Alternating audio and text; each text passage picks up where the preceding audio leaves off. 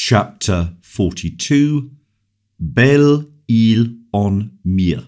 At the extremity of the mole, against which the furious sea beats at the evening tide, two men holding each other by the arm were conversing in an animated and expansive tone, without the possibility of any other human being hearing their words, borne away as they were, one by one, by the gusts of wind, with the white foam swept from the crests of the waves.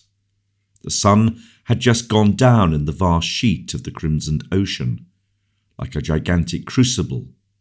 From time to time, one of these men, turning towards the east, cast an anxious inquiring look over the sea.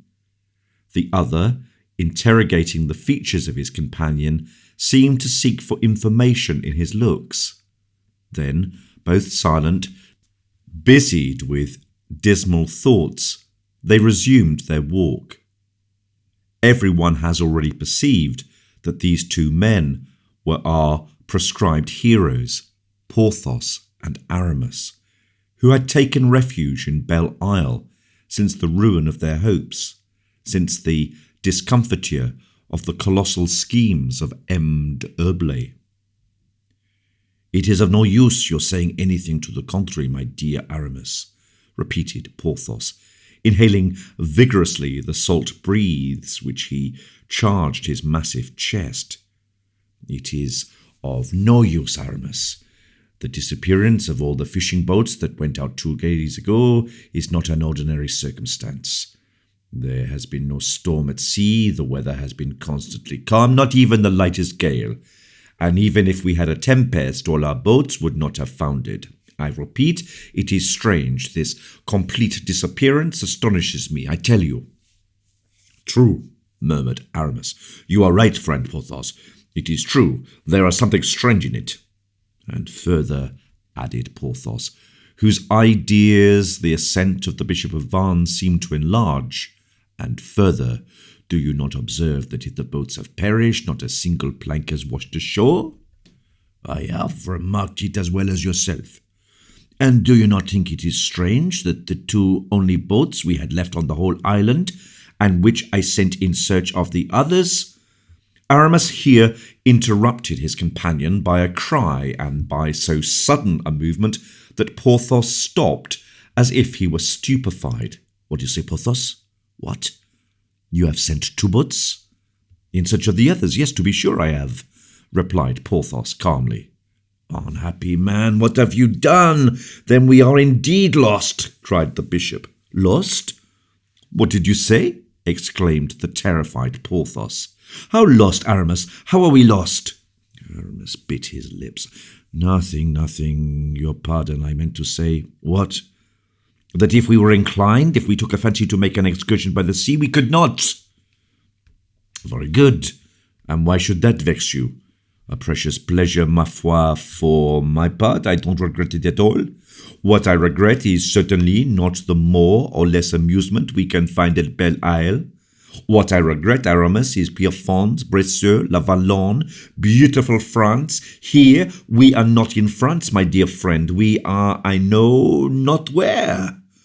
Oh, I tell you in full sincerity of soul, and your affection will excuse my frankness, but I declare to you, I am not happy at Belle-Isle. No, in good truth, I am not happy." Aramis breathed a long but stifled sigh. "Dear friend," replied he, "that is why it is so sad a thing that you have sent the 2 boats we had left in search of the boats which disappeared 2 days ago.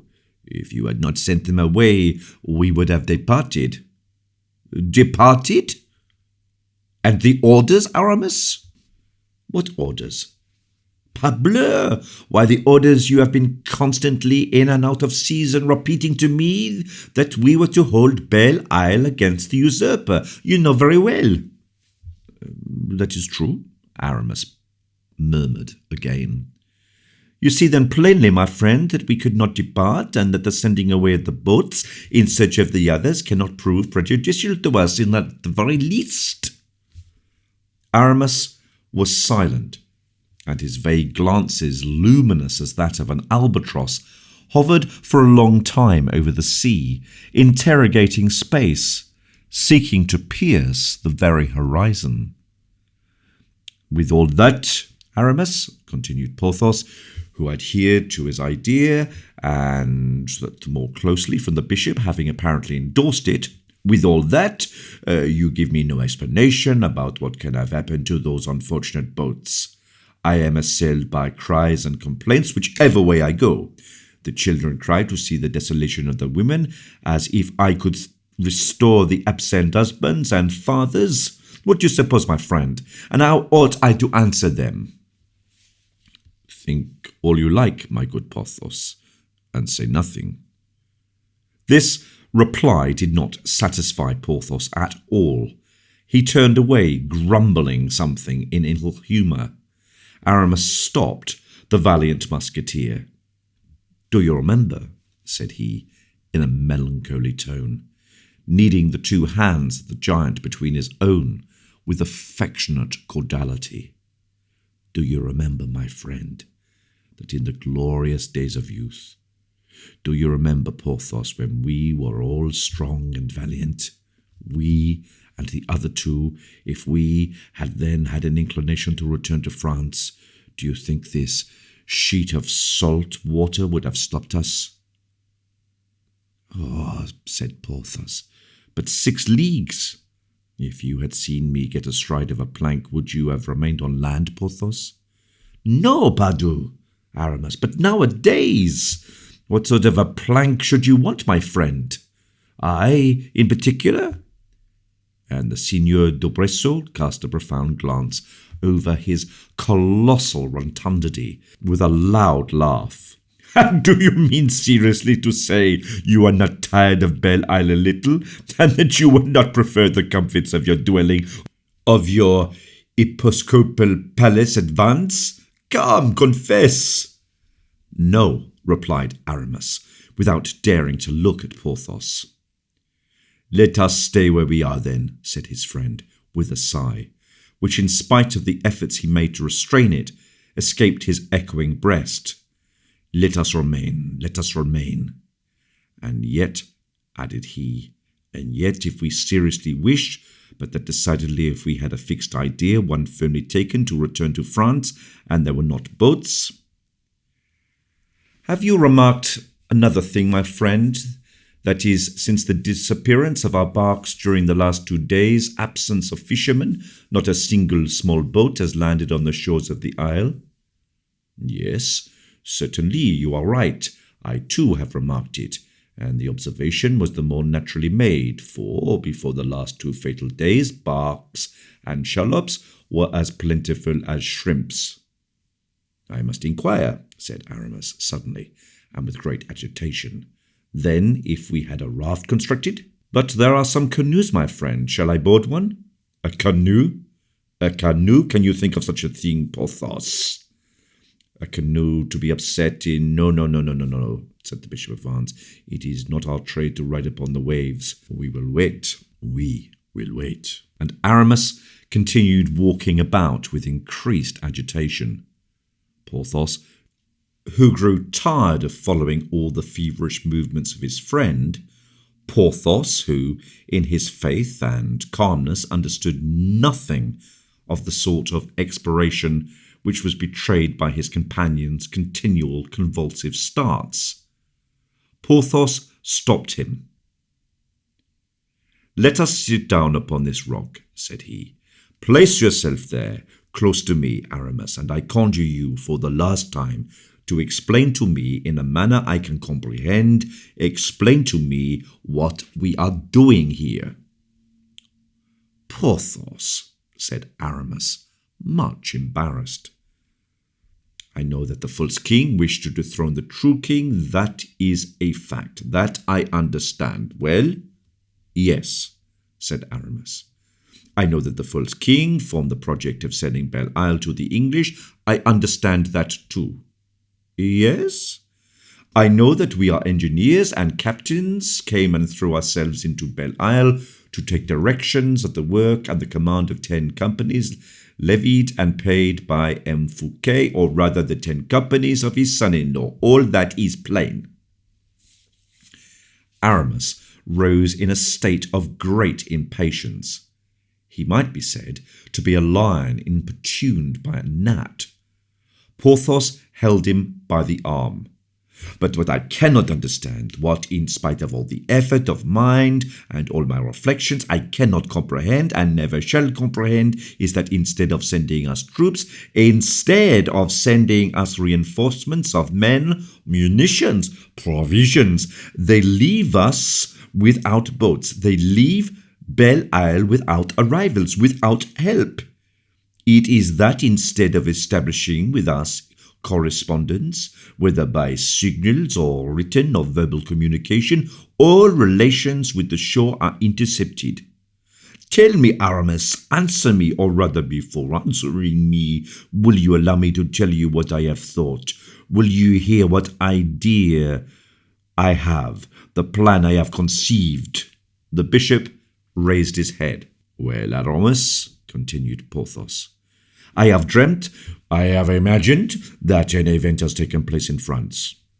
I dreamt of M. Fouquet, or the night of lifeless fish, of broken eggs, of chambers badly furnished, meanly kept, villainous dreams, my dear Abbe, very unlucky such dreams."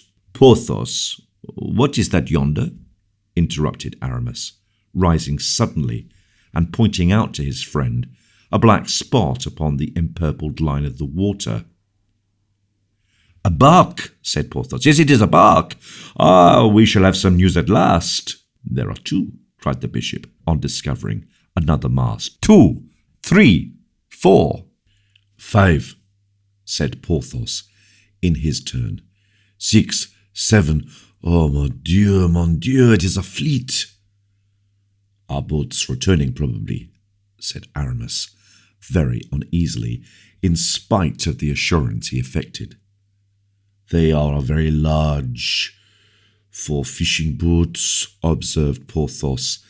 "And do you not remark, my friend, that they come from the Loire?" "Yes, they come from the Loire. And look, everybody here sees them as well as ourselves. Look, women and children are beginning to crowd the jetty." An old fisherman passed. "Are those our barks yonder?" asked Aramis. The old man looked steadily into the eye of the horizon. "No, Monseigneur," replied he. "They are lighter boats, boats in the king's service." "Boats in the royal service?" replied Aramis, starting. "How do you know that?" said he. "By the flag." "But," said Porthos, "the boat is scarcely visible. How the devil, my friend, can you distinguish the flag?" "I see there is one," replied the old man. "Our boats, trade lighters, do not carry any. That sort of craft is generally used for transport of troops." "Ah," groaned Aramis. "Viva!" cried Porthos. "They are sending us reinforcements. Don't you think they are, Aramis?" "Probably, unless it is the English coming." "By the Loire? That would have an evil look, Porthos, for they must have come through Paris." "You are right. There are reinforcements, decidedly, or provisions." Aramis leaned his head upon his hands and made no reply. Then, all at once, "Porthos," said he, "have the alarm sounded?" "The alarm? Do you imagine such a thing?" "Yes, and let the cannonizers mount their batteries, the artillerymen be at their pieces, and be particularly watchful of the coast batteries." Porthos opened his eyes to their widest extent. He looked attentively at his friend, to convince himself he was in his proper senses. "I will do it, my dear Porthos," continued Aramis in his blandest tone.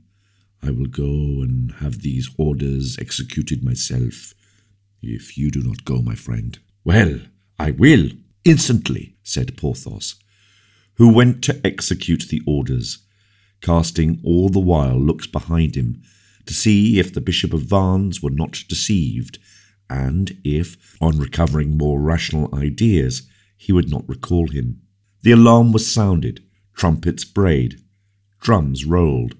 The great bronze bell swung in horror from its lofty belfry. The dykes and moles were quickly filled with the curious, and soldiers, matches sparked in the hands of the artillerymen, placed behind the large cannon bedded in their stone carriages. When every man was at his post, when all the preparations for defence were made, "Permit me, Aramis, to try to comprehend," whispered Porthos timidly in Aramis's ear. "My dear friend, you will comprehend but too soon," murmured M. d'Herblay, in reply to this question of his lieutenant. "The fleet which is coming yonder, with sails unfurled straight towards the port of Belle Isle, is a royal fleet, is it not? But as there are 2 kings in France, Porthos, to which of these 2 kings does the fleet belong?" "Oh, you open my eyes," replied the giant, stunned by the insinuation. And Porthos, whose eyes this reply of his friend had at last opened, or rather thickened, the bandage which covered his sight, went with his best speed to the batteries to overlook his people, and exhort every one of them to do his duty. In the meantime, Aramis, with his eye fixed on the horizon, saw the ships continually drawing nearer. The people and the soldiers, perched on the summits of the rocks, could distinguish the masts, then lower the sails, and at last the hulls of the lighters, bearing at the masthead the royal flag of France. It was night when one of these vessels, which had created such a sensation among the inhabitants of Belle Isle, dropped anchor within cannon shot of the place. It was soon seen, notwithstanding the darkness, that some sort of agitation reigned on board the vessel, from the side of which a skiff was lowered, of which the 3 rowers, bending to their oars, took the direction of the port, and in a few instants struck land at the foot of the fort. The commander jumped ashore. He had a letter in his hand, which he waved in the air, and seemed to wish to communicate with somebody. This man was soon recognized by several soldiers as one of the pilots of the island. He was the captain of one of the 2 barks retained by Aramis, but which Porthos, in his anxiety with regard to the fate of the fisherman who had disappeared, had sent in search of the missing boats. He asked to be conducted to M. d'Herblay. 2 soldiers, at a signal from a sergeant, marched between him and escorted him. Aramis was upon the quay. The envoy presented himself before the Bishop of Vannes. The darkness was almost absolute, notwithstanding the flambeau borne at a small distance by the soldiers who were following Aramis in his rounds. "Well, Jonathan, from whom do you come?" "Monseigneur, from those who captured me." "Who captured you?" "You know, Monseigneur, we set out in search of our comrades." "Yes, and afterwards?" "Well, Monseigneur, within a short league we were captured by a chasse-marée belonging to the king." "Ah," said Aramis. "Of which king?"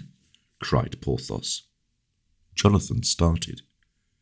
"Speak," continued the bishop. "We were captured, Monseigneur, and joined to those who had been taken yesterday morning." "What was the cause of the mania for capturing you all?" said Porthos. "Monsieur, to prevent us from telling you," replied Jonathan. Porthos was again at a loss to comprehend. "And they have released you today?" asked he. "That I might tell you they have captured us, monsieur." "Trouble upon trouble," thought honest Porthos. During this time, Aramis was reflecting. Said he. Then I suppose it is a royal fleet blockading the coasts. Yes, Monseigneur. Who commands it? The captain of the king's musketeers. D'Artagnan? D'Artagnan? Exclaimed Porthos. I believe that is his name. And did he give you this letter? Yes, Monseigneur. Bring the torches nearer. It is his writing, said Porthos. Aramis eagerly read the following lines. Order of the king to take Belle Isle or to put the garrison to the sword. If they resist, order to make prisoners of all the men of the garrison. Signed, D'Artagnan, who the day before yesterday arrested M. Fouquet for the purpose of his being sent to the Bastille. Aramis turned pale and crushed the paper in his hands. What is it? Asked Porthos. Nothing, my friend. Nothing. Tell me, Jonathan. Monseigneur? Did you speak to M. D'Artagnan? Yes, Monseigneur. And what did he say to you? That for ampler information he would speak with Monseigneur. Where? On board his own vessel. On board his vessel? And Porthos repeated, On board his vessel? M. la Mousquetaire, continued Jonathan, told me to take you both on board my canoe and bring you to him. Let us go at once, exclaimed Porthos. Dear D'Artagnan. But Aramis stopped him. Are you mad? Cried he. Who knows that it is not a snare? Of the other king, said Porthos mysteriously. A snare, in fact. That's what it is, my friend. Very possibly, but what is to be done then, if D'Artagnan sends for us? Who assures you that D'Artagnan sends for us? Well, but his writing. Writing is easily counterfeited. This looks counterfeited unsteady. You are always right, but in the meantime we know nothing. Aramis was silent. It is true, said the good Porthos. We do not want to know anything. What shall I do? Asked Jonathan. You will return on board this captain's vessel. Yes, Monseigneur. And you will tell him that we beg he will himself come to the island. Ah, I comprehend, said Porthos. Yes, Monseigneur, replied Jonathan. But if the captain should refuse to come to Belle Isle? If he refuses, as we have cannon, we will make use of them. What? Against D'Artagnan? If it is D'Artagnan, Porthos, he will come. Go, Jonathan, go. Ma foi, I no longer comprehend anything, murmured Porthos. I will make you comprehend it all, my dear friend. The time for it has come. Sit down upon the gun carriage, open your ears, and listen well to me. Oh, pardon, I will listen, no fear of that. May I depart, Monseigneur? Cried Jonathan. Yes, be gone, and bring back an answer. Allow the canoe to pass, you men there. And the canoe pushed off to regain the fleet. Aramis took Porthos by the hand and commenced his explanations. Chapter 43. Explanations by Aramis. What I have to say to you, friend Porthos, will probably surprise you, but it may prove instructive. I like to be surprised, said Porthos, in a kindly tone. Do not spare me, therefore, I beg. I am hardened against emotions. Don't fear. Speak out. It is difficult, Porthos. Difficult, for in truth I warn you a second time. I have very strange things, very extraordinary things to tell you. Oh, you speak so well, my friend, that I could listen to you for days together. Speak then, I beg, and stop. I have an idea. I will, to make your task more easy, I will, to assist you in telling me such things, question you. I shall be pleased at you doing so. What are we going to fight for, Aramis? If you ask me many such questions as that, if you would render my task the easier by interrupting my revelations thus, Porthos, you will not help me at all. So far, on the contrary, that is the very Gordian knot. But, my friend, with a man like you, good, generous, and devoted, the confession must be bravely made. I have deceived you, my worthy friend. You have deceived me? Good heavens, yes. Was it for my good, Aramis? I thought so, Porthos. I thought so sincerely, my friend. Then said the honest Signor of Bresseux, you have rendered me a service, and I thank you for it. For if you had not deceived me, I might have deceived myself. In what then have you deceived me? Tell me. In that I was serving the usurper against whom Louis XIV at this moment is directing his efforts. The usurper? Said Porthos, scratching his head. That is, well, I do not clearly comprehend. He is one of the two kings who are contending for the crown of France. Very well. Then you were serving him who is not Louis XIV. You have hit the matter in one word. It follows that? It follows that we are rebels, my poor friend. The devil, cried Porthos, much disappointed. Oh, but dear Porthos, be calm. We shall still find means of getting out of the affair. Trust me. It is not that which makes me uneasy, replied Porthos. That which alone touches me is the word, ugly word, rebels. Ah, but... And so, according to this, the duchy that was promised me? It was the usurper that wants to give it to you. And that is not the same thing, Aramis, said Porthos majestically. My friend, if it had only depended upon me, you should have become a prince. Porthos began to bite his nails in a melancholy way. That is where you have been wrong, continued he, in deceiving me. For that promised duchy I reckoned upon, I reckoned upon it seriously, knowing you to be a man of your word, Aramis. Poor Porthos, pardon me, I implore you. So then, continued Porthos, without replying to the bishop's prayer, so then it seems I have quite fallen out with Louis XIV. Oh, I will settle all that, my good friend. I will settle all that. I will take it on myself alone. Aramis? No, Porthos. I conjure you, let me act. No false generosity, no inopportune devotedness. You knew nothing of my projects. You have done nothing of yourself. With me, it is different. I alone am the author of this plot. I stood in need of my inseparable companion. I called upon you, and you came to me in remembrance of our ancient device. All for one, and one for all.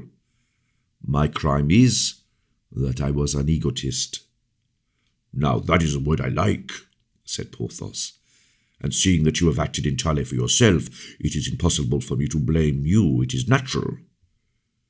And upon this sublime reflection, Porthos pressed his friend's hand cordially. In presence of this ingenious greatness of soul, Aramis felt his own littleness. It was the second time he had been compelled to bend before real superiority of heart, which is more imposing than brilliancy of mind. He replied by a mute and energetic pressure to the endearment of his friend. Now, said Porthos, now that we have come to an explanation, now that I am perfectly aware of our situation with respect to Louis XIV, I think, my friend, it is time to make me comprehend the political intrigue of which we are the victims, for I plainly see there is a political intrigue at the bottom of all of this. D'Artagnan, my good Porthos, D'Artagnan is coming and will detail it to you in all its circumstances. But excuse me, I am deeply grieved. I am bowed down with mental anguish, and I have need of all of my presence of mind. all of my powers of reflection, to extricate you from the false position in which I have so imprudently involved you. But nothing can be more clear, nothing more plain than your position henceforth. The King, Louis XIV, has no longer now but one enemy. That enemy is myself alone. I have made you a prisoner. You have followed me today. I liberate you. You fly back to your prince. You can perceive, Porthos, there is not one difficulty in all of this. Do you think so? Said Porthos. I am quite sure of it. Then why, said the admirable good sense of Porthos, then why, if we are in such an easy position, why, my friend, do we prepare cannon, musket, and engines of all sorts? It seems to me it would be much more simple to say to Captain D'Artagnan, my dear friend, we have been mistaken, that error is to be repaired, open the door to us, let us pass through, and we will say goodbye. Ah, that, said Aramis, shaking his head. Why do you say that? Do you not approve of my plan, my friend? I see a difficulty in it. What is it? The hypothesis that D'Artagnan may come with orders which will oblige us to defend ourselves. What? Defend ourselves against D'Artagnan? Folly! Against the good D'Artagnan? Aramis once more replied by shaking his head. Porthos, at length said he, if I had the matches lighted and the guns pointed, if I have had the signal of alarm sounded, if I have called every man to his post upon the ramparts, those good ramparts of Belle-Isle which you have so well fortified, it was not for nothing. Wait to judge, or rather, do not wait. What can I do? If I knew, my friend, I would have told you. But there is one thing much more simple than defending ourselves. A boat, and away for France. Where? My dear friend, said Aramis, smiling with a strong shade of sadness. Do not let us reason like children. Let us be men in council and in execution. But hark! I hear a hail for landing at the port. Attention, Porthos. Serious attention. It is D'Artagnan, no doubt, said Porthos, in a voice of thunder, approaching the parapet.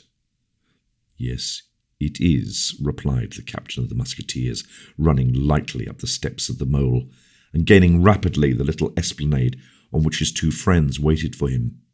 As soon as he came towards them, Porthos and Aramis observed an officer who followed D'Artagnan, treading apparently in his very steps. The captain stopped upon the stairs of the mole. When halfway up, his companions imitated him. Make your men draw back, cried D'Artagnan to Porthos and Aramis. Let them retire out of hearing. This order given by Porthos was executed immediately, and then D'Artagnan turning towards him who followed him. Monsieur, said he, we are no longer on board the king's fleet, where in virtue of your order you spoke so arrogantly to me just now. Monsieur, replied the officer, I did not speak arrogantly to you. I simply but rigorously obeyed instructions. I was commanded to follow you. I follow you. I am directed not to allow you to communicate with anyone without taking cognizance of what you do, and I am duty-bound accordingly to overhear your conversations. D'Artagnan trembled with rage, and Porthos and Aramis, who heard this dialogue, trembled likewise, but with uneasiness and fear. D'Artagnan, biting his moustache with that vivacity which denoted him in expiration, closely to be followed by an explosion, approached the officer. Monsieur, said he, in a low voice, so much the more impressive that, affecting calm, it threatened tempest. Monsieur, when I sent a canoe hither, you wished to know what I wrote to the defenders of Belle-Isle. You produced an order to that effect, and in my turn I instantly showed you the note I had written. When the skipper of the boat sent by me returned, when I received the reply of these two gentlemen, and he pointed to Aramis and Porthos, you heard every word of what messenger said. All that was plainly in your orders. All that was well executed very punctually, was it not? Yes, monsieur, stammered the officer. Yes, without doubt, but... Monsieur, continued D'Artagnan, growing warm. Monsieur, when I manifested the intention of quitting my vessel to cross to Belle-Isle, you demanded to accompany me. I did not hesitate. I brought you with me. You are now at Belle-Isle, are you not?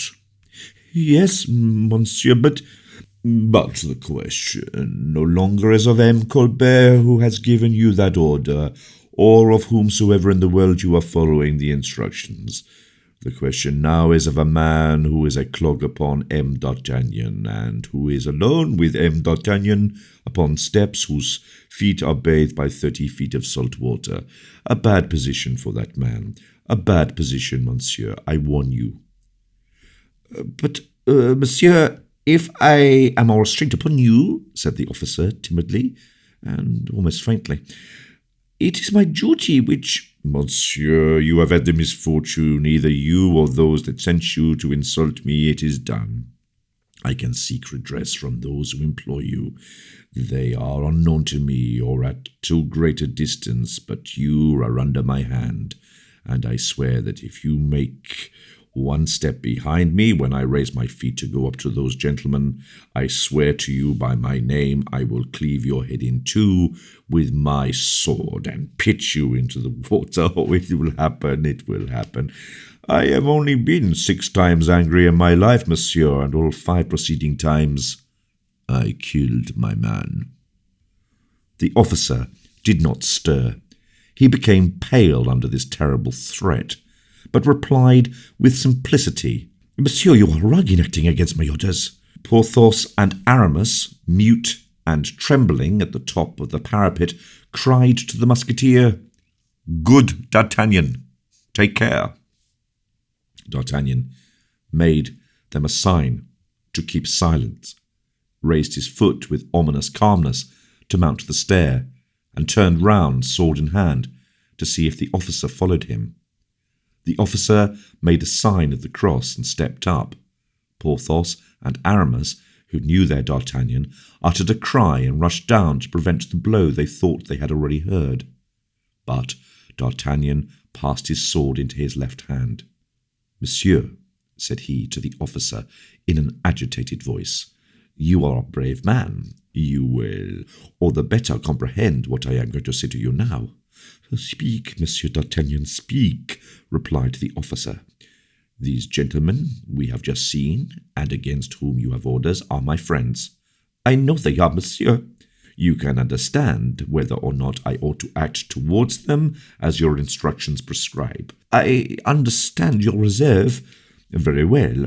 Permit me then to converse with them without a witness. Monsieur D'Artagnan, if I yield to your request, if I do that which you beg me, I break my word, but if I do not do it, I disoblige you. I prefer the one dilemma to the other. Converse with your friends, and do not despise me, monsieur, for doing this for your sake, whom I esteem and honour. Do not despise me for committing for you, and you alone, an unworthy act. D'Artagnan, much agitated, threw his arm around the neck of the young man, and then went up to his friends. The officer, enveloped in his cloak, sat down on the damp, weed-covered steps. Well, said D'Artagnan to his friends, such is my position, judge for yourselves. All 3 embraced, as in the glorious days of their youth. What is the meaning of all of these preparations? Said Porthos. You ought to have a suspicion of what they signify, said D'Artagnan. Not any, I assure you, my dear captain, for in fact I have done nothing. No more has Aramis, the worthy baron hastened to say. D'Artagnan darted a reproachful look at the prelate, which penetrated that hardened heart. Dear Porthos, cried the Bishop of Vannes. You see what is being done against you, said D'Artagnan. interception of all boats coming to or going from Belle Isle, your means of transport seized. If you had endeavoured to fly, you would have fallen into the hands of the cruisers that plough the sea in all directions, on the watch for you. The king wants you to be taken, and he will take you. D'Artagnan tore at his grey moustache. Aramis grew sombre. Porthos angry. My idea was this, continued D'Artagnan, to make you both come on board, to keep you near me, and restore you to your liberty. But now, who can say?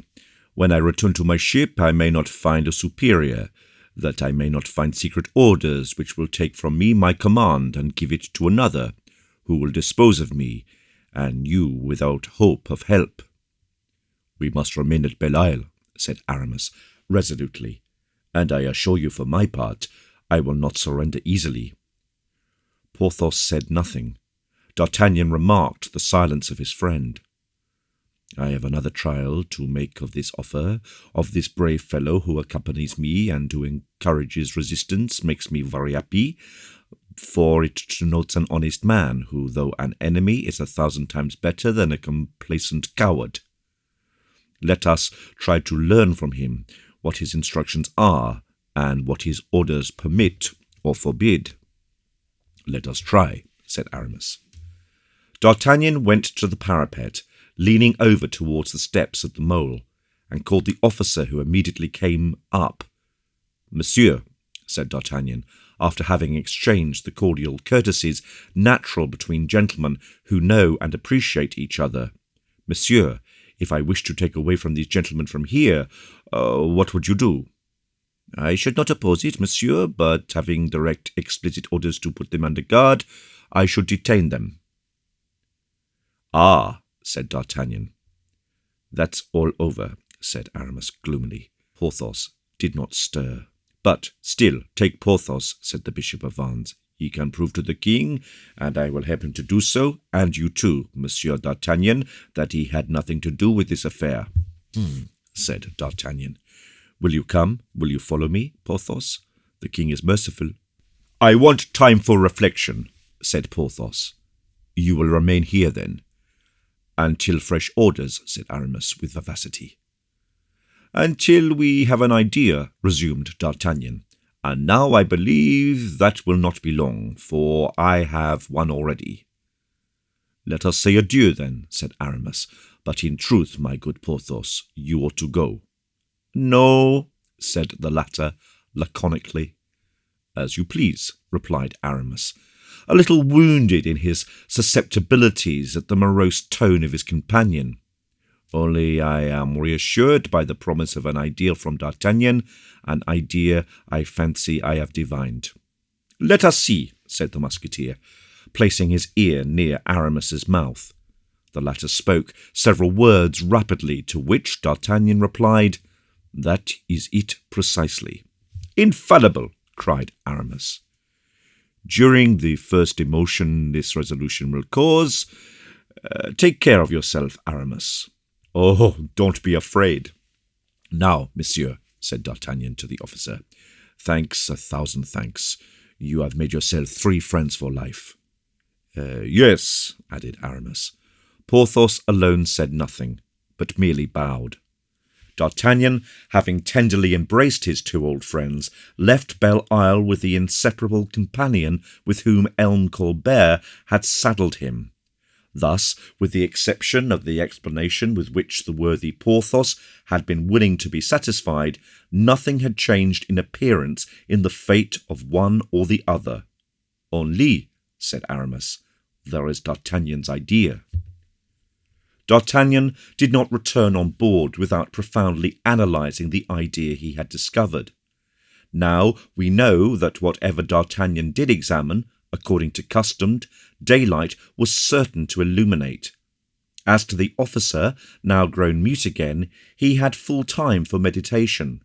Therefore, on putting his foot on board his vessel, moored within cannon shot of the island, the captain of the musketeers had already got together all his means, offensive and defensive. He immediately assembled his council, which consisted of the officers serving under his orders. These were 8 in number: a chief of the maritime forces, a major directing the artillery, an engineer, the officer we are acquainted with, and 4 lieutenants. Having assembled them, D'Artagnan arose, took off his hat, and addressed them thus: "Gentlemen, I have been to reconnoitre Belle-Île-de-Mer, and I have found it as good and a solid garrison. Moreover, preparations are made for a defence that may prove troublesome. I therefore intend to send for 2 of the principal officers of the place, that we may converse with them. Having separated them from their troops and cannon, we shall be better able to deal with them, particularly by reasoning with them. Is not this your opinion, gentlemen?" The major of artillery rose. "Monsieur," said he, with respect but firmness, "I have heard you say that this place is preparing to make a troublesome defence. The place is then, as you know, determined on rebellion?" D'Artagnan was visibly put out by this reply, but he was not the man to allow himself to be subdued by a trifle, and resumed: "Monsieur," said he, "your reply is just, but you are ignorant that Belle-Isle is a fief of M. Fouquet, and that former monarchs gave the right to the seigneurs of Belle-Isle to arm their people." The major made a movement. "Oh, do not interrupt me," continued D'Artagnan. "You are going to tell me that the right to arm themselves against the English was not a right to arm themselves against their king. But it is not M. Fouquet, I suppose, who holds Belle-Isle at this moment, since I arrested M. Fouquet the day before yesterday. Now the inhabitants and defenders of Belle-Isle know nothing of this arrest. You would announce it to them in vain. It is a thing so unheard of and extraordinary, so unexpected, that they would not believe you. A Breton serves his master and not his masters. He serves his master till he has seen him dead. Now the Bretons, as far as I know, have not seen the body of M. Fouquet. It is not then surprising they hold out against that which is neither M. Fouquet nor his signature." The major bowed in a token of assent. "That is why," continued D'Artagnan, "I propose to cause 2 of the principal officers of the garrison to come on board my vessel. They will see you, gentlemen. They will see the forces we have at our disposal. They will consequently know to what they have to trust, and the fate that attends them in case of rebellion. We will affirm to them, upon our honour, that M. Fouquet is a prisoner, and that all resistance can only be prejudicial to them. We will tell them that at the first cannon fired there will be no further hope of mercy from the king. Then, or so at least I trust, they will resist no longer. They will yield up without fighting, and we shall have a place given up to us in a friendly way which it might cost prodigious efforts to subdue." The officer who had followed D'Artagnan to Belle-Isle was preparing to speak, but D'Artagnan interrupted him. "Yes, I know what you are going to tell me, monsieur. I know that there is an order of the king to prevent all secret communications with the defenders of Belle-Isle, and that is exactly why I do not offer to communicate except in presence of my staff." And D'Artagnan made an inclination of the head to his officers, who knew him well enough to attach a certain value to the condescension. The officers looked at each other as if to read each other's opinions in their eyes, with the intention of evidently acting, should they agree, according to the desire of D'Artagnan. And already the latter saw with joy that the result of their consent would be sending a bark to Porthos and Aramis, when the king's officer drew from a pocket a folded paper, which he placed in the hands of D'Artagnan. The paper bore upon its superscription the number 1. "What more?" murmured the surprised captain. "Read, monsieur," said the officer, with a courtesy that was not free from sadness. D'Artagnan, full of mistrust, unfolded the paper and read these words: "Prohibition to M. D'Artagnan to assemble any council whatever, or to deliberate in any way before Belle-Isle, be surrendered and the prisoners shot. Signed, Louis." D'Artagnan repressed the quiver of impatience that ran through his whole body, and with a gracious smile, "That is well, monsieur," said he. "The king's orders shall be complied with." Chapter 44, Result of the Ideas of the King and the Ideas of D'Artagnan. The blow was direct. It was severe, mortal. D'Artagnan, furious at having been anticipated by an idea of the king's, did not despair, however, even yet, and, reflecting upon the idea he had brought back from Belle Isle, he elicited therefrom novel means of safety for his friends. "Gentlemen," said he, suddenly, "since the king has charged some other than myself with his secret orders, it must be because I no longer possess his confidence, and I should really be unworthy of it if I had the courage to hold a command subject to so many injurious suspicions. Therefore, I will go immediately and carry my resignation to the king.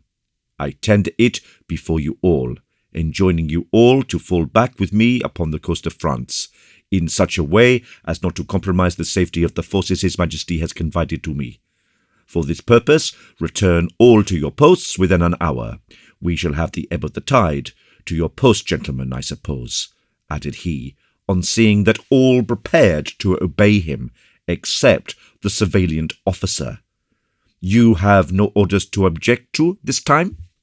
D'Artagnan almost triumphed while speaking these words. This plan would prove the safety of his friends. The blockade once raised, they might embark immediately and set sail for England or Spain without fear of being molested. Whilst they were making their escape, D'Artagnan would return to the king, would justify his return by the indignation which the mistrust of Colbert had raised in him. He would be sent back with full powers, and he would take Belle Isle, that is to say, the cage after the birds had flown. But to this plan the officer opposed a further order of the king's. It was thus conceived: "From the moment D'Artagnan shall have manifested the desire of giving in his resignation, he shall no longer be reckoned leader of the expedition, and every officer placed under his orders shall be held no longer obey him. Moreover, the said Monsieur D'Artagnan, having lost that quality of leader of the army sent against Belle Isle, shall set out immediately for France, accompanied by the officer who will have remitted the message to him, and who will consider him a prisoner for whom he is answerable." Brave and careless as he was, D'Artagnan turned pale. Everything had been calculated with a depth of precognition which for the first time in 30 years recalled to him the solid foresight and inflexible logic of the great cardinal. He leaned his head on his hand, thoughtful, scarcely breathing. "If I were to put this order in my pocket," thought he, "who would know it? Who would prevent me doing it? Before the king had time to be informed, I should have saved those poor fellows yonder. Let us exercise some small audacity. My head is not one of those the executioner strikes off for disobedience. We will disobey."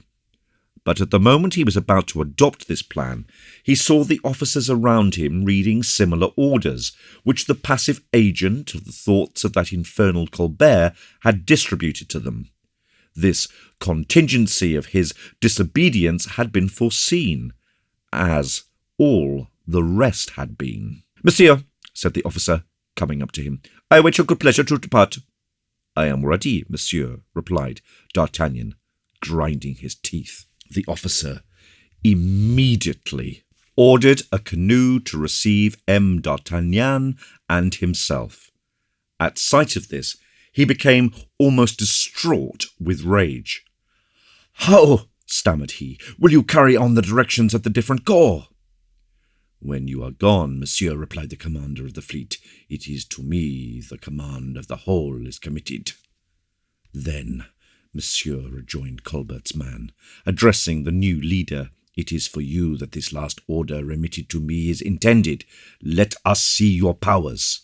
"Here they are," said the officer, exhibiting the royal signature. "Here are your instructions," replied the officer, placing the folded paper in his hands and turning round towards D'Artagnan. "Come, monsieur," said he, in an agitated voice. Such despair did he behold in that man of iron. "Do me the favour to depart at once." "Immediately," articulated D'Artagnan, feebly, subdued, crushed by the implacable impossibility. And he painfully subsided into the little boat, which started, favoured by wind and tide, for the coast of France. The king's guards embarked with him. The musketeer still preserved the hope of reaching Nantes quickly, and of pleading the cause of his friends eloquently enough to incline the king to mercy. The bark flew like a swallow. D'Artagnan distinctly saw the land of France profiled in black against the white clouds of the night. "Ah, monsieur," said he, in a low voice to the officer, to whom for an hour he had ceased speaking, "what would I give to know the instructions for the new commander? They are all pacific, are they not?" And he did not finish. The thunder of a distant cannon rolled athwart the waves, another, and two or three still louder. D'Artagnan shuddered. "They have commenced the siege of Belle-Isle," replied the officer. The canoe had just touched the soil of France. Chapter 45.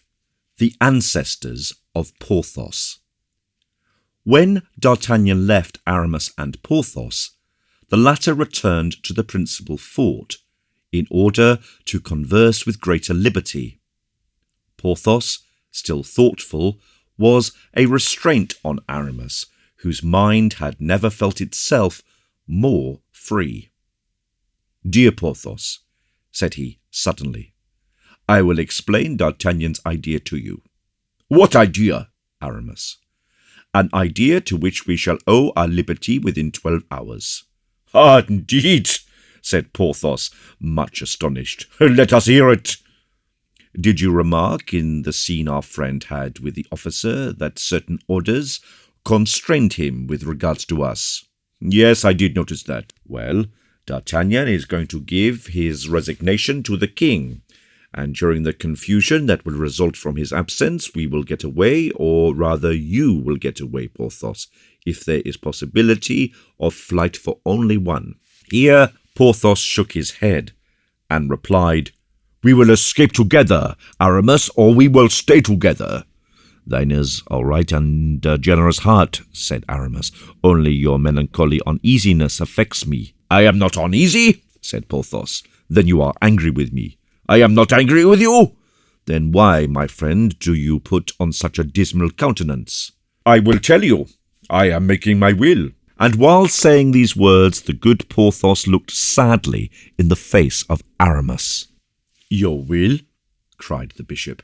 "What, then, do you think yourself lost?" "I feel fatigued. It is for the first time, and there is a custom in our family." "What is it, my friend?" "My grandfather was a man twice as strong as I am." "Indeed," said Aramis. "Then your grandfather must have been Samson himself." "No, his name was Antony. Well, he was about my age when, setting out one day for the chase, he felt his legs weak, the man who had never known what weakness was before."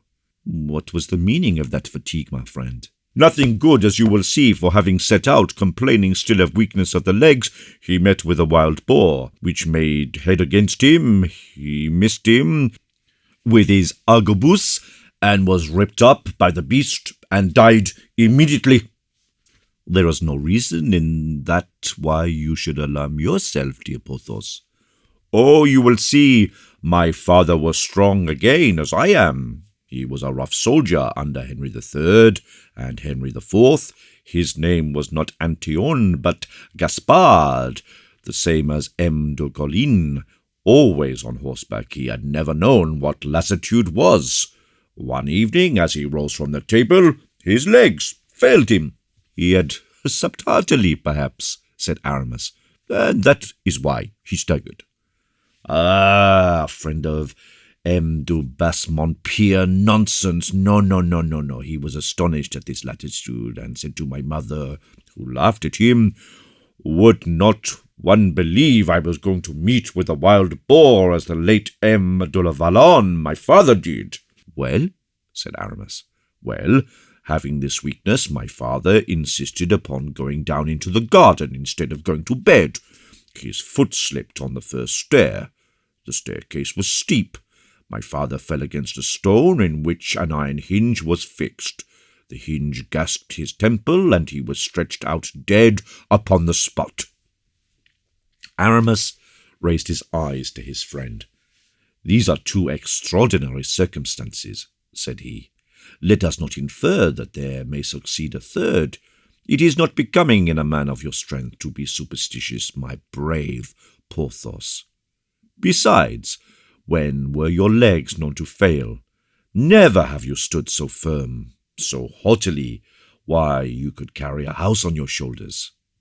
At this moment, said Porthos, I feel myself pretty active, but at times I vacillate, I sink, and lately this phenomenon, as you say, has occurred 4 times.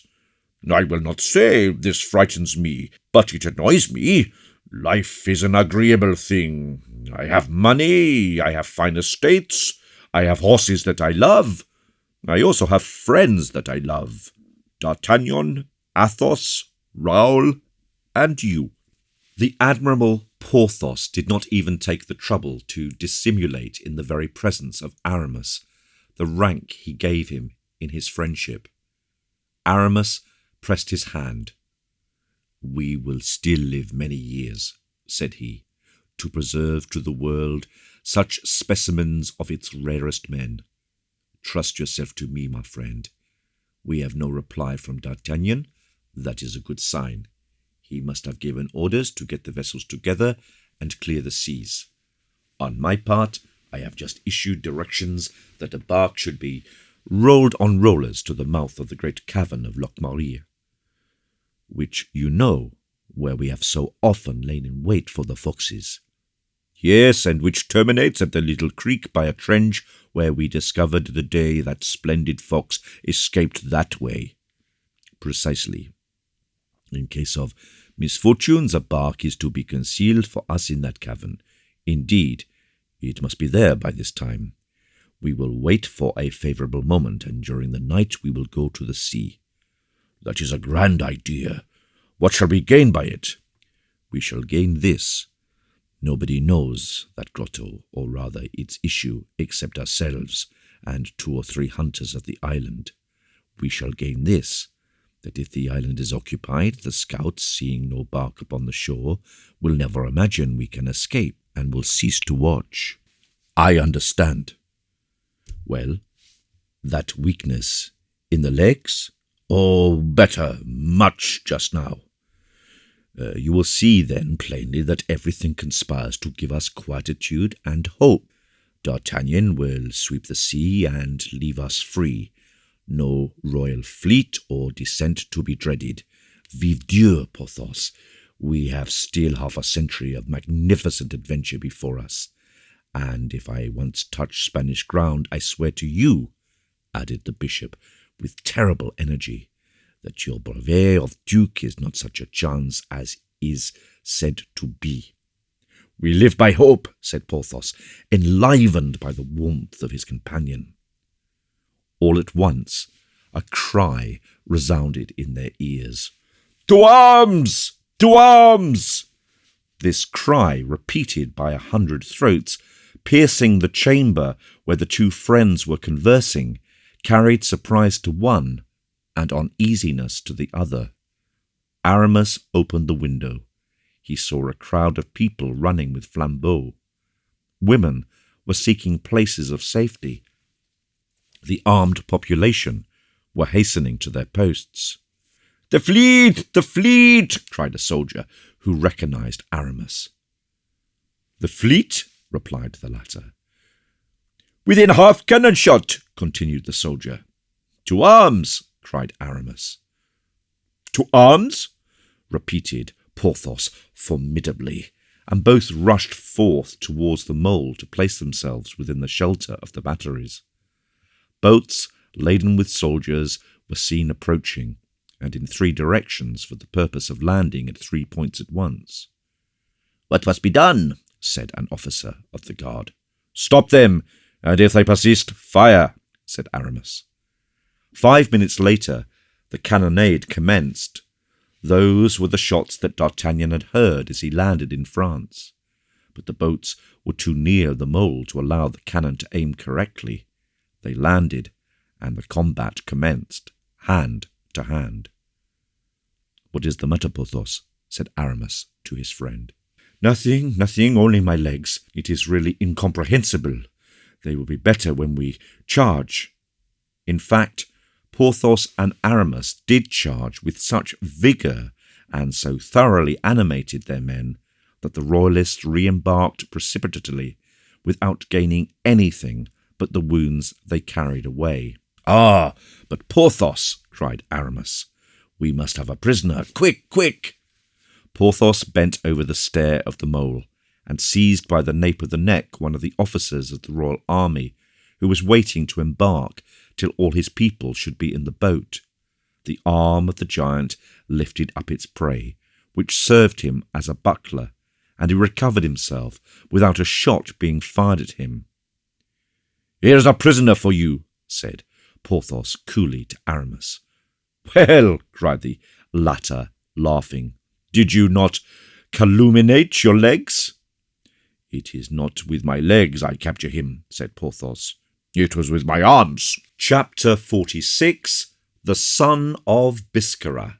The Bretons of the Isle were very proud of this victory. Aramis did not encourage them in this feeling. "What will happen," said he to Porthos when everybody was gone home, "will be that the anger of the king will be roused by the account of the resistance, and that these brave people will be decimated or shot when they are taken, which cannot fail to take place. From which it results, then, that what we have done is not of the slightest use?" "For the moment it may be," replied the bishop, "for we have a prisoner for whom we shall learn what our enemies are preparing to do." "Yes, let us interrogate the prisoner," said Porthos, "and the means of making him speak are very simple. We are going to supper. We will invite him to join us, and he drinks, he will talk." This was done. The officer was at first rather uneasy, but became reassured on seeing what sort of men he had to deal with. He gave, without having any fear of compromising himself, all the details imaginable of the resignation and departure of D'Artagnan. He explained how, after that departure, the new leader of the expedition had ordered a surprise upon Belle Isle. There his explanations stopped. Aramis and Porthos exchanged a glance that evinced their despair. No more dependence to be placed now on D'Artagnan's fertile imagination, no further resource in the event of defeat. Aramis continued his interrogations, asked the prisoner what the leaders of the expedition contemplated doing with the leaders of Belle Isle. "The orders are," replied he, "to kill during combat or hang afterwards." Porthos and Aramis looked at each other again, and the colour mounted to their faces. "I am too light for the gallows," replied Aramis. "People like me are not hung." "And I am too heavy," said Porthos. "People like me break the cord." "I am sure," said the prisoner gallantly, "that we could have guaranteed you the exact kind of death you preferred."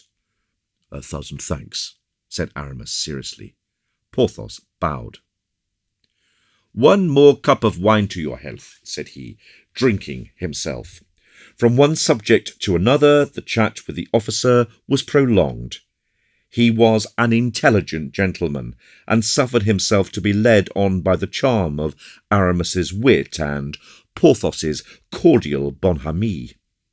"Pardon me," said he, "if I address a question to you, but men who are in their 6th bottle have a clear right to forget themselves a little." "Address it!"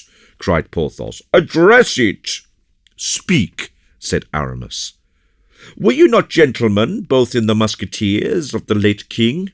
"Yes, monsieur, and among the best of them, if you please," said Porthos. "That is true. I should even say the best of all soldiers, messieurs, if I did not fear to offend the memory of my father."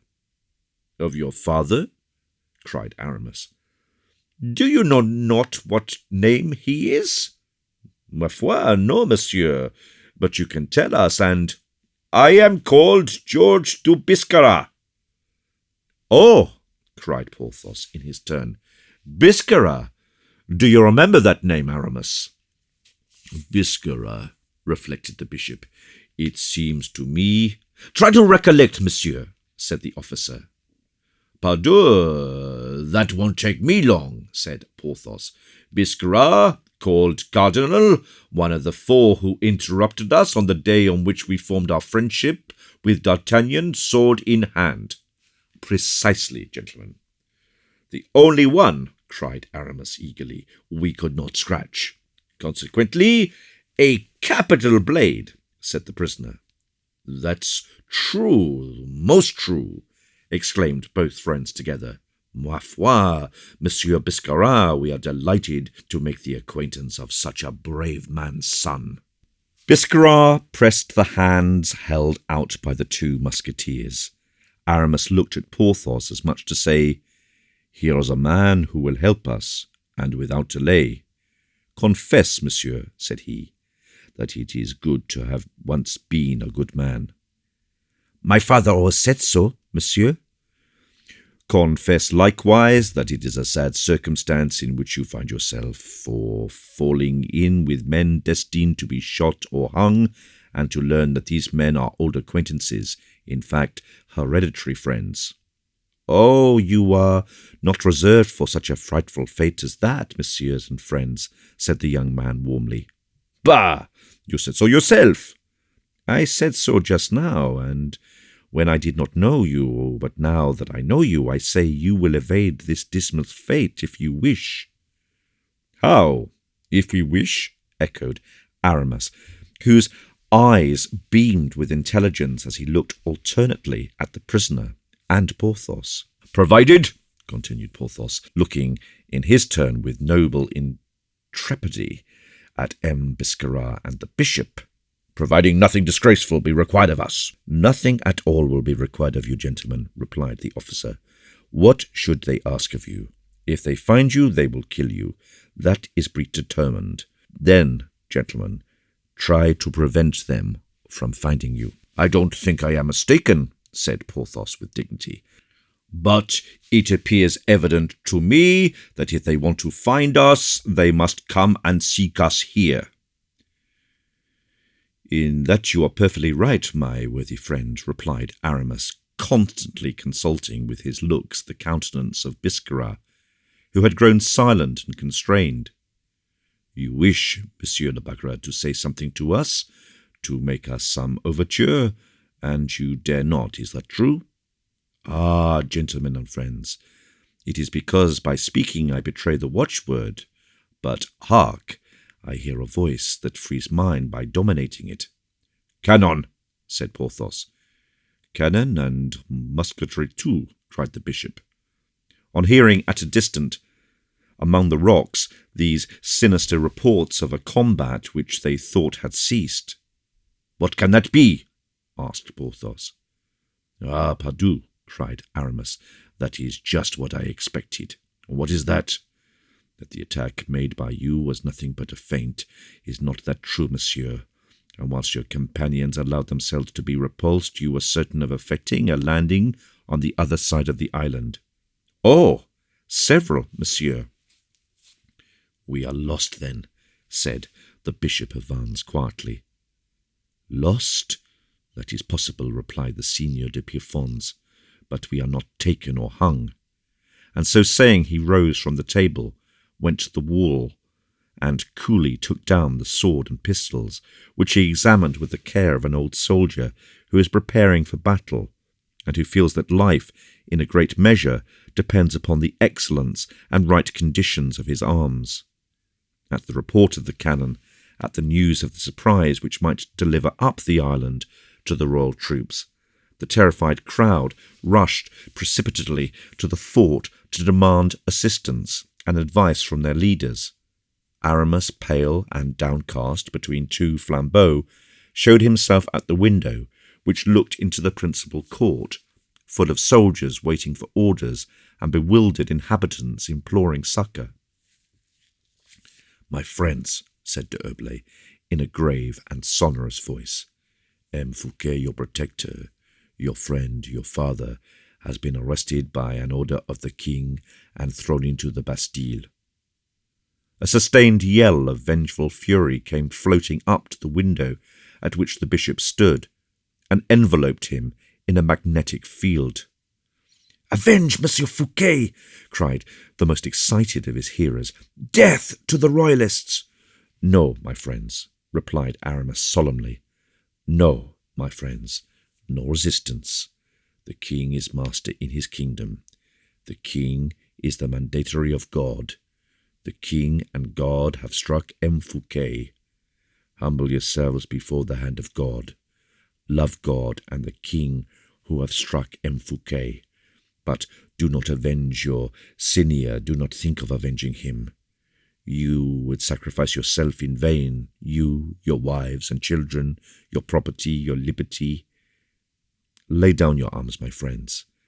Lay down your arms, since the king commands you so to do, and retire peaceably to your dwellings. It is I who ask you to do so. It is I who beg you to do so. It is I who now, in the hour of need, command you to do so, in the name of M. Fouquet.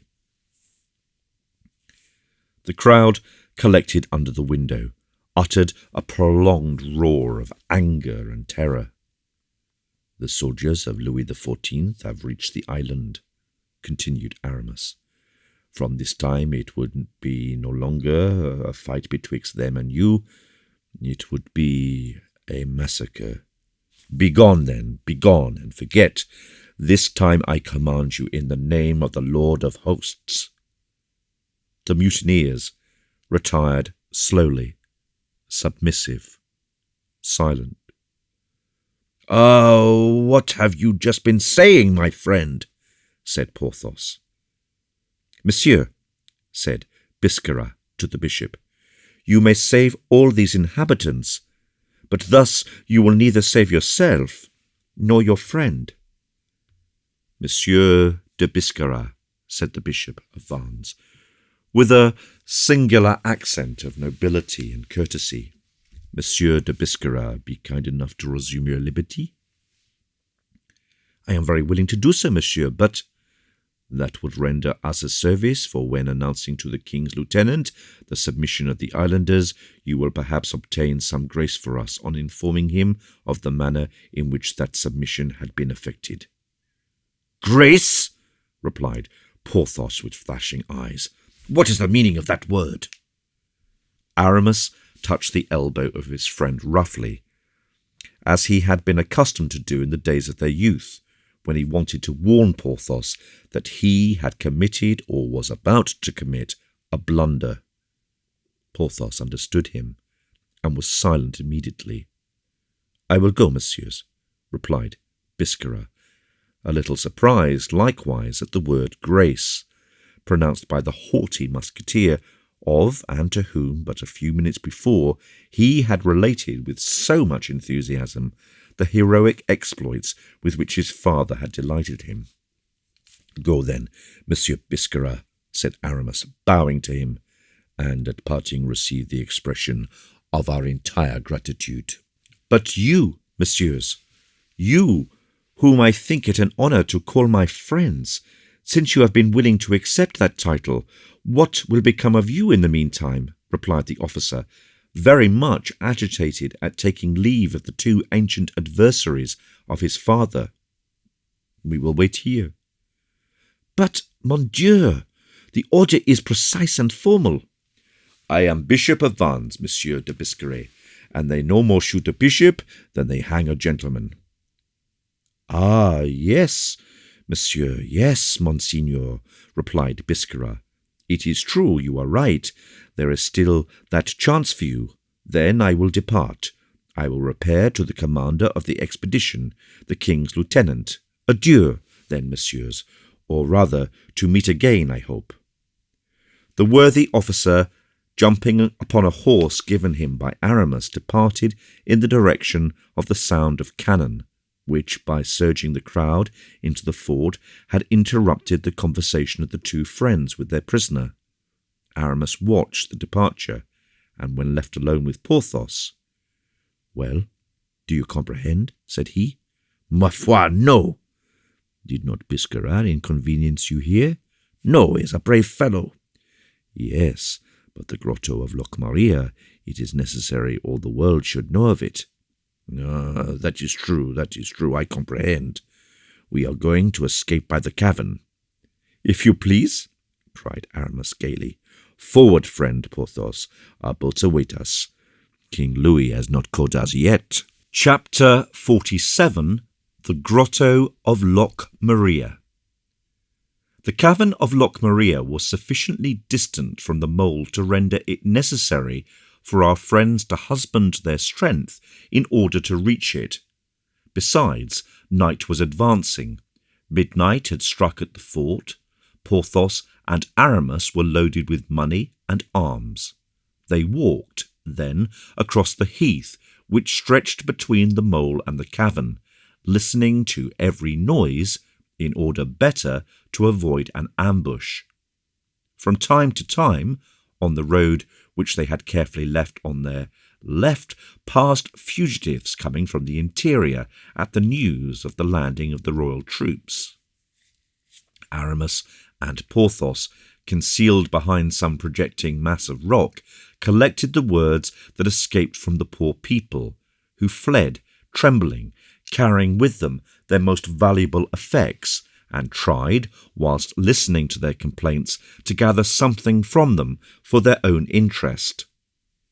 At length, after a rapid race frequently interrupted by prudent stoppages, they reached the deep grottos in which the prophetic Bishop of Vannes had taken care to have secreted a bark capable of keeping the sea at this fine season. "My good friend," said Porthos, panting vigorously, "we have arrived, it seems. But I thought you spoke of 3 men, 3 servants who were to accompany us. I don't see them. Where are they?" "Why should you see them, Porthos?" replied Aramis. "They are certainly waiting for us in the cavern, and no doubt are resting, having accomplished their rough and difficult task." Aramis stopped Porthos, who was preparing to enter the cavern. "Will you allow me, my friend," said he to the giant, "to pass in first? I know the signal I have given to these men, who, not hearing it, would be very likely to fire upon you or slash away with their knives in the dark." "Go on, then, Aramis, go on.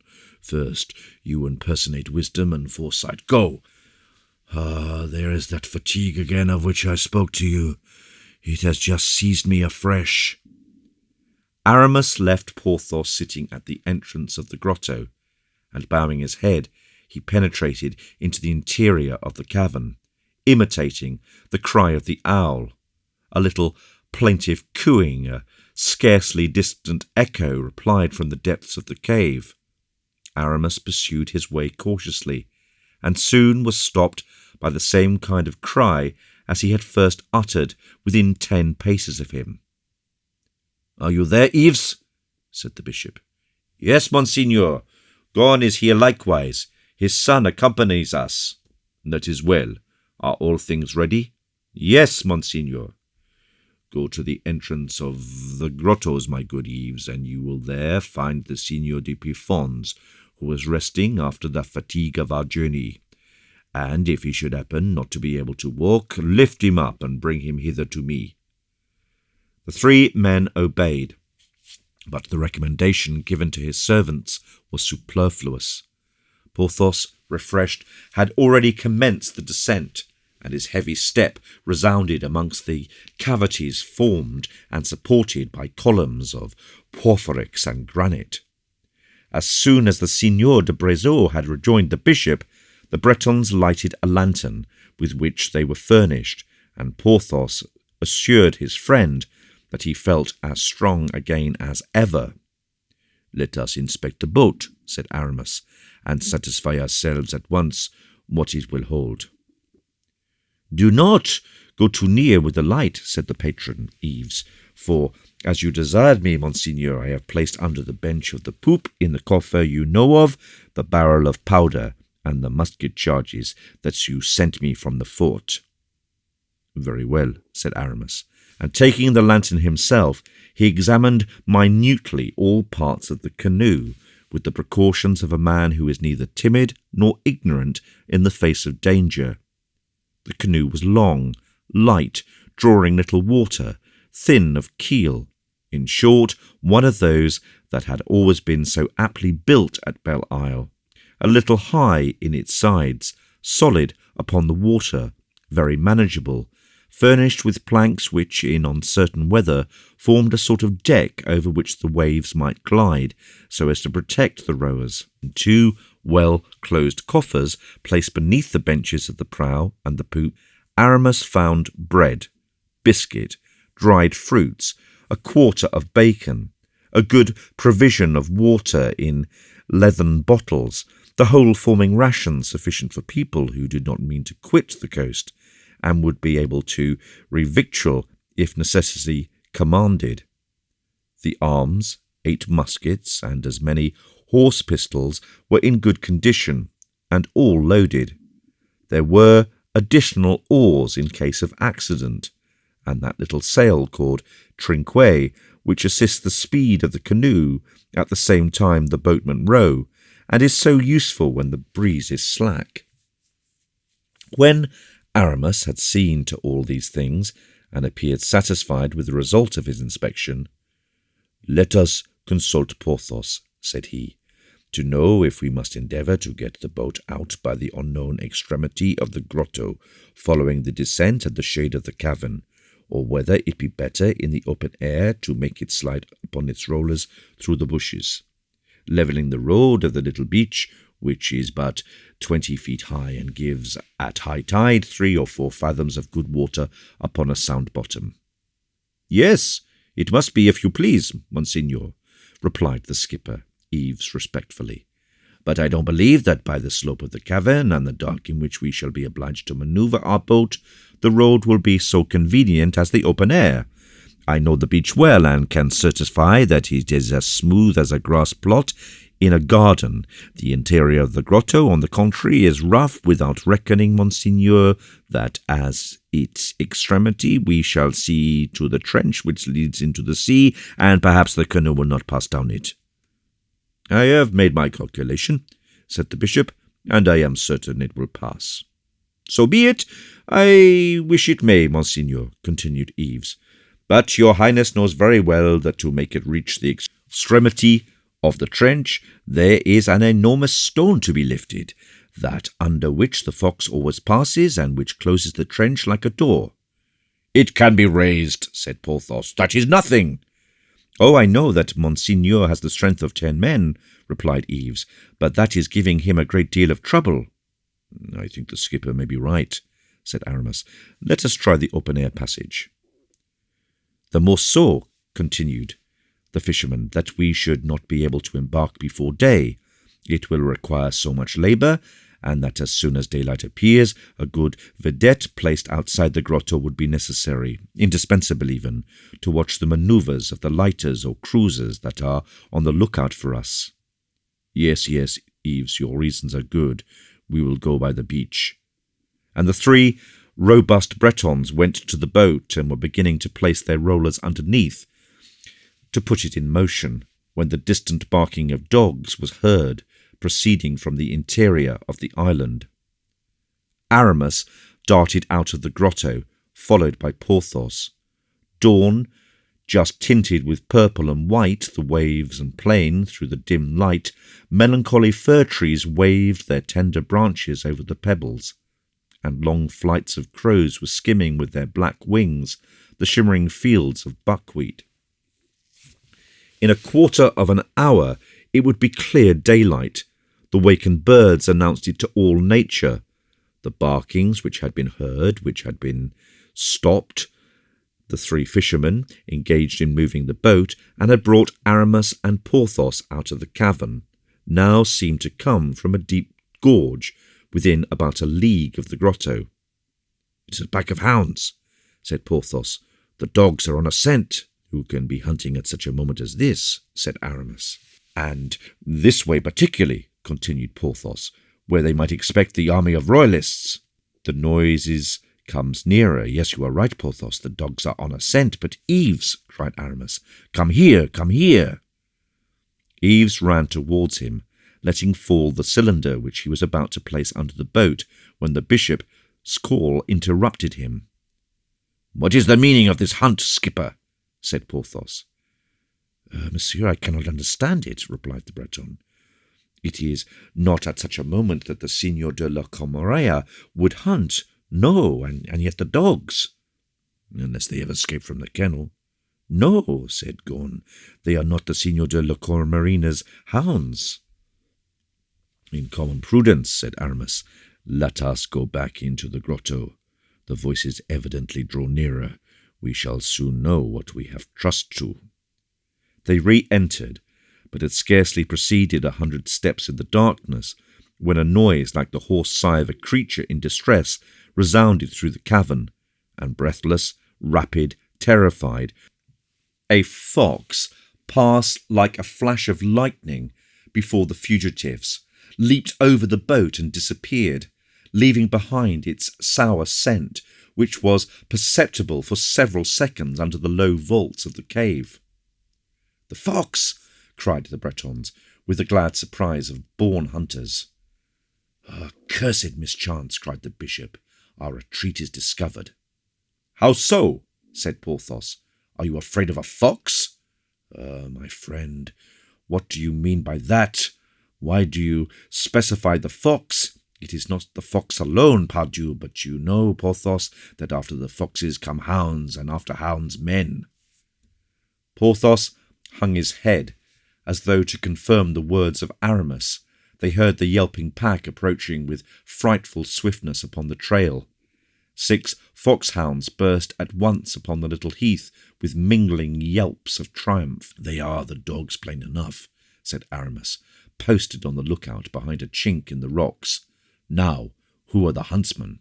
"It is the Signor de Locmaria's," replied the sailor. "He will leave the dogs to hunt the grotto, for he knows them, and he will not enter in himself, but, being quite sure that the fox will come out the other side, it is there he will wait for him." "It is not the Signor de Locmarinia who is hunting," replied Aramis, turning pale in spite of his efforts to maintain a placid countenance. "Who is it, then?" said Porthos. "Look!" Porthos applied his eye to the slit and saw at the summit of a hillock a dozen horsemen urging on their horses in the track of the dog, shouting, "Taou! Taou!" "The guards," said he. "Yes, my friend, the king's guards." "The king's guards, do you say, monseigneur?" cried the Bretons, growing pale in turn. "With Biscar at their head, mounted upon my grey horse," counted Aramis. The hounds at the same moment rushed into the grotto like an avalanche, and the depths of the cavern were filled with their deafening cries. "Ah, the devil!" said Aramis, resuming all his coolness at the sight of this certain, inevitable danger. "I am perfectly satisfied we are lost, but we have at least one chance left. If the guards who followed the hounds happen to discover there is an issue to the grotto, there is no help for us, for on entering they must see both ourselves and our boat. The dogs must not go out of the cavern. Their masters must not enter." "That is clear," said Porthos. "You understand," added Aramis, with the rapid precision of command. "There are 6 dogs that will be forced to stop at the great stone under which the fox has glided, but at that too narrow opening of which they must be themselves stopped and killed. The Breton sprang forward, knife in hand. In a few minutes there was a lamentable concert of angry barks and mortal howls, and then silence. "That's well," said Aramis coolly. "Now for the masters." "What is to be done with them?" said Porthos. "Wait their arrival, conceal ourselves, and kill them." "Kill them?" replied Porthos. "There are 16, said Aramis, "at least at present." "And well armed," added Porthos, with a smile of consolation. "It will last about 10 minutes, said Aramis. "To work!" And with a resolute air he took up a musket and placed a hunting knife between his teeth. "Yves Goen and his son," continued Aramis, "will pass the muskets to us. You, Porthos, will fire when they are close. We shall have brought down, at the lowest computation, 8 before the others are aware of anything. That is certain. Then there are 5 of us. We will dispatch the other 8, knife in hand." "And poor Biscarat?" said Porthos. Aramis reflected a moment. "Biscarat first," replied he, coolly. "He knows us." Chapter 48. The Grotto. In spite of the sort of divination which was the remarkable side of the character of Aramis, the event, subject to the risks of things over which uncertainty presides, did not fall out exactly as the Bishop of Vannes had foreseen. Biscarat, better mounted than his companions, arrived first at the opening of the grotto, and comprehended that fox and hounds were one and all engulfed in it. Only, struck by that superstitious terror which every dark and subterraneous way naturally impresses upon the mind of man, he stopped at the outside of the grotto, and waited till his companions should have assembled round him. "Well," asked the young man, coming up out of breath, and unable to understand the meaning of this inaction. "Well, I cannot hear the dogs. They and the fox must all be lost in this infernal cavern." "They were too close up," said one of the guards, "to have lost scent at all at once. Besides, we should hear from them from one side or another. They must, as Biscarat say, be in this grotto." "But then," said one of the young men, "why don't they give tongue?" "It is strange," muttered another. "Well," said a fourth, "let us go into this grotto. Does it happen to be forbidden? We should enter it." "No," replied Biscarat, "only as it looks as dark as a wolf's mouth. We might break our necks in it." "Witness the dogs," said a guard, who seemed to have broken theirs. "What the devil can have become of them?" asked the young men in chorus. And every master called his dog by his name, whistled to him in his favourite mode, without a single one replying to either call or whistle. "It is perhaps an enchanted grotto," said Biscarat. "Let us see." And jumping from his horse, he made a step into the grotto. "Stop, stop, I will accompany you," said one of the guards, on seeing Biscarat disappear in the shades of the cavern's mouth. "No," replied Biscarat, "there must be something extraordinary in the place. Don't let us risk ourselves all at once. If in 10 minutes you do not hear of me, you can come in, but not all at once." "Be it so," said the young man, who besides did not imagine that Biscarat ran much risk in the enterprise. "We will wait for you." And without dismounting from their horses, they formed a circle round the grotto. Biscarat entered then alone, and advanced through the darkness till he came in contact with the muzzle of Porthos's musket. The resistance which his chest met with astonished him. He naturally raised his hand and laid hold of the icy barrel. At the same instant, Yves lifted a knife against the young man, which was about to fall upon him with all force of a Breton arm, when the iron wrist of Porthos stopped it halfway. Then, like low muttering thunder, his voice growled in the darkness, "I will not have him killed." Biscarat found himself between a protection and a threat, the one almost as terrible as the other. However brave the young man might be, he could not prevent a cry escaping him, which Aramis immediately suppressed by placing a handkerchief over his mouth. "Monsieur de Biscarat," said he in a low voice, "we mean you no harm, and you must know that if you have recognized us, but at the first word, the first groan, the first whisper, we shall be forced to kill you as we have killed your dogs." "Yes, I recognize you," said the officer in a low voice. "But why are you here? What are you doing here? Unfortunate men, I thought you were in the fort. And you, monsieur, you were to obtain conditions for us, I think." "I did all I was able, messieurs, but what? But there are positive orders. To kill us?" Biscarat made no reply. It would have cost him too much to speak of the cord to gentlemen. Aramis understood the silence of the prisoner. "Monsieur Biscarat," said he, "you would already be dead if we had not regard for your youth and our ancient association with your father. But you may yet escape from the place by swearing that you will not tell your companions what you have seen." "I will not only swear that, I will not speak of it," said Biscarat, "but I still further swear that I will do everything in the world to prevent my companions from setting foot in the grotto." "Biscarat! Biscarat!" cried several voices from the outside, coming like a whirlwind into the cave. "Reply," said Aramis. "Here I am!" cried Biscarat. "Now, begone. We depend on your loyalty." And he left his hold of the young man, who hastily returned towards the light. "Biscarat! Biscarat!"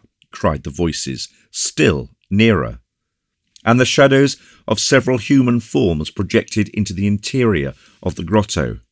Biscarat rushed to meet his friends in order to stop them, and met them just as they were adventuring into the cave.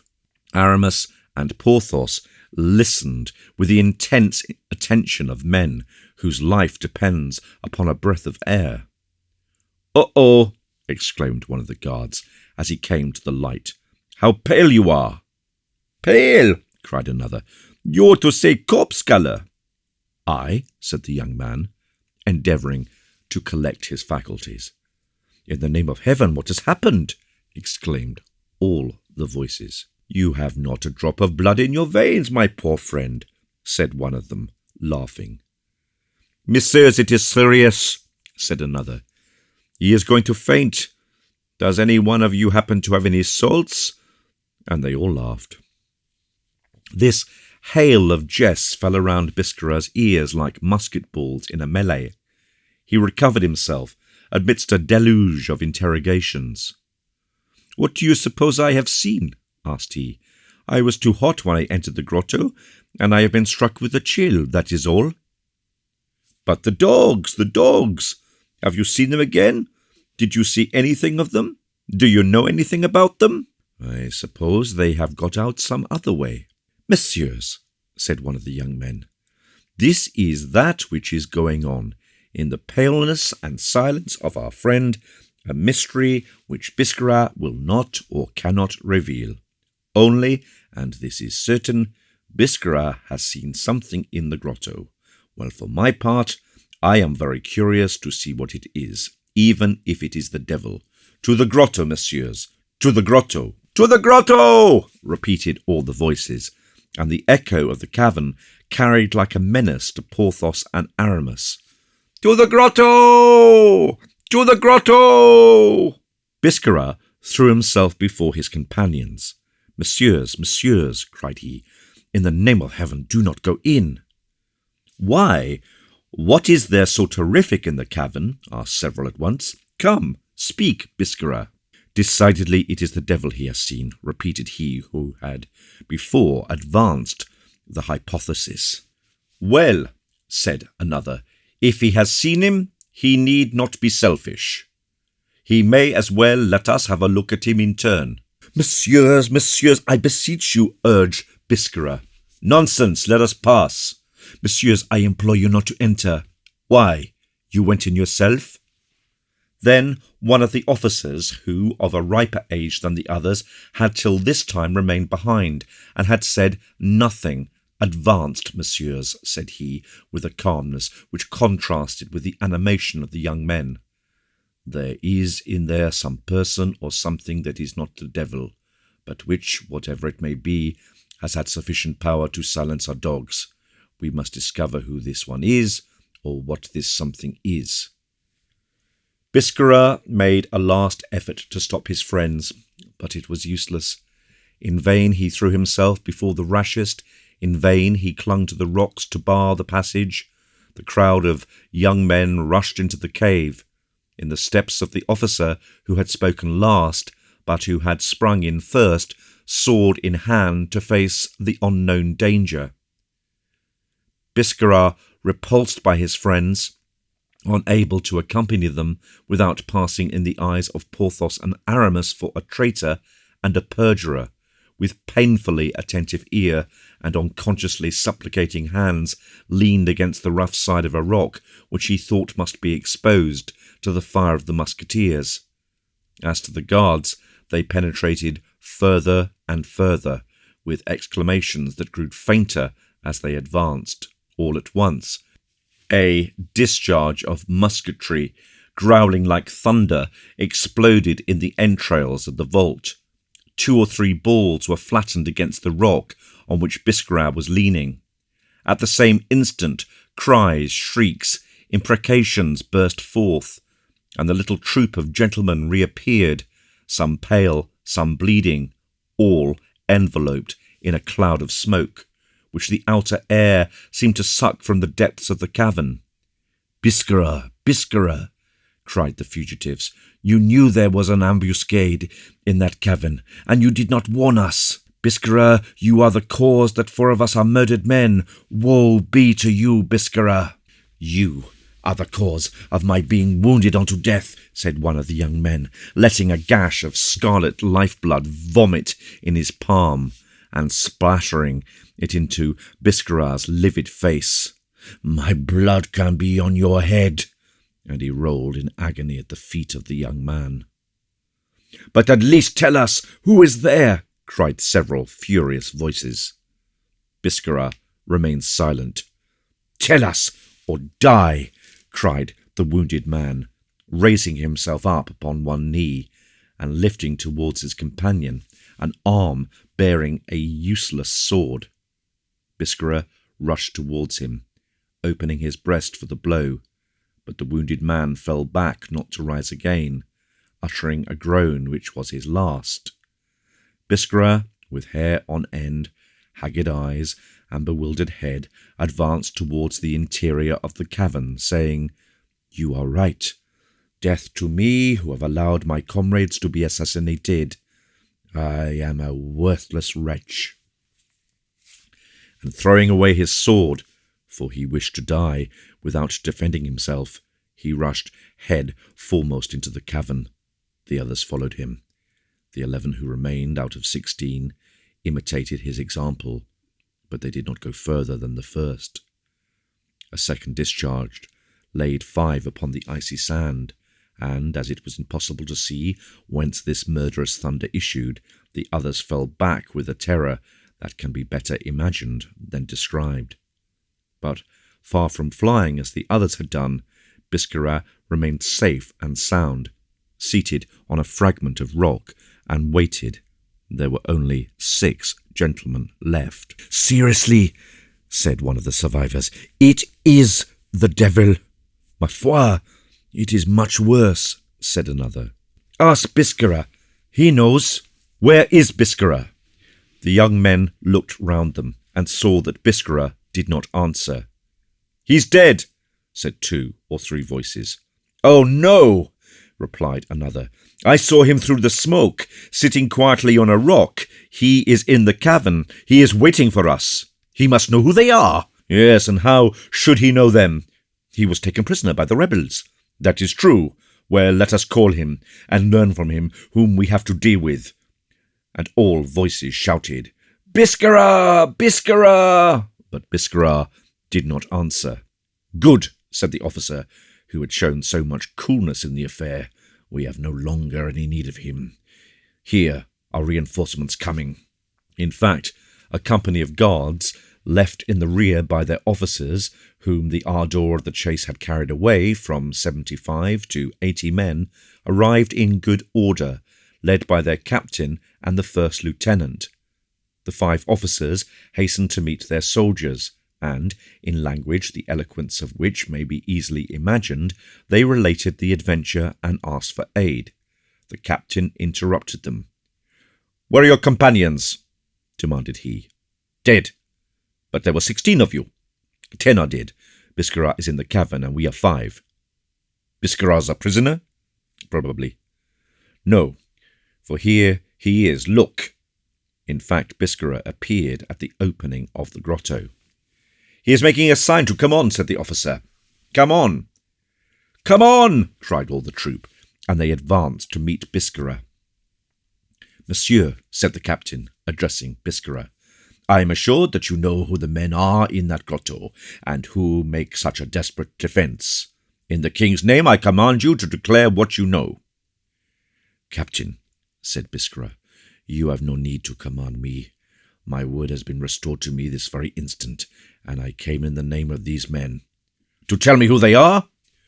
"To tell you they are determined to defend themselves to the death, unless you grant them satisfactory terms." "How many are there of them, then?" "There are 2, said Biscarat. "There are 2, and want to impose conditions upon us?" "There are 2, and they have already killed 10 of our men." "What sort of people are they? Giants?" "Worse than that." "Do you remember the history of the Bastion Saint-Gervais, Captain?" "Yes." "Where 4 musketeers held out against an army?" "Well, these are 2 of those same musketeers." "And their names?" "At that period they were called Porthos and Aramis. Now they are styled M. de Herblay and M. du Vallon." "And what interest have they in all of this?" "It is they who were holding Belle Isle for M. Fouquet." A murmur ran through the ranks of soldiers on hearing the 2 words, Porthos and Aramis. "The musketeers! The musketeers!" repeated they. And among all these brave men, the idea that they were going to have to struggle against 2 of the oldest glories of the French army made a shiver, half enthusiasm, 2/3 terror, run through them. In fact, those 4 names, D'Artagnan, Athos, Porthos, and Aramis, were venerated among those all who wore a sword, as in antiquity the names of Hercules, Theseus, Castor, and Pollux were venerated. 2 men, and they have killed 10 in 2 discharges. It is impossible, Monsieur Biscarat." "Ah, Captain," replied the latter, "I do not tell you that they have not with them 2 or 3 men, as the musketeers of the Bastion Saint-Gervais had 2 or 3 lackeys. But believe me, Captain, I have seen these men. I have been taken prisoner by them. I know they themselves alone are all sufficient to destroy an army." "That we shall see," said the captain, "and that in a moment too. Gentlemen, attention!" At this reply, no one stirred, and all prepared to obey. Biscarat alone risked a last attempt. "Monsieur," said he, in a low voice, "be persuaded by me. Let us pass on our way. Those 2 men, those 2 lions you are going to attack, will defend themselves to the death. They have already killed 10 of our men. They will kill double the number, and end by killing themselves rather than surrender. What shall we gain by fighting them?" "We shall gain the consciousness, monsieur, of not having allowed 80 of the king's guards to retire before 2 rebels. If I listened to your advice, monsieur, I should be a dishonoured man, and by dishonouring myself I should dishonour the army. Forward, my men!" And he marched, first as far as the opening of the grotto. There he halted. The object of this halt was to give Biscarat and his companions time to describe to him the interior of the grotto. Then, when he believed he had a sufficient acquaintance with the place, he divided his company into 3 bodies, which were to enter successfully, keeping up a sustained fire in all directions. No doubt, in this attack, they would lose 5 more, perhaps 10, but certainly they must end by taking the rebels, since there was no issue, and at any rate 2 men could not kill 80. "Captain," said Biscara, "I beg to be allowed to march at the head of the first platoon." "So be it," replied the captain. "You have all the honour. I make you a present of it." "Thanks," replied the young man, with all the firmness of his race. "Take your sword, then." "I shall go as I am, captain," said Biscara, "for I do not go to kill, I go to be killed." And placing himself at the head of the first platoon, with head uncovered and arms crossed, "March, gentlemen," said he. Chapter 49. A Homeric Song. It is time to pass to the other camp, and to describe at once the combatants and the field of battle. Aramis and Porthos had gone to the Grotto of Loch Maria, with the exception of finding there their canoe ready armed, as well as the 3 Bretons, their assistants, and they at first hope to make the bark pass through the little issue of the cavern, concealing in that fashion both their labours and their flight. The arrival of the fox and dogs obliged them to remain concealed. The grotto extended the space of about 100 toises to that little slope dominating a creek, formerly a temple of the Celtic divinities when Belle Isle was still called Calanis. This grotto had beheld more than one human sacrifice accomplished in its mystic depths. The first entrance to the cavern was by moderate descent, above which distorted rocks formed a weird arcade. The interior, very uneven and dangerous from the inequalities of the vault, was subdivided into several compartments, which communicated with each other by means of rough and jagged steps fixed right and left in uncouth natural pillars. At the 3rd compartment, the vault was so low, the passage so narrow, that the bark would scarcely have passed without touching the side. Nevertheless, in moments of despair, wood softens, and stone grows flexible beneath the human will. Such was the thought of Aramis when, after having fought the fight, he decided upon flight, a flight most dangerous, since all the assailants were not dead, and that, admitting the possibility of putting the bark to sea, they would have to fly in open day before the conquered, so interested on recognizing their small number in pursuing their conquerors. When the 2 discharges had killed 10 men, Aramis, familiar with the windings of the cavern, went to reconnoitre them one by one, and counted them, for the smoke prevented seeing outside, and he immediately commanded that the canoe should be rolled as far as the great stone, the closure of the liberating issue. Porthos collected all his strength, took the canoe in his arms, and raised it up, whilst the Bretons made it run rapidly along the rollers. They had descended into the 3rd compartment. They had arrived at the stone which walled the outlet. Porthos seized this gigantic stone at its base, applied his robust shoulder, and gave a heave which made the wall crack. A cloud of dust fell from the vault with the ashes of 10,000 generations of seabirds, whose nests stuck like cement to the rock. At the 3rd shock, the stone gave way and oscillated for a minute. Porthos, placing his back against the neighbouring rock, made an arch with his foot, which drove the block out of the calcareous masses which served for hinges and cramps. The stone fell, and daylight was visible, brilliant and radiant, flooding the cavern through the opening, and the blue sea appeared to the delighted Bretons.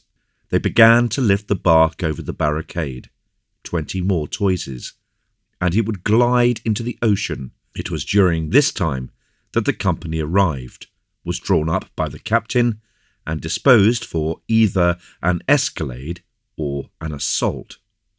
Aramis watched over everything, to favour the labours of his friends. He saw the reinforcements, counted the men, and convinced himself at a single glance of the insurmountable peril to which fresh combat would expose them. To escape by sea at the moment the cavern was about to be invaded was impossible. In fact, the daylight, which had just been admitted to the last compartments, had exposed to the soldiers the bark being rolled towards the sea. The two rebels within musket shot, and one of their discharges would riddle the boat if it did not kill the navigators. Besides, allowing everything, if the bark escaped with the men on board of it, how could the alarm be suppressed? How could notice to the royal lighters be prevented? What could hinder the poor canoe, followed by sea and watch from the shore, from succumbing before the end of the day? Aramis, digging his hands into his grey hair with rage, invoked the assistance of God and the assistance of the demons. According to Porthos, who was doing more work than all the rollers, whether of flesh or wood, "My friend," said he, "our adversaries have just received a reinforcement." "Aha," said Porthos, quietly. "What is to be done, then?" "To recommence the combat," said Aramis, "is hazardous." "Yes," said Porthos, "for it is difficult to suppose that out of two one should not be killed, and certainly if one of us was killed, the other would get killed also." Porthos spoke these words with that heroic nature which, with him, grew grander with necessity. Aramis felt it like a spur to his heart. "We shall neither of us be killed if you do what I tell you, friend Porthos." "Tell me what?" "These people are coming down into the grotto." "Yes." "We could kill about 15 of them, but no more." "How many are there in all?" asked Porthos. "They have received a reinforcement of 75 men." 75 and 5? 80? Ah, sighed Porthos. "If they fire all at once, they will riddle us with balls." "Certainly they will." "Without reckoning," added Aramis, "that the detonation might occasion a collapse of the cavern." "Aye," said Porthos. "A piece of rock fell just now and grazed my shoulder." "You see, then?" "Oh, it is nothing. We must determine upon something quickly. Our Bretons are going to continue to roll the canoe toward the sea." "Very well. We too will keep the powder, the balls, and the muskets here." "But only two, my dear Aramis. We shall never fire these 3 shots together," said Porthos, innocently. "The defence by musketry is a bad one." "Find a better, then." "I have found one," said the giant eagerly. "I will place myself in ambuscade behind the pillar with this iron bar, and invisible, unattackable. If they come in floods, I can let my bar fall upon their skulls 30 times in a minute. Hein! What do you think of the project? You smile? Excellent, dear friend, perfect. I approve it greatly. Only you will frighten them, and half of them will remain outside to take us by famine. What we want, my good friend, is the entire destruction of the troop. A single survivor encompasses our ruin." "You are right, my friend. But how can we attract them, pray?" "By not stirring, my good Porthos." "Well, we won't stir then. But when they are all together, then leave it to me. I have an idea." "If it is so, and your idea proves a good one, and your idea is most likely to be good, I am satisfied." "To your ambuscade, Porthos, and count how many enter." "But you, what will you do?" "Don't trouble yourself about me. I have a task to perform." "I think I hear shouts." "It is they. Do your post. Keep within reach of my voice and hand." Porthos took refuge in the second compartment, which was in darkness, absolute black. Aramis glided into the third. The giant held in his hand an iron bar of about 50 pounds weight. Porthos handled this lever, which had been used in rolling the bark, with marvellous facility. During this time, the Bretons had pushed the bark to the beach. In the further and lighter compartment, Aramis, stooping and concealed, was busy with some mysterious manoeuvre. A command was given in a loud voice. It was the last order of the captain-commandant. 25 men jumped from the upper rocks into the first compartment of the grotto, and having taken their ground, began to fire. The echoes shrieked and barked, the hissing balls seemed actually to rarefy the air, and then opaque smoke filled the vault. "To the left! To the left!" cried Biscarat, who, in his final assault, had seen the passage to the second chamber, and who, animated by the smell of powder, wished to guide his soldiers in that direction. The troop accordingly precipitated themselves to the left, the passage gradually growing narrower. Biscarat, with his hands stretched forward, devoted to death, marched in advance of the muskets. "Come on! Come on!" exclaimed he. "I see daylight." "Strike, Porthos!" cried the sepulchral voice of Aramis. Porthos breathed a heavy sigh, but he obeyed. The iron bar fell full and direct upon the head of Biscarat, who was dead before he had ended his cry. Then the formidable lever rose 10 times in 10 seconds and made 10 corpses. The soldiers could see nothing. They heard sighs and groans, they stumbled over dead bodies, but as they had no conception of the cause of all this, they came forward, jostling each other. The implacable bar, still falling, annihilated the first platoon, without a single sound to warn the second, which was quietly advancing. Only, commanded by the captain, the men had stripped a fir, growing on the shore, and with its resinous branches twisted together, the captain had made a flambeau. On arriving at the compartment where Porthos, like the exterminating angel, had destroyed all he touched, the first rank drew back in terror. No firing had replied to that of the guards, and yet their way was stopped by a heap of dead bodies. They literally walked in blood. Porthos was still behind his pillar. The captain, illumining with trembling pine torch this frightful carnage of which he in vain sought the cause, drew back towards the pillar behind which Porthos was concealed. Then a gigantic hand issued from the shade and fastened on the throat of the captain, who uttered a stifle rattle, his stretched-out arms beating the air. The torch fell and was extinguished in blood. A second after, the corpse of the captain dropped close to the extinguished torch, and added another body to the heap of dead which blocked up the passage. All this was effected as mysteriously as though by magic. At hearing the rattling in the throat of the captain, the soldiers who accompanied him had turned round, caught a glimpse of his extended arms, his eyes starting from their sockets, and then the torch fell, and they were left in darkness from an unreflective, instinctive, mechanical feeling. The lieutenant cried, "Fire!" Immediately, a volley of musketry flamed, thundered, roared in the cavern, bringing down enormous fragments from the vaults. The cavern was lighted for an instant by this discharge, and then immediately returned to pitchy darkness rendered thicker by the smoke. To this succeeded a profound silence, broken only by the steps of the 3rd Brigade, now entering the cavern. Chapter 50.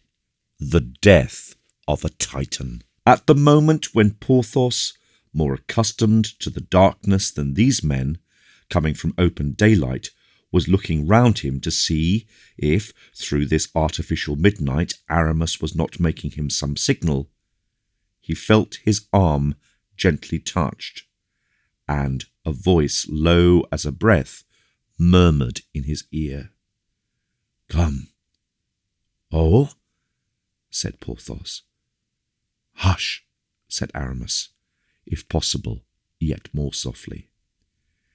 And amidst the noise of the 3rd Brigade, which continued to advance, the imprecations of the guard still left alive, the muffled groans of the dying, Aramis and Porthos glided unseen along the granite walls of the cavern. Aramis led Porthos into the last but one compartment, and showed him, in a hollow of the rocky wall, a barrel of powder weighing from 70 to 80 pounds, to which he had just attached a fuse. "My friend," said he to Porthos, "you will take this barrel, the match of which I am going to set fire to, and throw it amidst our enemies. Can you do that?" "Parbleu!" replied Porthos, and he lifted the barrel with one hand. "Light it!" "Stop," said Aramis, "till they are all massed together, and then, my Jupiter, hurl your thunderbolt among them." "Light it!" repeated Porthos. "On my part," continued Aramis, "I will join our Bretons and help them to get the canoe to the sea. I will wait for you on the shore. Launch it strongly, and hasten to us." "Light it!" said Porthos a 3rd time. "But do you understand me?" "Parbleu!" said Porthos again, with a laughter that he did not even attempt to restrain. "When a thing is explained to me, I understand it. Be gone and give me the light." Aramis gave the burning match to Porthos, who held out his arm to him, his hands being engaged. Aramis pressed the arm of Porthos with both his hands, and fell back to the outlet of the cavern where the 3 rowers awaited him. Porthos, left alone, applied the spark bravely to the match. The spark, a feeble spark, first principle of conflagration, shone in the darkness like a glowworm, then was deadened against the match which it set fire to. Porthos, enlivening the flame with his breath, the smoke was a little dispersed, and by the light of the sparkling match objects might for 2 seconds be distinguished. It was a brief but splendid spectacle, that of this giant, pale, bloody, his countenance lighted by the fire of the match, burning in surrounding darkness. The soldiers saw him. They saw the barrel he held in his hand. They at once understood what was going to happen. Then these men, already choked with horror at the sight of what had been accomplished, filled with terror at thought of what was about to be accomplished, they gave out a simultaneous shriek of agony. Some endeavoured to fly, but they encountered the 3rd Brigade, which barred their passage. Others mechanically took aim and attempted to fire their discharged muskets. Others fell instinctively upon their knees.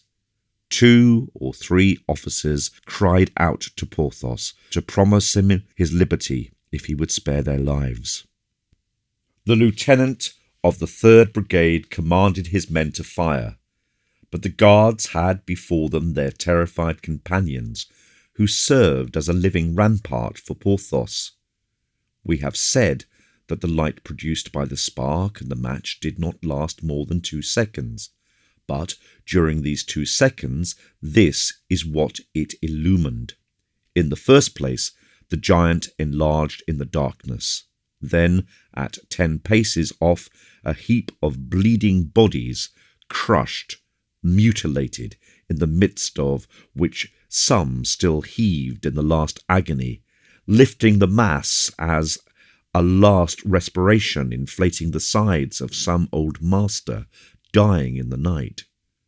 Every breath of Porthos, thus vivifying the match, sent towards this heap of bodies a phosphorescent aura mingled with streaks of purple. In addition to this principal group, scattered about the grotto, as the chances of death or surprise had stretched them, isolated bodies seemed to be making ghastly exhibitions of their gaping wounds. Above ground, Bedded in pools of blood rose heavy and sparkling the short, thick pillars of the cavern, of which the strongly marked shades threw out the luminous particles, and all this was seen by the tremulous light of a match attached to a barrel of powder, that is to say, a torch which, whilst throwing a light on the dead past, showed death to come. As I have said, this spectacle did not last above 2 seconds. During this short space of time, an officer of the 3rd Brigade got together 8 men armed with muskets, and, through an opening, ordered them to fire upon Porthos. But they who received the order to fire trembled, so that 3 guards fell by the discharge, and the 5 remaining balls hissed on to splinter the vault, plough the ground, or indent the pillars of the cavern. A burst of laughter replied to this volley. Then the arm of the giant swung round. Then was seen whirling through the air like a falling star the train of fire. The barrel, hurled a distance of 30 feet, cleared the barricade of dead bodies, and fell amidst a group of shrieking shoulders who threw themselves on their faces. The officer had followed the brilliant train in the air. He endeavoured to precipitate himself upon the barrel and tear out the match before it reached the powder it contained. Useless.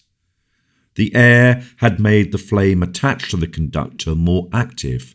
The match, which at rest might have burnt 5 minutes, was consumed in 30 seconds, and the infernal work exploded. Furious vortices of sulphur and nitre, devouring shoals of fire which caught every object. The terrible thunder of the explosion, this is what the second which followed disclosed in that cavern of horrors. The rocks split like planks of dead beneath the axe.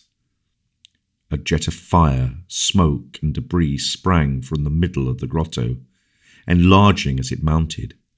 The large walls of silex tottered and fell upon the sand, and the sand itself, an instrument of pain when launched from its hard bed, riddled the faces with its myriad cutting atoms.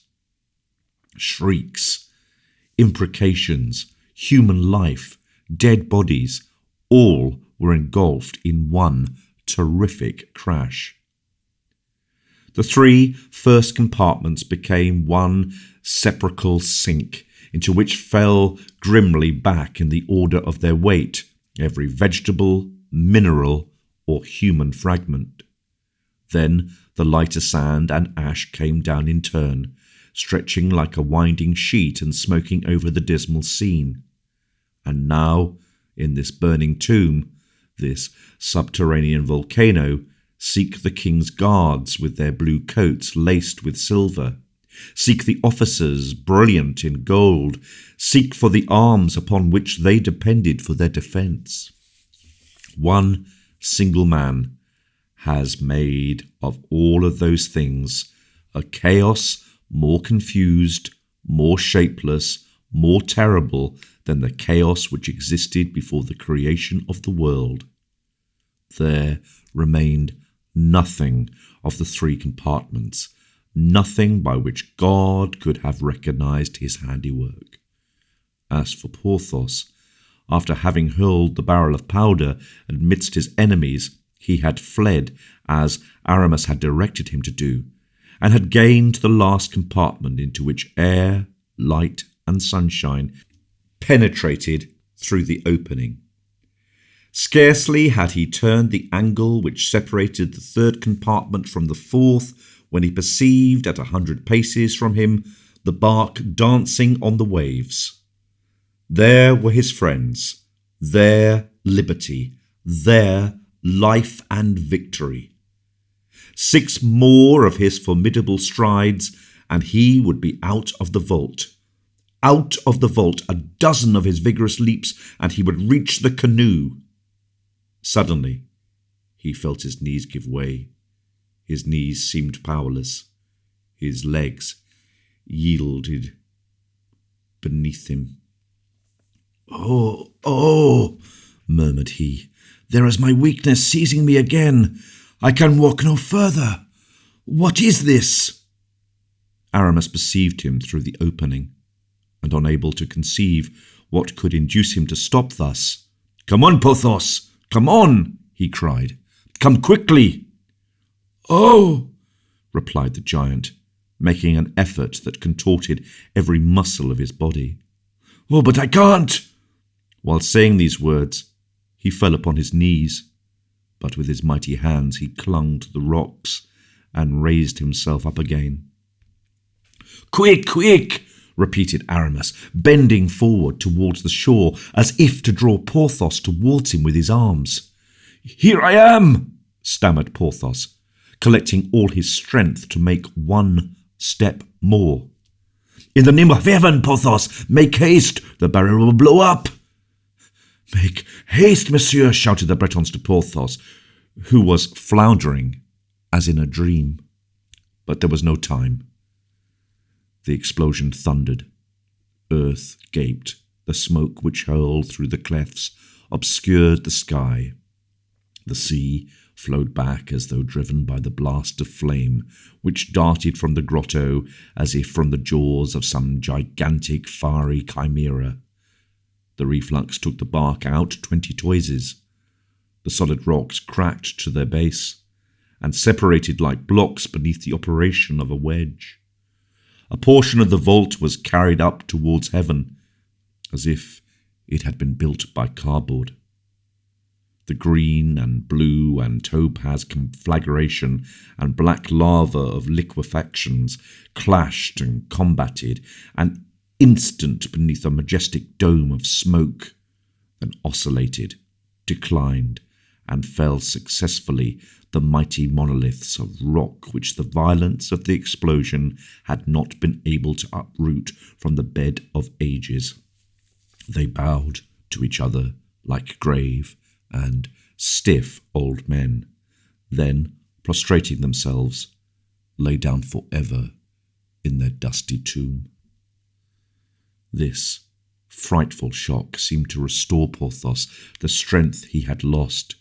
He arose, a giant among granite giants, but at that moment he was flying between the double hedge of granite phantoms. These latter, which were no longer supported by the corresponding links, began to roll and totter round our Titan, who looked as if precipitated from heaven amidst rocks which he had just been launching. Porthos felt the very earth beneath his feet becoming jelly, tremulous. He stretched both hands to repulse the falling rocks. A gigantic block was held back by each of his extended arms. He bent his head, and a third granite mass sank between his shoulders. For an instant, the power of Porthos seemed about to fail him, but this new Hercules united all his force, and the two walls of the prison in which he was buried fell back slowly and gave him place. For an instant, he appeared in this frame of granite like the angel of chaos, but in pushing back the lateral rocks, he lost his point of support, for the monolith which weighed upon his shoulders and the boulder pressing upon him with all its weight brought the giant down upon his knees. The lateral rocks, for an instant pushed back, drew together again, and added their weight to the ponderous mass which would have been sufficient to crush 10 men. The hero fell without a groan. He fell while answering Aramis with words of encouragement and hope, for, thanks to the powerful arch of his hands, for an instant he believed, like Enceladus, he would succeed in shaking off the triple load. But, by degrees, Aramis beheld the block sink. The hands, strung for an instant, the arms stiffened for a last effort, gave way. The extended shoulders sank, wounded and torn, and the rocks continued to gradually collapse. "Porthos! Porthos!" cried Aramis, tearing his hair. "Porthos, where are you? Speak!" Here,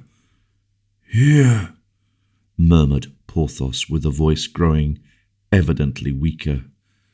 Patience, patience. Scarcely he had pronounced these words when the impulse of the fall augmented the weight. The enormous rock sank down, pressed by those others which sank in from the sides, and, as it were, swallowed up Porthos in a sepulchre of badly jointed stones. On hearing the dying voice of his friend, Aramis had sprung to land. 2 of the Bretons followed him, with each a lever in his hand, one being sufficient to take care of the bark. The dying rattle of the valiant gladiator guided them amidst the ruins. Aramis, animated, active, and young as at 20, sprang towards the triple mass, and with his hands delicate as those of a woman, raised by a miracle of strength the corner stone of this granite grave. Then he caught a glimpse, through the darkness of that charnel house, of the still brilliant eye of his friend, to whom the momentary lifting of the mass restored a momentary respiration. The 2 men came rushing up, grasped their iron levers, united their triple strength, not merely to raise it, but to sustain it. All was useless. They gave way with cries of grief, and the rough voice of Porthos, seeing them exhaust themselves in a useless struggle, murmured in an almost cheerful tone those supreme words which came to his lips with the last respiration. Too heavy. After which his eyes darkened and closed. His face grew ashy pale, the hands whitened, and the colossus sank quite down, breathing his last sigh. With him sank the rock, which even in his dying agony he had still held up. The 3 men dropped the levers which rolled upon the tumulary stone.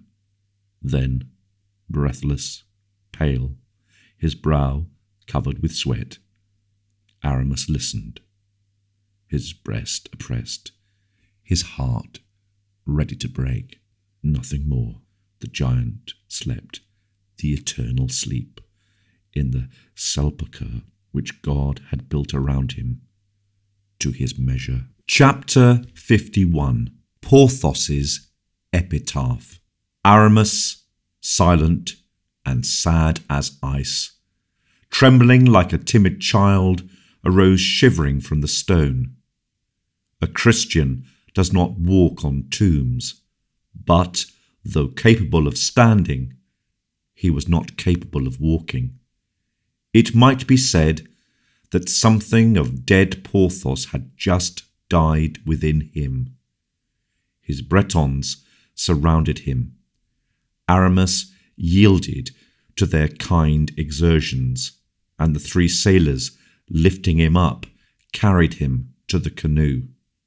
Then, having laid him down upon the beach near the rudder, they took to their oars, preferring this to hoisting sail, which might betray them. On all that levelled surface of the ancient grotto of Loch Maria, one single hillock attracted their eyes. Aramis never removed his from it, and at a distance out in the sea, in proportion as the shore receded, that menacing, proud mass of rock seemed to draw itself up, as formerly Porthos used to draw himself up, raising a smile, yet invincible head towards heaven.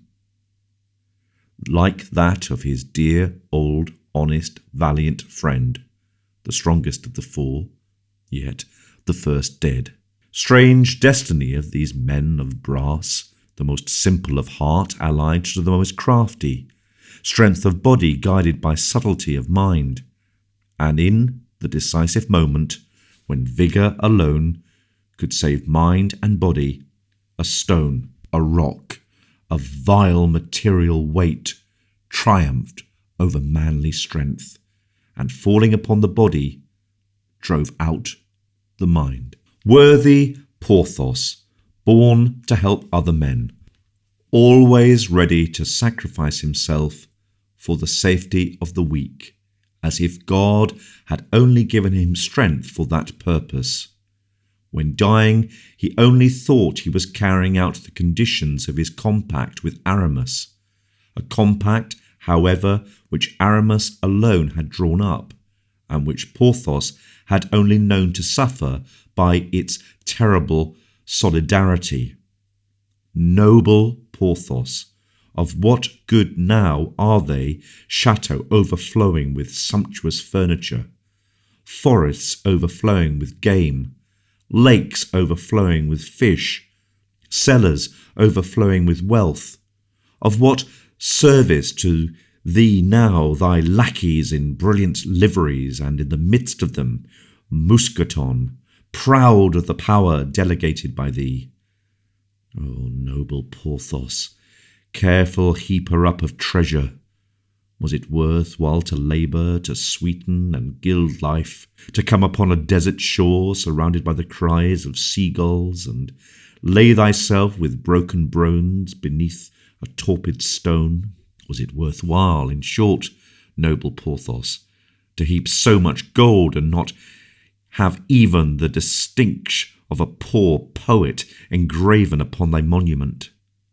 Valiant Porthos, he still, without doubt, sleeps, lost, forgotten, beneath the rock the shepherds of the heath take for the gigantic abode of dolmen.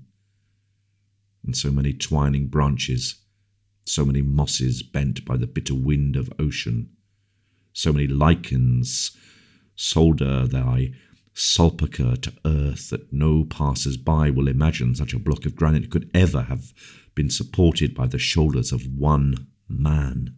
Aramis, still pale, still icy cold, his heart upon his lips, looked even till, with the last ray of daylight, the shore faded on the horizon. Not a word escaped him. Not a sigh rose from his deep breast. The superstitious Bretons looked upon him, trembling. Such silence was not that of a man. It was the silence of a statue. In the meantime, with the first grey lines that lightened up the heavens, the canoe hoisted its little sail, which, swelling with the kisses of the breeze and carrying them rapidly from the coast, made bravest way towards Spain, across the dreaded Gulf of Gascony, so rife with storms. But scarcely half an hour after the sail had been hoisted, the rowers became inactive, reclining on their benches, and, making an eye-shade with their hands, pointed out to each other a white spot which appeared on the horizon as motionless as a gull rocked by the viewless respiration of the waves. But that which might have appeared motionless to ordinary eyes was moving at a quick rate to the experienced eye of the sailor. That which appeared stationary upon the ocean was cutting rapidly way through it. For some time, seeing the profound torpor in which their masters was plunged, they did not dare to rouse him, and satisfied themselves with exchanging their conjectures in whispers. Aramis, in fact, so vigilant, so active, Aramis, whose eye, like that of the lynx, watched without ceasing, and saw better by night than by day. Aramis seemed to sleep in this despair of soul. An hour passed thus, during which daylight gradually disappeared, but during which also the sail in view gained so swiftly on the bark that Gurn, one of the three sailors, ventured to say aloud, "Monseigneur, we are being chased." Aramis made no reply. The ship still gained upon them. Then, of their own accord, two of the sailors, by the direction of the patron Eves, lowered the sail, in order that single point upon the surface of the waters should cease to be a guide to the eye of the enemy pursuing them. On the part of the ship in sight. On the contrary, 2 more small sails were run up at the extremities of the masts. Unfortunately, it was the time of the finest and longest days of the year, and the moon, in all her brilliancy, succeeded inauspicious daylight. The balancelle, which was pursuing the little bark before the wind, had then still half an hour of twilight, and a whole night almost as light as day. Monsieur, we are lost," said the captain. "Look, they see us plainly, though we have lowered sail." "That is not to be wondered at," murmured one of the sailors, "since they say that by the aid of the devil the Paris folk have fabricated instruments with which they see as well at a distance as near, by night as well as day." Aramis took a telescope from the bottom of the boat, focused it silently, and passing it to the sailor, "Here," said he, "look." The sailor hesitated. "Don't be alarmed," said the bishop. "There is no sin in it, and if there is any sin, I will take it on myself." The sailor lifted the glass to his eye and uttered a cry. He believed that the vessel, which appeared to be distant about cannon shot, had at a single bound cleared the whole distance. But on withdrawing the instrument from his eye, he saw that, except the way which the balancelle had been able to make during that brief instant, it was still at the same distance. "So," murmured the sailor, "they can see us as we can see them." "They see us," said Aramis, and sank again into impassibility. "What? They see us?" said Yves. "Impossible!" "Well, Captain, look yourself," said the sailor as he passed him the glass. "Monsieur assures me that the devil has nothing to do with this?" asked Yves. Aramis shrugged his shoulders. The skipper lifted the glass to his eye. "Oh, Monseigneur," said he, "it is a miracle. There they are, it seems as if I were going to touch them. 25 men at least. Ah, I see the captain forward. He holds a glass like this, and he is looking at us. Ah, he turns round and gives an order. They are rolling a piece of cannon forward. They are loading it, pointing it. Misericord, they are firing at us." And by a mechanical movement, the skipper put aside the telescope, and the pursuing ship, relegated to the horizon, appeared again in its true aspect. The vessel was still at the distance of nearly a league, but the manoeuvre, sighted thus, was not less real. A light cloud of smoke appeared beneath the sails, more blue than they, and spreading like a flower opening. Then, at about a mile from the little canoe, they saw the ball take the crown off 2 or 3 waves, dig a white furrow in the sea, and disappear at the end of it, as inoffensive as the stone with which, in play, a boy makes ducks and drakes. It was at once a menace and a warning. "What is to be done?" asked the patron. "They will sink us," said Gurn. "Give us absolution, Monseigneur." And the sailors fell on their knees before him. "You forget that they can see you," said he. "That is true," said the sailors, ashamed of their weaknesses. "Give us your orders, Monseigneur. We are prepared to die for you." "Let us wait," said Aramis. "How? Let us wait?" "Yes.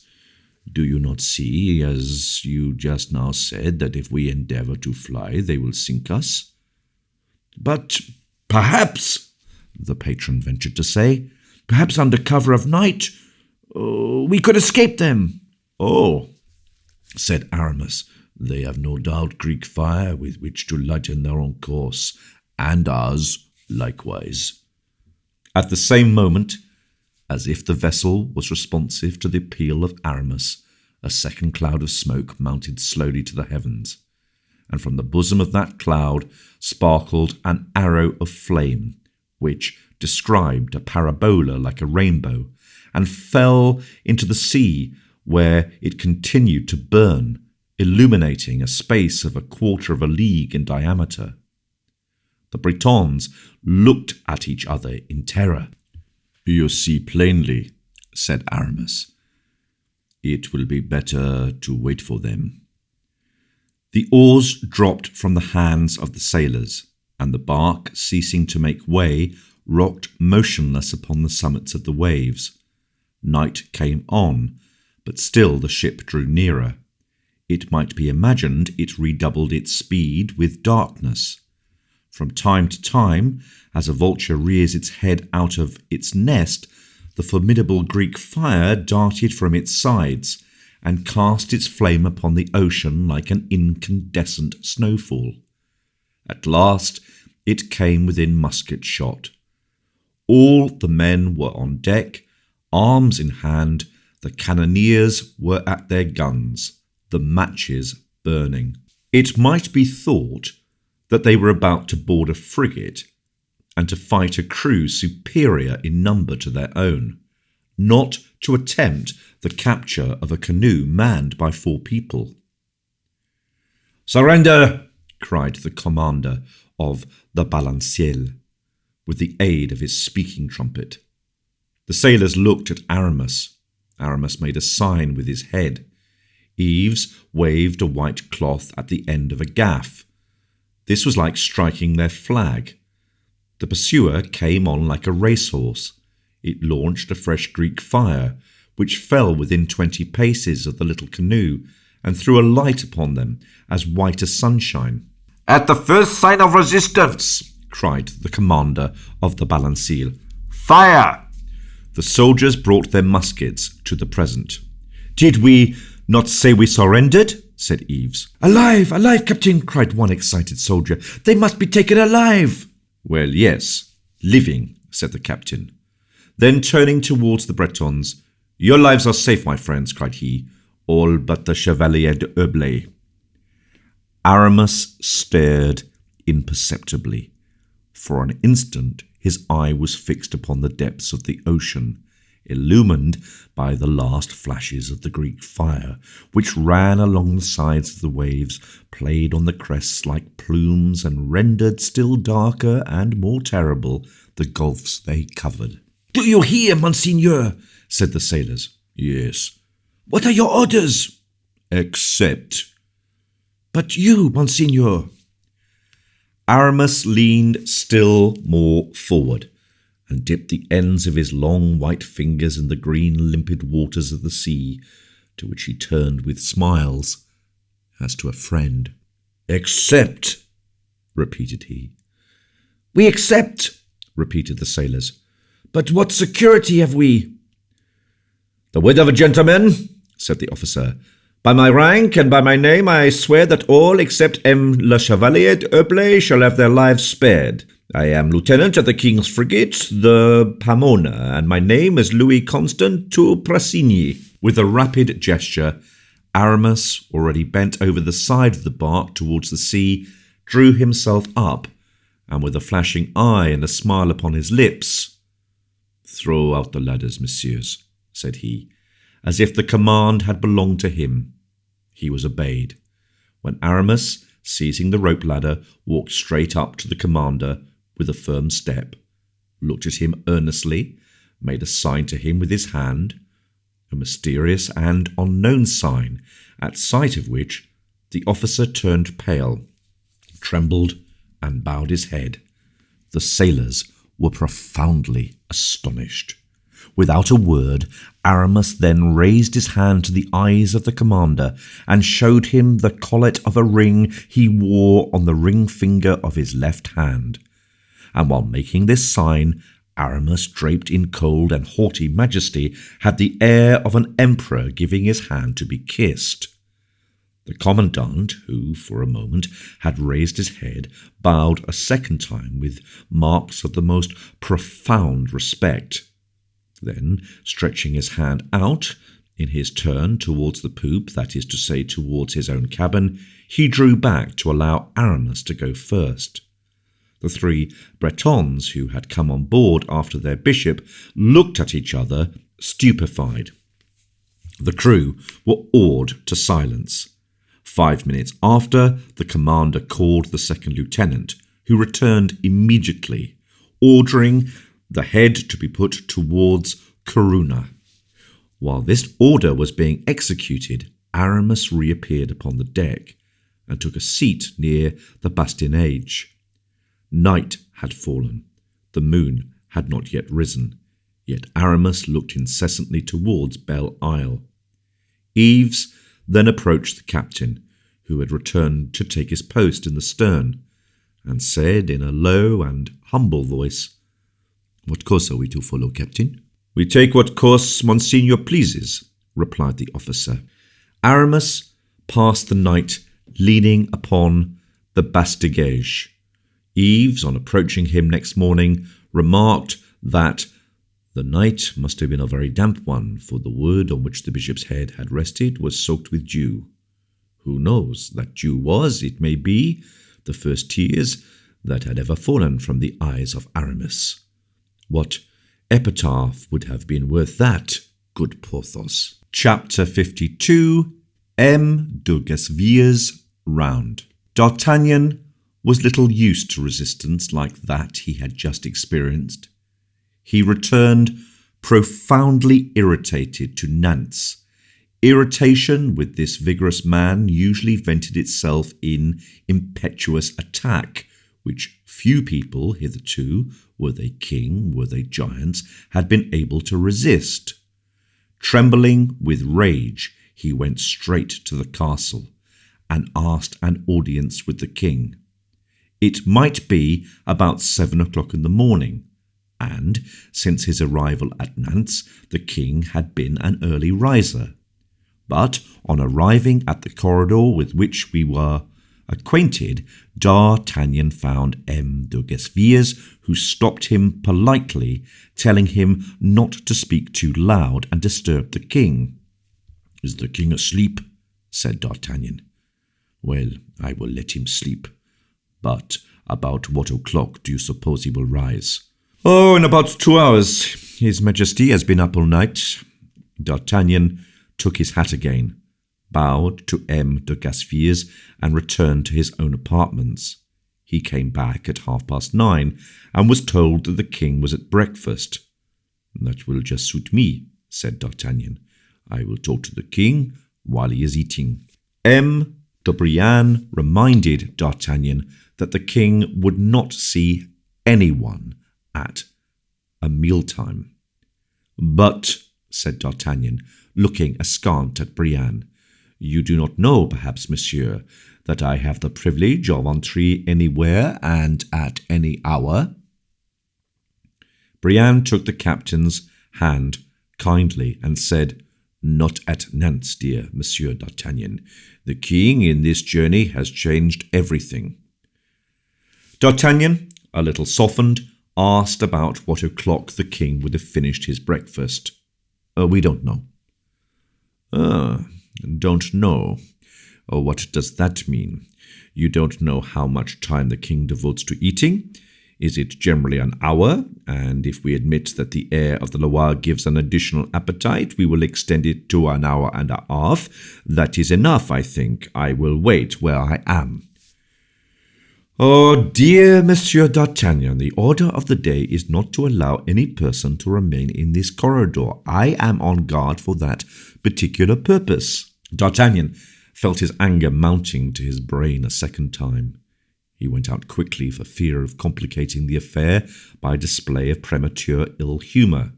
As soon as he was out, he began to reflect. "The king," said he, "will not receive me, that is evident. The young man is angry. He is afraid beforehand of the words that I may speak to him. Yes, but in the meantime, Belle Isle is besieged, and my 2 friends, by now probably taken or killed. Poor Porthos. As to Master Aramis, he is always full of resources, and I am easy on his account. But no, Porthos is not yet an invalid, nor is Aramis in his dotage. The one with his arm, the other with his imagination, will find work for his Majesty's soldiers. Who knows if these brave men may not get up for the edification of his most Christian Majesty a little bastion of Saint-Gervais? I don't despair of it.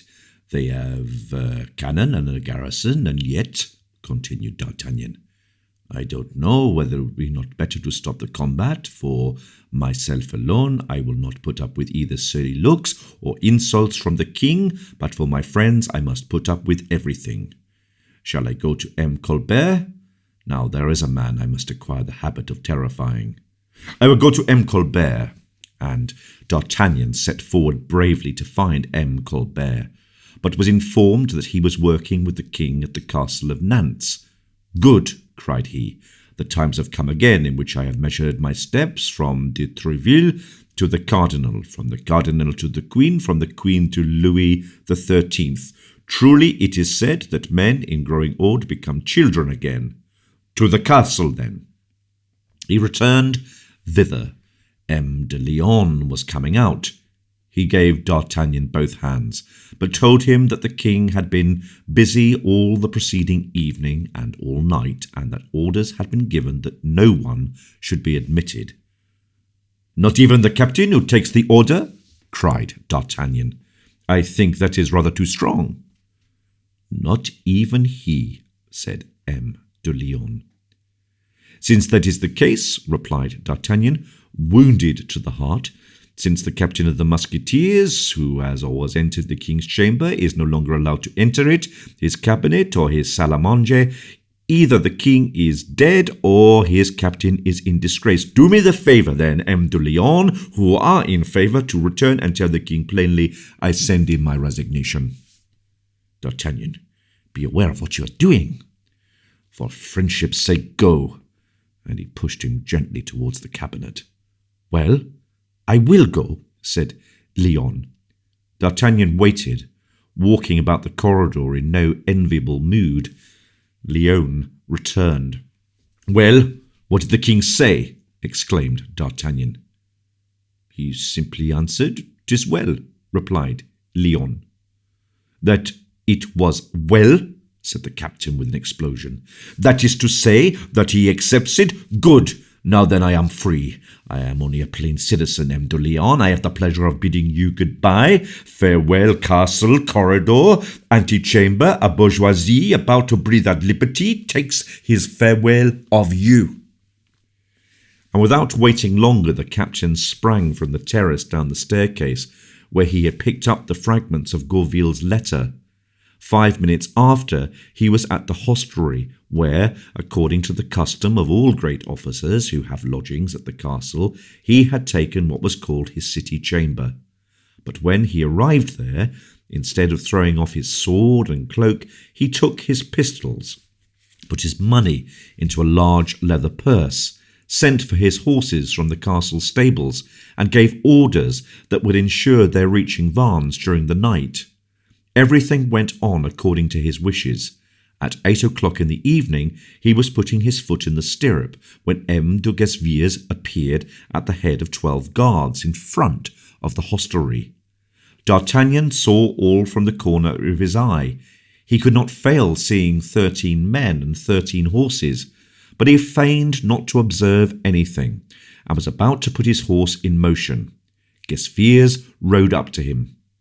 "Monsieur D'Artagnan," said he aloud. "Ah, Monsieur de Gesvires, good evening." "One would say you are getting on horseback." "More than that, I am mounted, as you see." "It's fortunate I have met you. Were you looking for me then?" "Mon Dieu, yes." "On the part of the king, I will wager." "Yes." "As I 3 days ago went in search of M. Fouquet?" "Oh?" "Nonsense. It is of no use being over-delicate with me. That is all labour lost. Tell me at once you are come to arrest me." "To arrest you? Good heavens, no." "Why do you come to accost me with 12 horsemen at your heels then?" "I am making my round." "That isn't bad. And so you pick me up in the round, eh?" "I don't pick you up. I meet with you. I beg you to come with me." "Where?" "To the king." "Good," said D'Artagnan, with a bantering air. "The king is disengaged." "For heaven's sake, captain," said M. de Gesvires in a low voice to the musketeer, "do not compromise yourself. These men hear you." D'Artagnan laughed aloud and replied, "March. People who are arrested are placed between the first 6 guards and the 6 last." "But as I am not arresting you," said M. de Gasviers, "you will march behind with me, if you please." "Well," said D'Artagnan, "that is very polite, Duke, and you are right in being so, for if ever I had to make my rounds near your Chambre de Ville, I should have been courteous to you, I assure you, on the word of a gentleman. Now, one more favour. What does the king want with me?" "Oh, the king is furious." "Very well. The king, who has thought it worthwhile to be angry, may take the trouble to grow calm again, that is all. I shan't die of that, I will swear." "No, but I shall be sent to keep company with unfortunate M. Fouquet Moreau. That is a gallant man, a worthy man. We shall live very sociably together, I will be sworn." "Here we are at our place of destination," said the Duke. "Captain, for heaven's sake, be calm with the king." "Aha! You are playing the brave man with me, Duke," said D'Artagnan, throwing one of his defiant glances over Gasviers. "I have been told that you are ambitious of uniting your guards with my musketeers. This strikes me as a splendid opportunity." "I will take exceeding good care not to avail myself of it, Captain." "And why not, pray?" "Oh, for many reasons. In the first place, for this.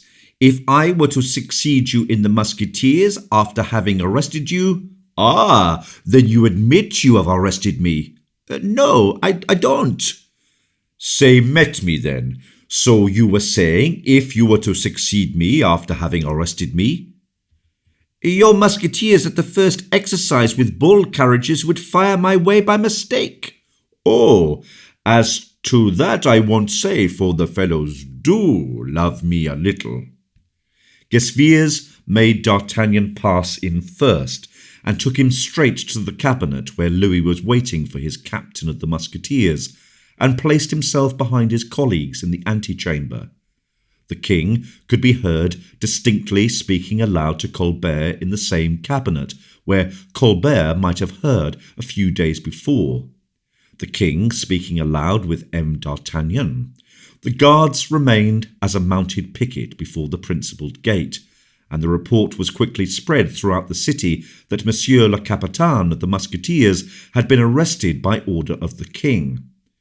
Then these men were seen to be in motion, and, as in the good old times of Louis XIII and M. de Treville, groups were formed and staircases were filled.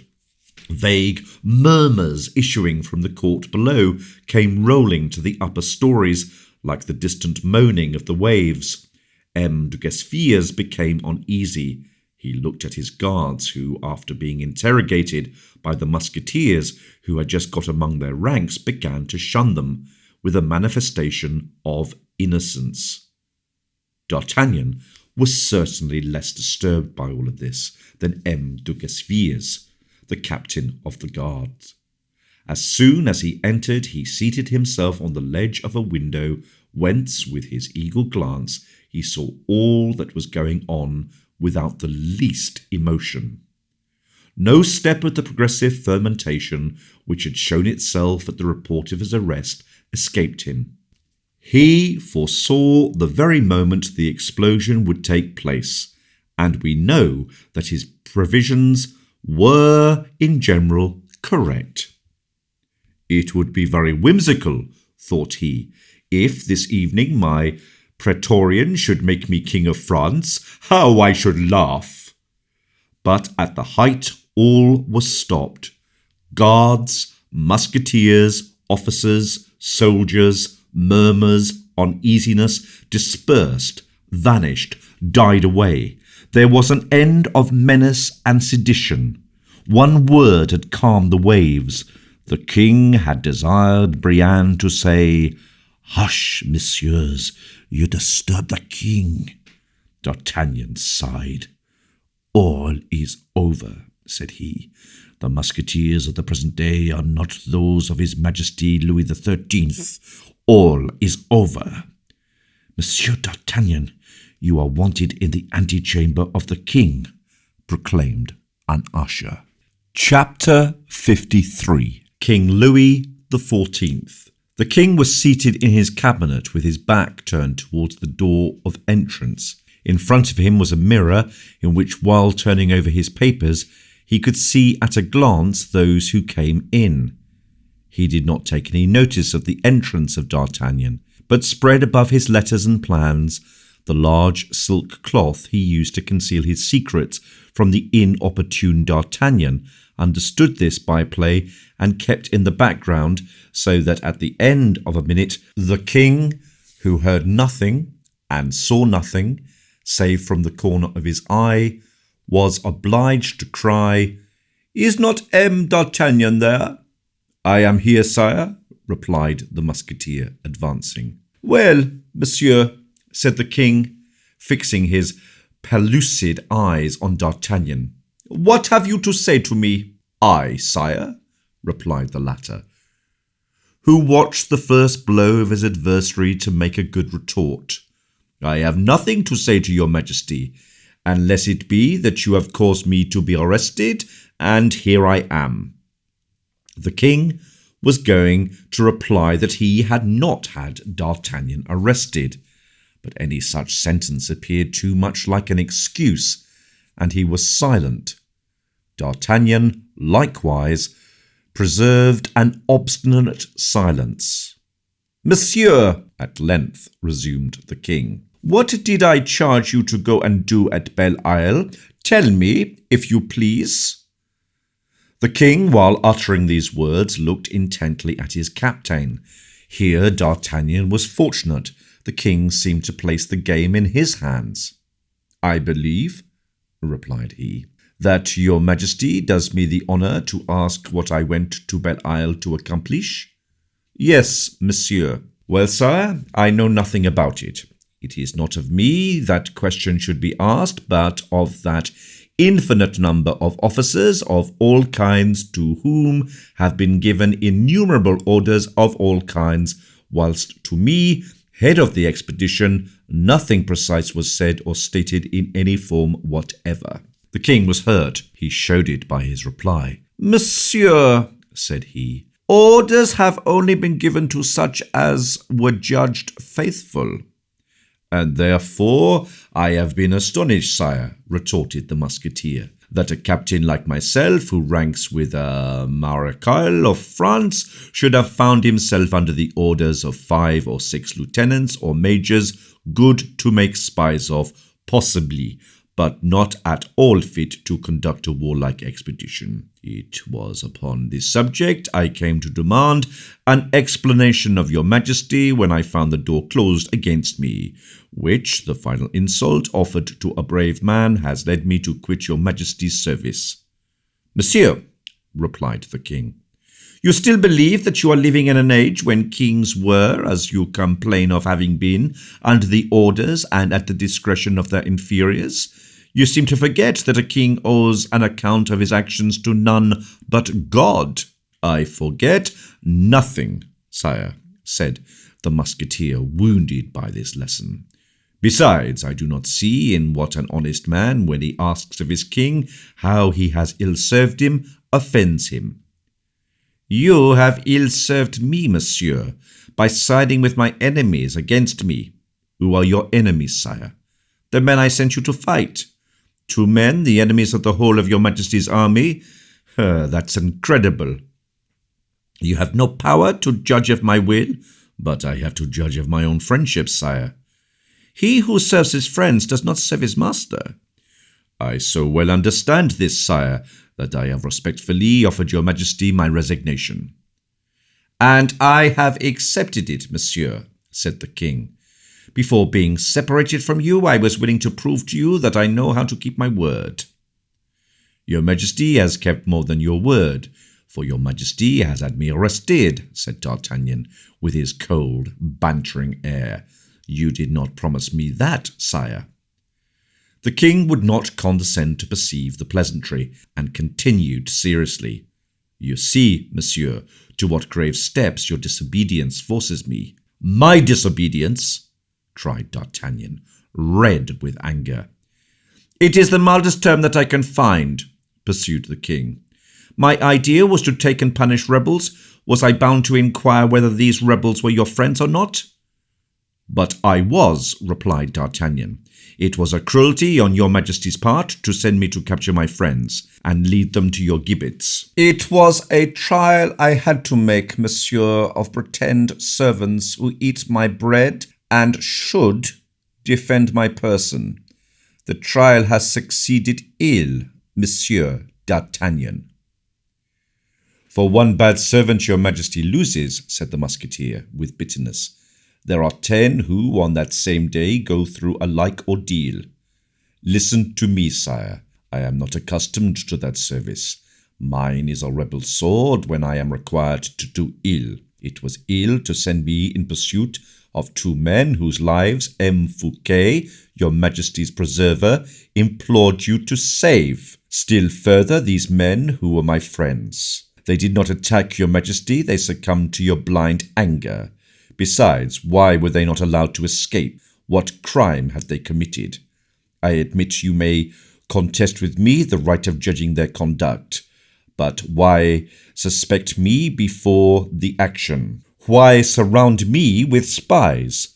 Why disgrace me before the army? Why me, in whom till now you showed the most entire confidence, who for 30 years have been attached to your person and have given you 1,000 proofs of my devotion? For it must be said, now that I am accused, why reduce me to see 3,000 of the king's soldiers march in battle against 2 men? One would say you have forgotten what these men have done to me, said the king in a hollow voice, and that it was no merit of theirs. I was not lost. Sire, one would imagine you forgot that I was there. Enough, Monsieur D'Artagnan. Enough of these dominating interests which arise to keep the sun itself from my interests. I am founding a state in which there shall be but one master, as I promised you. The moment is at hand for me to keep my promise. You wish to be, according to your tastes or private friendships, free to destroy my plans and save my enemies? I will thwart you or will drop you. Seek a more compliant master. I know full well that another king would not conduct himself as I do, and would allow himself to be dominated by you at the risk of sending you some day to keep company with M. Fouquet and the rest. But I have an excellent memory, and for me services are sacred titles to gratitude, to impunity. You shall only have this lesson, Monsieur D'Artagnan, as the punishment of your want of discipline, and I will not imitate my predecessors in anger, not having imitated them in favour. And then other reasons make me act mildly towards you in the first place, because you are a man of sense, a man of excellent sense, a man of heart, and that you will be a capital servant to him who shall have mastered you. Secondly, because you will cease to have any motives for insubordination. Your friends are not destroyed or ruined by me. These supports on which your capricious mind instinctively relied, I have caused to disappear. At this moment my soldiers have taken or killed the rebels of Belle Isle. D'Artagnan became pale. Taken or killed? Cried he. Oh, sire, if you thought what you tell, if you were sure you were telling me the truth, I should forget all that is just, all that is magnanimous in your words, to call you a barbarous king and an unnatural man. But I pardon you these words, said he, smiling with pride. I pardon them to a young prince who does not know, who cannot comprehend what such men as M. de Herblay, M. de Vallon, and myself are, taken or killed. Sire, tell me, if the news is true, how much has it cost you in men and money? We will then reckon if the game has been worth the stakes. As he spoke thus, the king went up to him in great anger and said, Monsieur D'Artagnan, your replies are those of a rebel. Tell me, if you please, who is the king of France? Do you know any other? Sire, replied the captain of the musketeers coldly, I very well remember that one morning at Vaux you addressed that question to many people who did not answer it, whilst I, on my part, did answer to it. If I recognized my king on that day, when the thing was not easy, I think it would be useless to ask the question of me now when your Majesty and I are alone. At these words, Louis cast down his eyes It appeared to him that the shade of the unfortunate Philippe passed between D'Artagnan and himself, to evoke the remembrance of that terrible adventure. Almost at the same moment, an officer entered and placed a dispatch in the hands of the king, who, in his turn, changed colour while reading it. "Monsieur," said he, "what I learn here you would know later. It is better I should tell you, and that you should learn it from the mouth of your king. A battle has taken place at Belle Isle." "Is it possible?" said D'Artagnan with a calm air, though his heart was beating fast enough to choke him. "Well, sire?" "Well, monsieur, and I have lost 110 men." A beam of joy and pride shone in the eyes of D'Artagnan. "And the rebels?" said he. "The rebels have fled," said the king. D'Artagnan could not restrain a cry of triumph. "Only," added the king, "I have a fleet which closely blockades Belle Isle, and I am certain not a bark can escape. So that," said the musketeer, brought back to his dismal idea, "if these two gentlemen are taken, they will be hanged," said the king. "And do they know it?" replied D'Artagnan, repressing his trembling. "They know it because you must have told them yourself, and all the country knows it." "Then, sire, they will never be taken alive. I will answer for that." "Ah," said the king negligently, and taking up his letter again.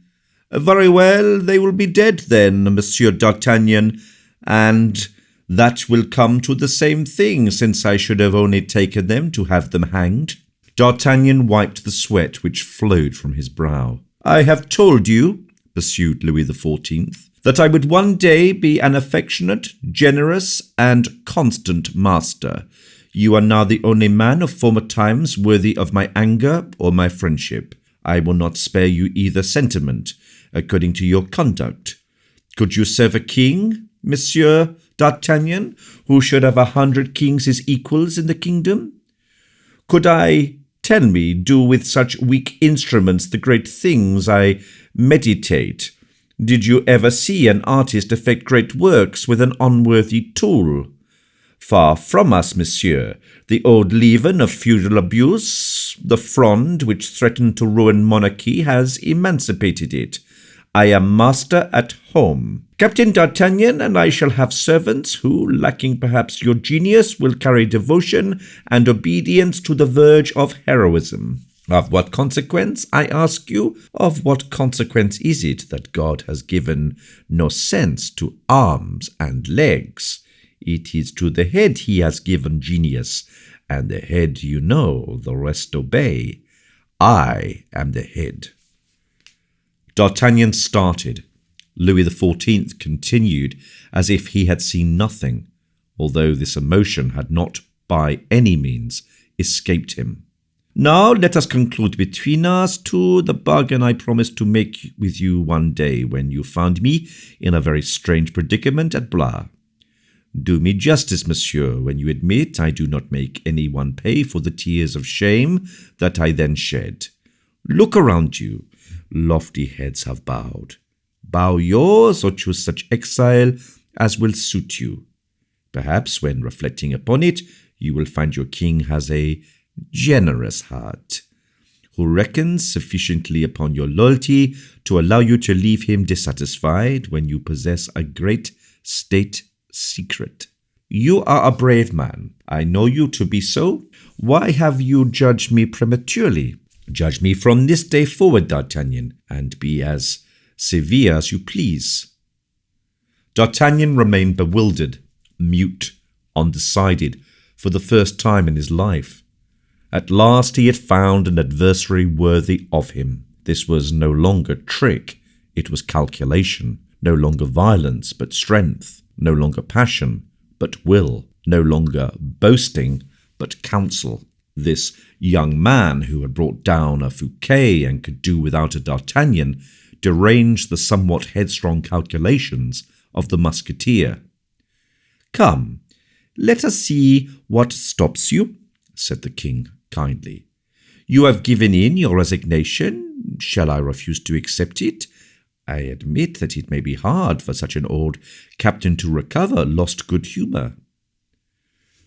"Oh," replied D'Artagnan in a melancholy tone, "that is not my most serious care. I hesitate to take back my resignation because I am old in comparison with you and have habits difficult to abandon. Henceforth, you must have courtiers who know how to amuse you, madmen who will get themselves killed to carry out what you call your great works. Great they will be, I feel, but if by chance I should not think them so, I have seen war, sire. I have seen peace. I have served Richelieu and Mazarin. I have been scorched with your father at the fire of Rochelle, riddled with sword thrusts like a sieve, having grown a new skin 10 times as serpents do. After affronts and injustices, I have a command which was formerly something because it gave the bearer the right of speaking as he liked to his king. But your captain of the musketeers will henceforth be an officer guarding the outer doors. Truly, sire, if that is to be my employment from this time, seize the opportunity of our being on good terms to take it from me. Do not imagine that I bear malice, no. You have tamed me, as you say, but it must be confessed that in taming me, you have lowered me. By bowing me, you have convicted me of weaknesses. If you knew how well it suits me to carry my head high, and what a pitiful mien I shall have while scenting the dust of your carpets. Oh, sire, I regret sincerely, and you will regret as I do, the old days when the King of France saw in every vestibule those insolent gentlemen, lean, always swearing, cross-grained mastiffs who would bite mortally in the hour of danger or of battle. These men were the best of the courtiers to the hand which fed them. They would lick it, but for the hand that struck them, oh, the bite that followed. A little gold on the lace of their cloaks, a slender stomach in their haute de chasseurs, a little sparkling of grey in their dry hair, and you will behold the handsome dukes and peers, the haughty marechaux of France. But why should I tell you this? The king is master. He wills that I should make verses. He wills that I should polish the mosaics of his antechambers with satin shoes. Mot d'or! That is difficult. But I have got over greater difficulties. I will do it. Why should I do it? Because I love money. I have enough. Because I am ambitious. My career is almost at an end. Because I love the court. No, I will remain here because I have been accustomed for 30 years to go and take the orderly word of the king, and to have said to me, "Good evening, D'Artagnan," with a smile I do not beg for. That smile I will beg for. Are you content, sire? And D'Artagnan bowed his silver head, upon which the smiling king placed his white hand with pride. "Thanks, my old servant, my faithful friend," said he, "as reckoning from this day I have no longer enemies in France. It remains with me to send you to a foreign field to gather your marshal's baton. Depend upon me for finding you an opportunity. In the meantime, eat of my very best bread, and sleep in absolute tranquillity." "That is all kind and well," said D'Artagnan, much agitated. "But those poor men at Belle Isle, one of them in particular, so good, so brave, so true. Do you ask their pardon of me?" "Upon my knees, sire." "Well then, go and take it to them, if it be still in time. But do you answer for them?" "With my life, sire." "Go then. Tomorrow I set out for Paris. Return by that time, for I do not wish you to leave me in the future." "Be assured of that, sire," said D'Artagnan, kissing the royal hand. And with a heart swelling with joy, he rushed out of the castle on his way to Belle Isle. Chapter 54. M. Fouquet's Friends. The king had returned to Paris, and with him D'Artagnan, who in 24 hours, having made with greatest care all possible inquiries at Belle Isle, succeeded in learning nothing of the secret so well kept by the heavy rock of Loch Maria, which had fallen on the heroic Porthos.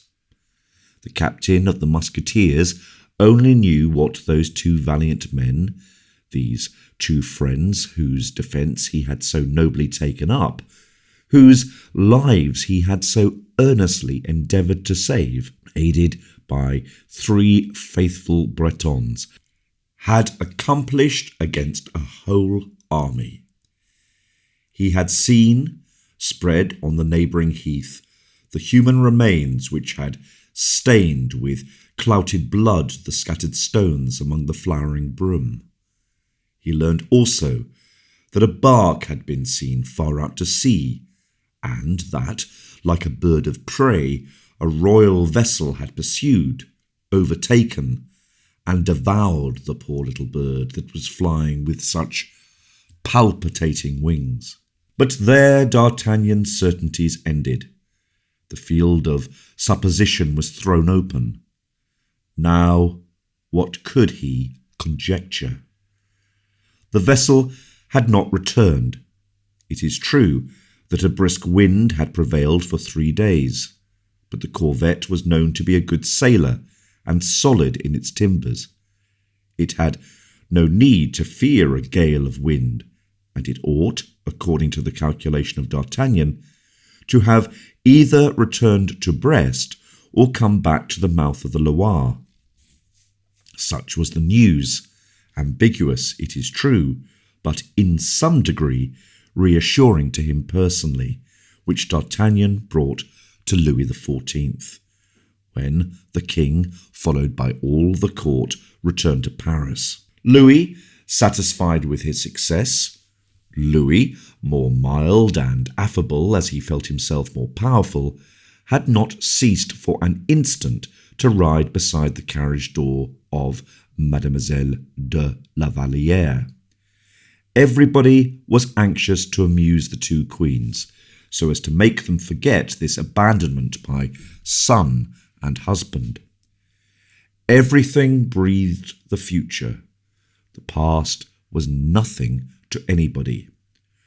Only that past was like a painful, bleeding wound to the hearts of certain tender and devoted spirits.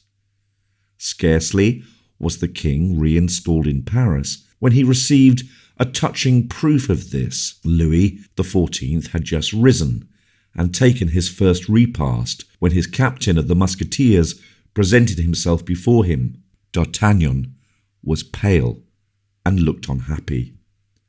The king, at the first glance, perceived the change in a countenance generally so unconcerned.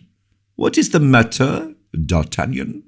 said he. "Sire, a great misfortune has happened to me." "Good heavens, what is it?"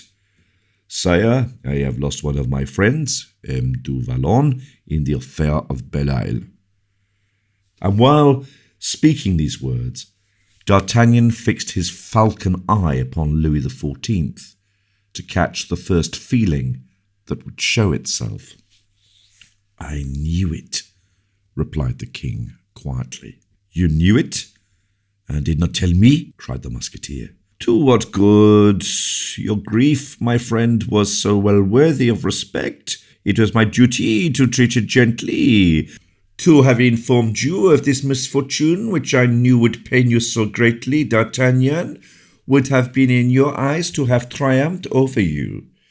Yes, I knew that M. du Vallon had buried himself beneath the rocks of Loch Maria. I knew that M. de Herblay had taken one of my vessels with its crew and had compelled it to convey him to Bayonne. But I was willing you should learn these matters in a direct manner, in order that you might be convinced my friends are with me respected and sacred, that always in me the man will sacrifice himself to subjects, while the king is so often found to sacrifice men to majesty and power." "But, sire, how could you know?" "How do you yourself know, D'Artagnan?" "By this letter, sire, which M. de Herblay, free and out of danger, writes me from Bayonne." "Look here," said the king, drawing from a casket placed upon the table closet to the seat upon which D'Artagnan was leaning. "Here is a letter copied exactly from that of M. de Herblay. Here is the very letter. which Colbert placed in my hands a week before you received yours. I am well served, you perceive." "Yes, sire," murmured the musketeer. "You were the only man whose star was equal to the task of dominating the fortune and strength of my two friends. You have used your power, sire. You will not abuse it, will you?" "D'Artagnan," said the king, with a smile beaming with kindness, "I could have M. d'Herblay carried off from the territories of the King of Spain and brought here alive to inflict justice upon him. But, D'Artagnan, be assured, I will not yield to this first and natural impulse. He is free. Let him continue free." "Oh, sire, you will not always remain so clement, so noble, so generous as you have shown yourself with respect to me and M. d'Herblay. You will have about you counselors who will cure you of that weakness." "No, D'Artagnan, you are mistaken when you accuse my council of urging me to pursue rigorous measures. The advice to spare M. d'Herblay comes from Colbert himself." "Oh, sire," said D'Artagnan, extremely surprised. "As for you," continued the king, with a kindness very uncommon to him, "I have several pieces of good news to announce to you. But you shall know them, my dear captain, the moment I have made my accounts all straight. I have said that I wish to make and would make your fortune. That promise will soon become reality." "1,000 times thanks, sire. I can wait, but I implore you, whilst I go and practice patience, that your majesty will deign to notice those poor people who have for so long time besieged your antechamber, and come humbly to lay a petition at your feet." "Who are they?" "Enemies of your majesty." The king raised his head. "Friends of M. Fouquet," added D'Artagnan. "Their names?" "M. Goville, M. Pelisson, and the poet, M. Jean de La Fontaine." The king took a moment to reflect. "What do they want?" "I do not know." "How do they appear?" "In great affliction." "What do they say?" "Nothing." "What do they do?" "They weep." "Let them come in," said the king, with a serious brow. D'Artagnan turned rapidly on his heel, raised the tapestry which closed the entrance to the royal chamber, and directing his voice to the adjoining room, cried, "Enter!" The 3 men D'Artagnan had named immediately appeared at the door of the cabinet, in which were the king and his captain. A profound silence prevailed in their passage. The courtiers, at the approach of the friends of the unfortunate superintendent of finances, drew back, as if fearful of being affected by contagion with disgrace and misfortune. D'Artagnan, with a quick step, came forward to take by the hand the unhappy men who stood trembling at the door of the cabinet. He led them in front of the king's fauteuil, who, having placed himself in the embrasure of a window, awaited the moment of presentation, and was preparing himself to give the supplicants a rigorously diplomatic reception. The first of the friends of Fouquet to advance was Pelisson. He did not weep, but his tears were only restrained that the king might better hear his voice in prayer. Goville bit his lips to check his tears, out of respect for the king. La Fontaine buried his face in his handkerchief, and the only signs of life he gave were the convulsive motions of his shoulders, raised by his sobs. The king preserved his dignity. His countenance was impassible. He even maintained the frown which appeared when D'Artagnan announced his enemies. He made a gesture which signified, "Speak," and then he remained standing, with his eyes fixed searchingly on these desponding men. Pelisson bowed to the ground, and, La Fontaine knelt as people do in churches. This dismal silence, disturbed only by sighs and groans, began to excite in the king not compassion, but impatience. "Monsieur Pelisson," said he, in a sharp, dry tone, "Monsieur Goville, and you, Monsieur," and he did not name La Fontaine, "I cannot, without sensible displeasure, see you come to plead for one of the greatest criminals it is the duty of justice to punish. A king does not allow himself to soften save at the tears of the innocent, the remorse of the guilty.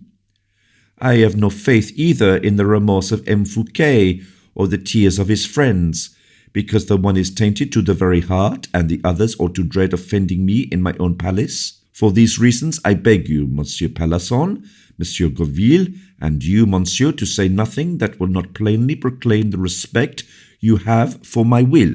"Sire," replied Pelisson, trembling at these words, "we are come to say nothing to your Majesty that is not the most profound expression of the most sincere respect and love that are due to a king from all of his subjects. Your Majesty's justice is redoubtable. Everyone must yield to the sentences it pronounces. We respectfully bow before it. Far from us the idea of coming to defend him who has had the misfortune to offend your Majesty. He who has occurred and incurred your displeasure may be a friend of ours, but he is an enemy of the state. We abandon him, but with tears to the severity of the king." "Besides," interrupted the king, calmed by the supplicating voice and those persuasive words, "my parliament will decide. I do not strike without first having weighed the crime. My justice does not wield the sword without employing first a pair of scales. Therefore we have every confidence in that impartiality of the king, and hope to make our feeble voices heard with the consent of your Majesty when the hour for defending an accused friend strikes." "In that case, messieurs, what do you ask of me?" said the king with his most imposing air. "Sire," continued Pelisson, "the accused has a wife and a family. The little property he had was scarcely sufficient to pay his debts, and Madame Fouquet, since her husband's captivity, is abandoned by everybody. The hands of your Majesty strikes like the hands of God. When the Lord sends the curse of leprosy or pestilence into a family, everyone flies and shuns the abode of the leprous or plague-stricken. Sometimes, but very rarely, a generous physician alone ventures to approach the ill-reputed threshold, passes it with courage, and risks his life to combat death. He is the last resource of the dying, the chosen instrument of heavenly mercy. Sire, we supplicate you with clasped hands and bended knees as a divinity is supplicated. Madame Fouquet has no longer any friends, no longer any means of support. She weeps in her deserted home, abandoned by all those who besieged its door in the hour of prosperity. She has neither credit nor hope left. At least the unhappy wretch upon whom your anger falls receives from you, however culpable he may be, his daily bread, though moistened by his tears.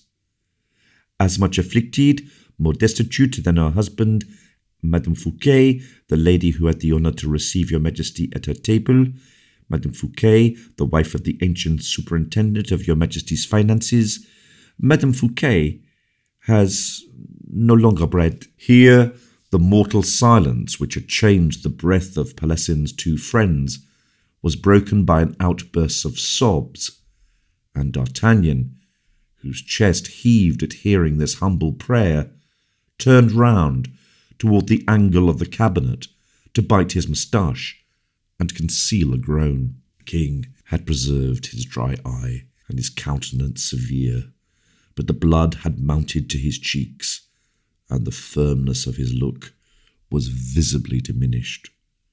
"What do you wish?" said he, in an agitated voice. "We come humbly to ask your Majesty," replied Pelisson, upon whom emotion was fast gaining, to permit us, without incurring the displeasure of your majesty, to lend to M.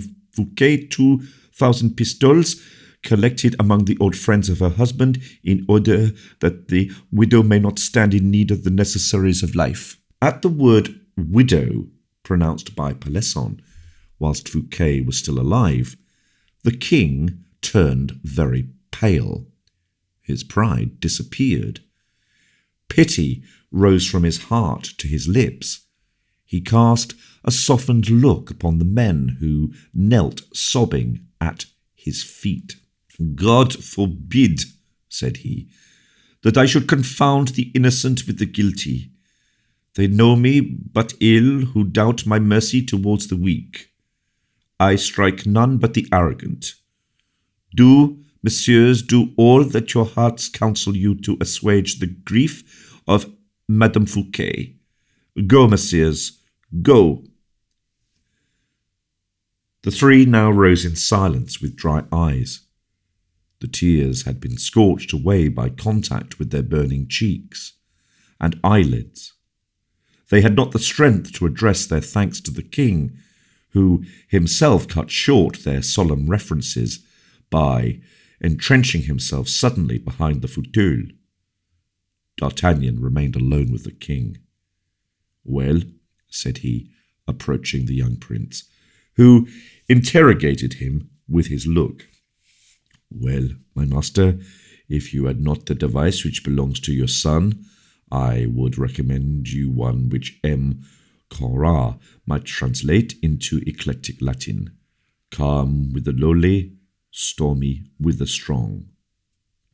The king smiled and passed into the next apartment, after having said to D'Artagnan, "I give you the leave of absence you must want to put the affairs of your friend, the late M. de Vallon, in order." Chapter 55. Porthos's Will. At Pierrefonds everything was in mourning. The courts were deserted, the stables closed, the parterres neglected. In the basins, the fountains, formerly so jubilant, fresh and noisy, had stopped of themselves. Along the roads around the chateau came a few grave personages, mounted on mules or country nags. These were rural neighbours, cures, and bailiffs of adjacent estates. All these people entered the chateau silently, handed their horses to a melancholy-looking groom, and directed their steps, conducted by a huntsman in black, to the great dining-room, where Mousqueton received them at the door. Mousqueton had become so thin in 2 days that his clothes moved upon him like an ill-fitting scabbard in which the sword-blade dances at each motion. His face, composed of red and white like that of the Madonna of Van Dyck, was furrowed by 2 silver rivulets, which had dug their beds in his cheeks, as full formerly as they had become flabby since his grief began. At each fresh arrival, Mousqueton found fresh tears, and it was pitiful to see him press his throat with his fat hand to keep from bursting into sobs and lamentations. All these visits were for the purpose of hearing the reading of Porthos's will, announced for that day, at which all the covetous friends of the dead men were anxious to be present, and he had left no relations behind him. The visitors took their places as they arrived, and the great room had just been closed when the clock struck 12, the hour fixed for the reading of the important document. Porthos's procurer, and that was naturally the successor of Master Coquenard, commenced by slowly unfolding the vast parchment upon which the powerful hand of Porthos had traced his sovereign will. The seal broken, the spectacles put on, the preliminary cough having sounded, everyone pricked up his ears. Mousqueton had squatted himself in a corner, the better to weep and the better to hear. All at once, the folding doors of the great room, which had been shut, were thrown open as if by magic, and a warlike figure appeared upon the threshold, resplendent in the full light of the sun. This was D'Artagnan, who had come alone to the gate and, finding nobody to hold his stirrup, had tied his horse to the knocker and announced himself. The splendour of daylight invading the room, the murmur of all present, and, more than all, the instinct of the faithful dog drew Mousqueton from his reverie. He raised his head, recognised the old friend of his master, and, screaming with grief, he embraced his knees, watering the floor with his tears. D'Artagnan raised the poor intendant, embraced him as if he had been a brother, and having nobly saluted the assembly, who all bowed as they whispered to each other his name, he went and took his seat at the extremity of the great carved oak hall, still holding by the hand poor Mousqueton, who was suffocating with excess of woe, and sank upon the steps. Then the procurer, who, like the rest, was considerably agitated, commenced. Porthos, after a profession of faith of the most Christian character, asked pardon of his enemies for all the injuries he might have done them. At this paragraph, a ray of inexpressible pride beamed from the eyes of D'Artagnan. He recalled to his mind the old soldier, all those enemies of Porthos brought to earth by his valiant hand. He reckoned up the numbers of them, and said to himself that Porthos had acted wisely not to enumerate his enemies, or the injuries done to them, or the task would have been too much for the reader. Then came the following schedule of his extensive lands. I possess at this present time, by the grace of God, 1. The domain of Pierrefonds, lands, woods, meadows, waters, and forests, surrounded by good walls. 2. The domain of Bressoux, chateaux, forests, ploughed lands, forming 3 farms. 3. The little estate du Vallon, so named because it is the valley. Brave Porthos. 4. 50 farms in Touraine, amounting to 500 acres. 5. 3 mills upon the Cher, bringing in 600 livres each. 6. 3 fish pools in Paris, producing 200 livres a year. As to my personal or movable property, so called because it can be moved, as is so well explained by my learned friend the Bishop of Vannes, D'Artagnan shuddered at the dismal remembrance attached to that name. The procurer continued imperturbably. They consist, 1. In goods, which I cannot detail here for want of room, and which furnish all my chateaux or houses, but of which the list is drawn up by my intendant. Everyone turned his eyes towards Mousqueton, who was still lost in grief. In 20 horses for saddle and draught, which I have particularly at my chateau of Pierrefonds, and which are called Bayard, Roland, Charlemagne, Pipin, Dunor, Lear, Auger, Samson, Milo, Nimrod, Uganda, Amida, Flastrade, Delilah, Rebecca, Yolande, Finette, Grisette, Lisette, and Moussette. 3. In 60 dogs, forming 6 packs, divided as follows: the first for the stag, the second for the wolf, the third for the wild boar, the fourth for the hare, and the 2 others for setters and protection. 4. In arms for war, and the chase contained in my gallery of arms. 5. My wines of Anjou, selected for Athos, who liked them formerly. My wines of Burgundy, Champagne, Bordeaux, and Spain, stocking 8 cellars and 12 vaults in my various houses. 6. My pictures and statues, which are said to be of great value, and which are sufficiently numerous to fatigue the sight. 7. My library, consisting of 6,000 volumes, quite new, and have never been opened. 8. My silver plate, which is perhaps a little worn, but which ought to weigh from 1,000 to 1,200 pounds, for I had great trouble in lifting the coffer that contained it, and could not carry it more than 6 times round my chamber. 9. All these objects, in addition to the table and house linen, are divided in the residences I liked the best." Here the reader stopped to take breath. Everyone sighed, coughed, and redoubled his attention. The procurer resumed. "I have lived without any children, and it is probable I never shall have any, which to me is a cutting grief. And yet I am mistaken, for I have a son, in common with my other friends, that is M. Raoul Auguste Jules de Bragelonne, the true son of M. le Comte de la Fère. This young nobleman appears to me extremely worthy to succeed the valiant gentleman of whom I am the friend and very humble servant."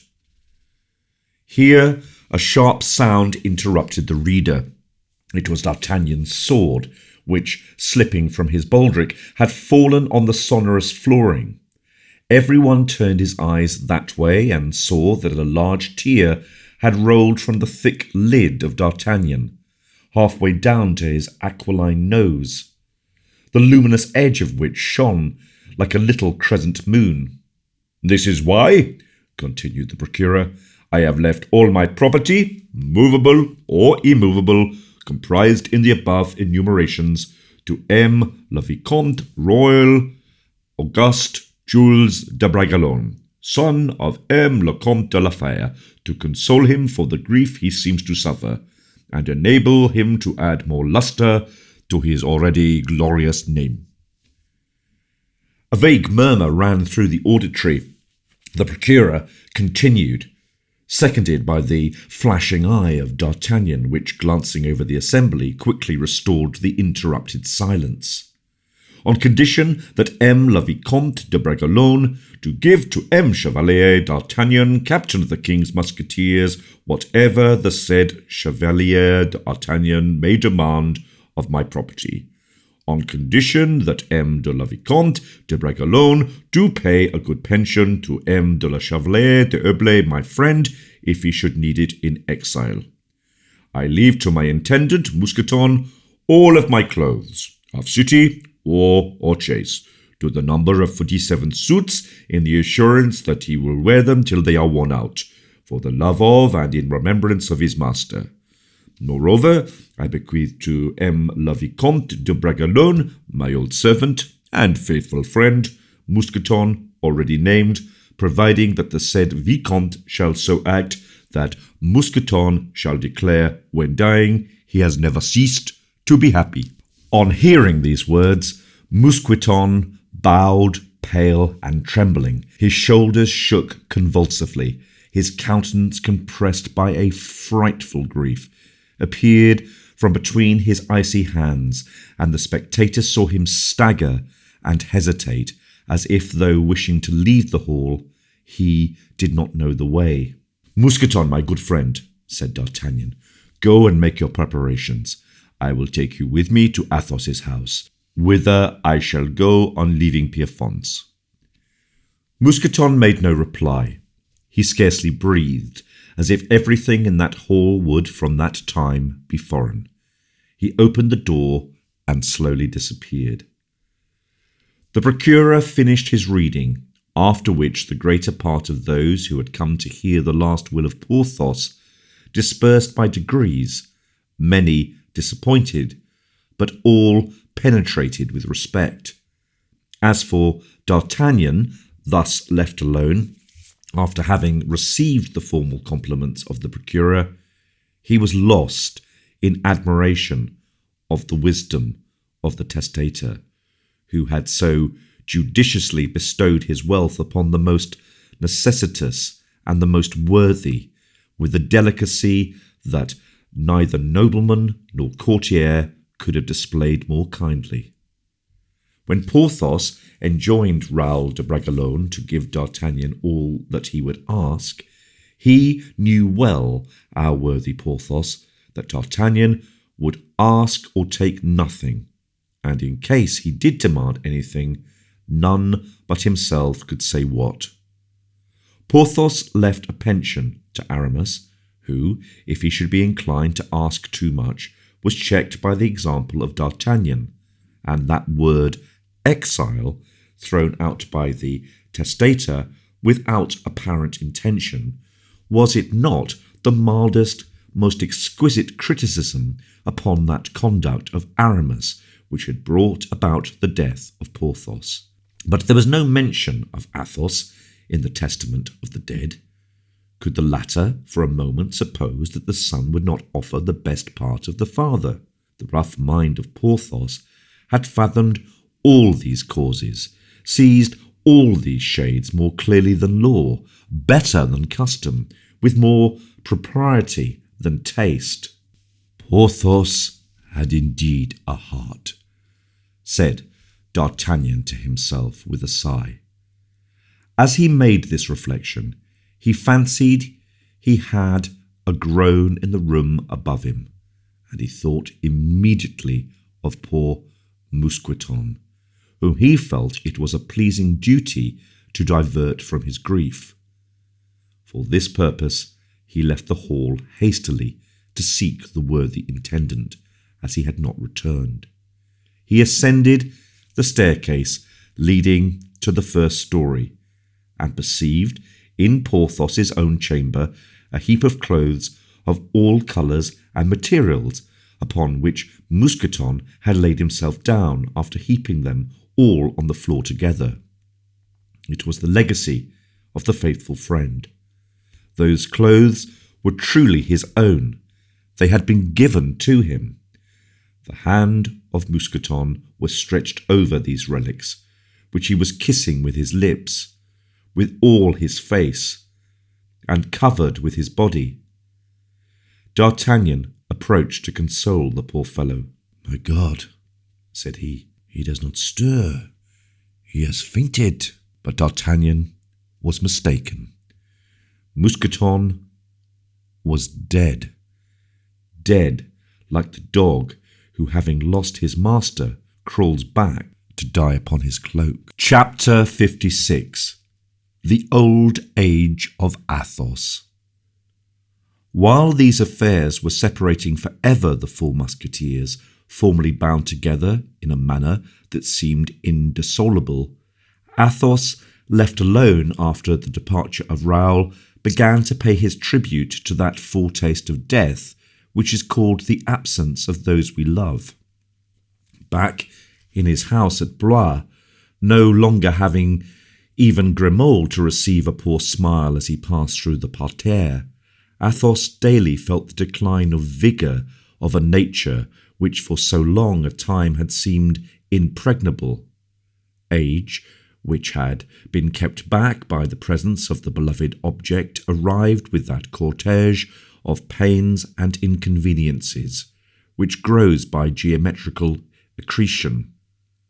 Athos had no longer his son to induce him to walk firmly, with head erect, as a good example. He had no longer in those brilliant eyes of the young man an ever-ardent focus at which to kindle anew the fire of his looks. And then must it be said that nature, exquisite in tenderness and reserve, no longer finding anything to understand its feelings, gave itself up to grief, with all the warmth of common natures, when they yield to joy. The Comte de la Fère, who had remained a young man to his 62nd year, the warrior who had preserved his strength in spite of fatigue, his freshness of mind in spite of misfortune, his mild serenity of soul and body in spite of Milady, in spite of Mazarin, in spite of La Vallière, Athos had become an old man in a week, from the moment at which he lost the comfort of his later youth. Still handsome, though bent, noble, but sad, he sought, since his solitude, the deeper glades where sunshine scarcely penetrated. He discontinued all the mighty exercises he had enjoyed through life, when Raoul was no longer with him. The servants, accustomed to see him stirring with the dawn at all seasons, were astonished to hear 7 o'clock strike before their master quitted his bed. Athos remained in bed with a book under his pillow. but he did not sleep, neither did he read. Remaining in bed that he might no longer have to carry his body, he allowed his soul and spirit to wander from their envelope and return to his Son, or to God.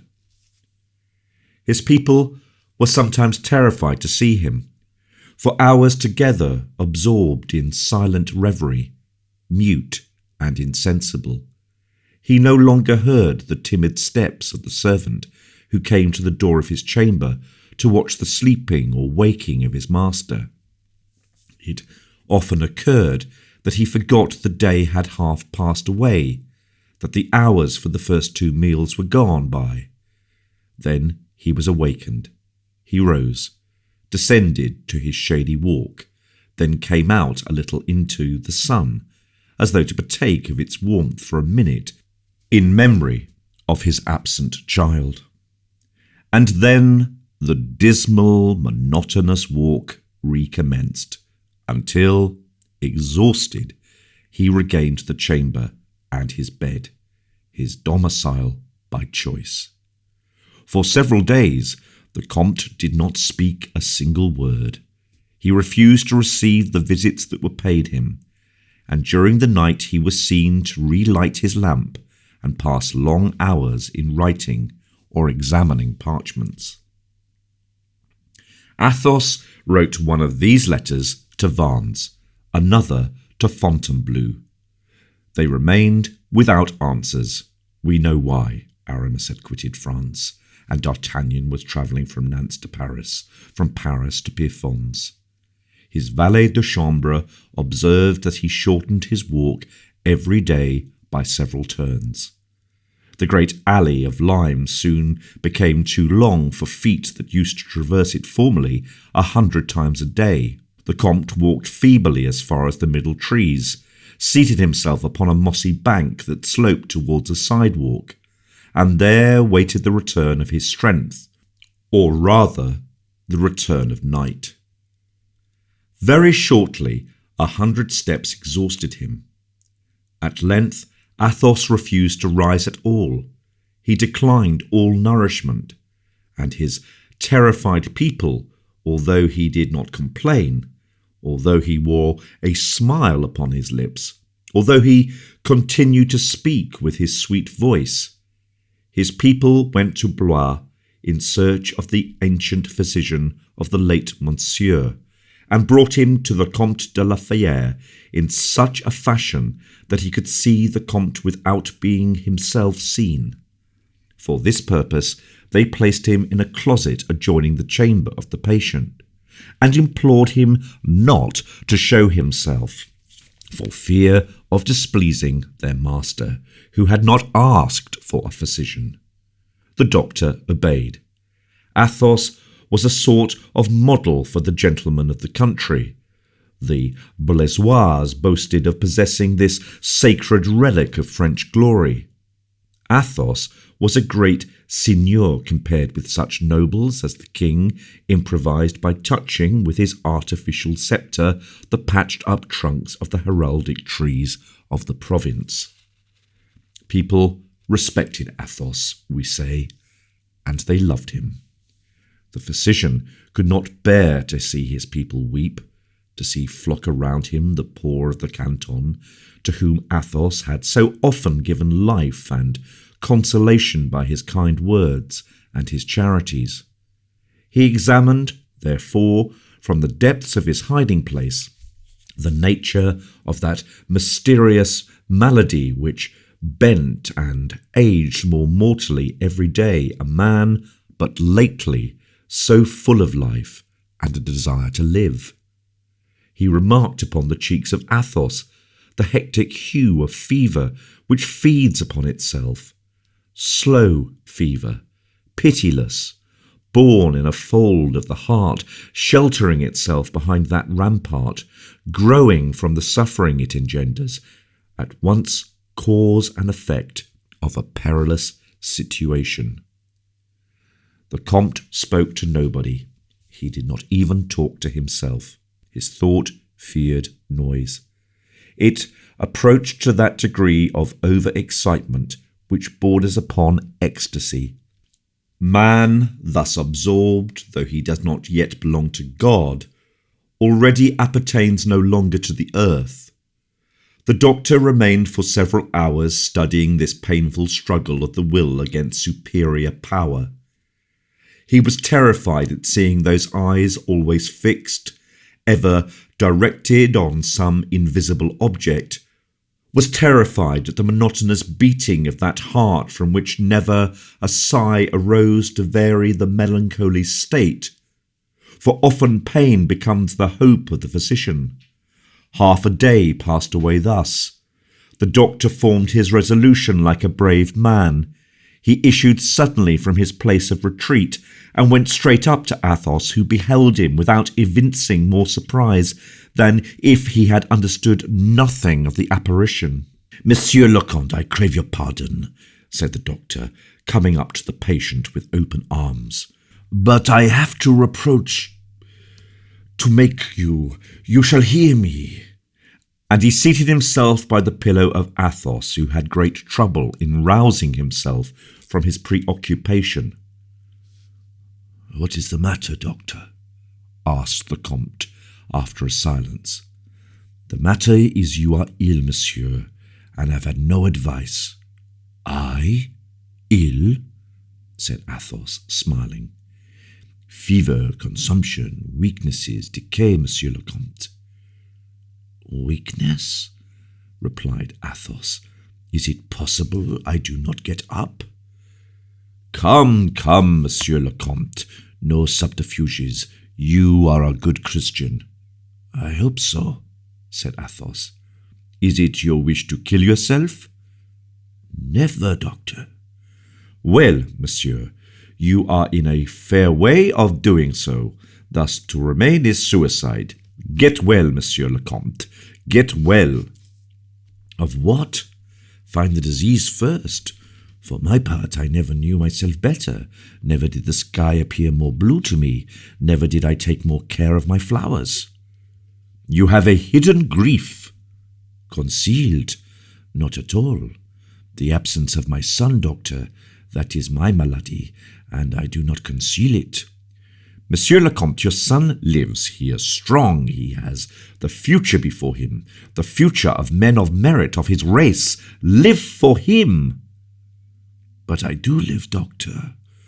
Oh, be satisfied of that," added he, with a plain, melancholy smile.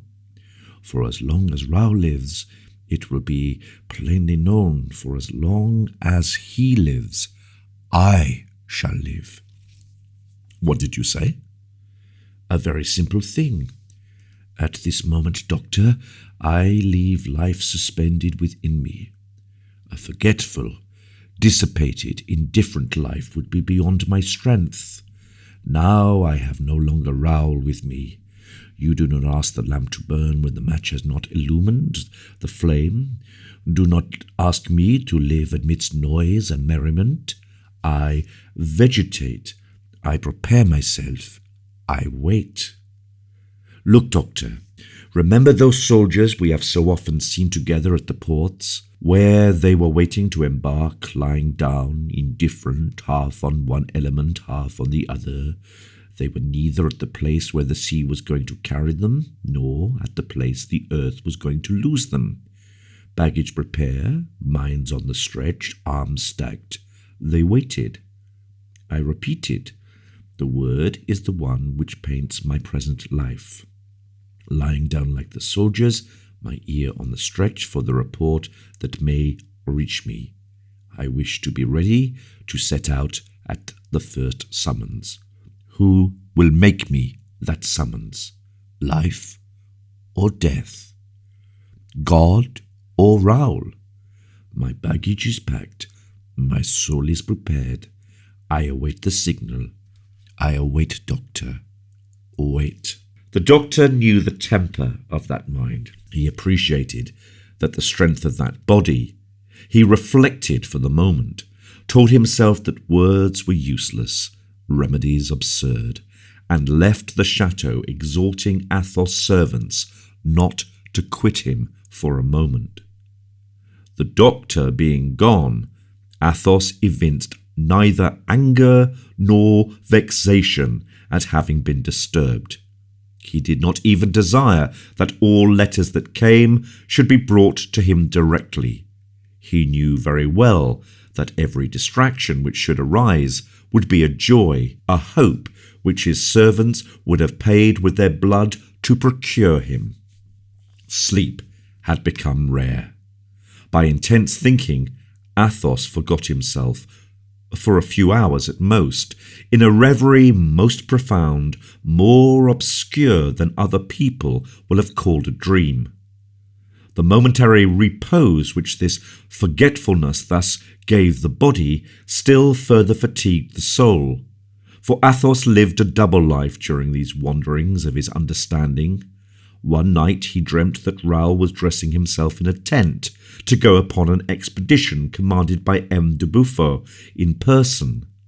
The young man was sad. He clasped his cuirass slowly, and slowly he girded on his sword. "What is the matter?" asked his father tenderly. "What afflicts me is the death of Porthos, ever so dear a friend," replied Raoul. "I suffer here the grief you soon will feel at home." And the vision disappeared with the slumber of Athos. At daybreak, one of his servants entered from his master's apartment and gave him a letter which came from Spain. "The writing of Aramis," thought the Comte as he read. "Porthos is dead," cried he after the first lines. "Oh, Raoul, Raoul, thanks. Thou keepest thy promise. Thou warnest me." And Athos, seized with a mortal sweat, fainted in his bed without any other cause than weakness. Chapter 57. Athos's Vision.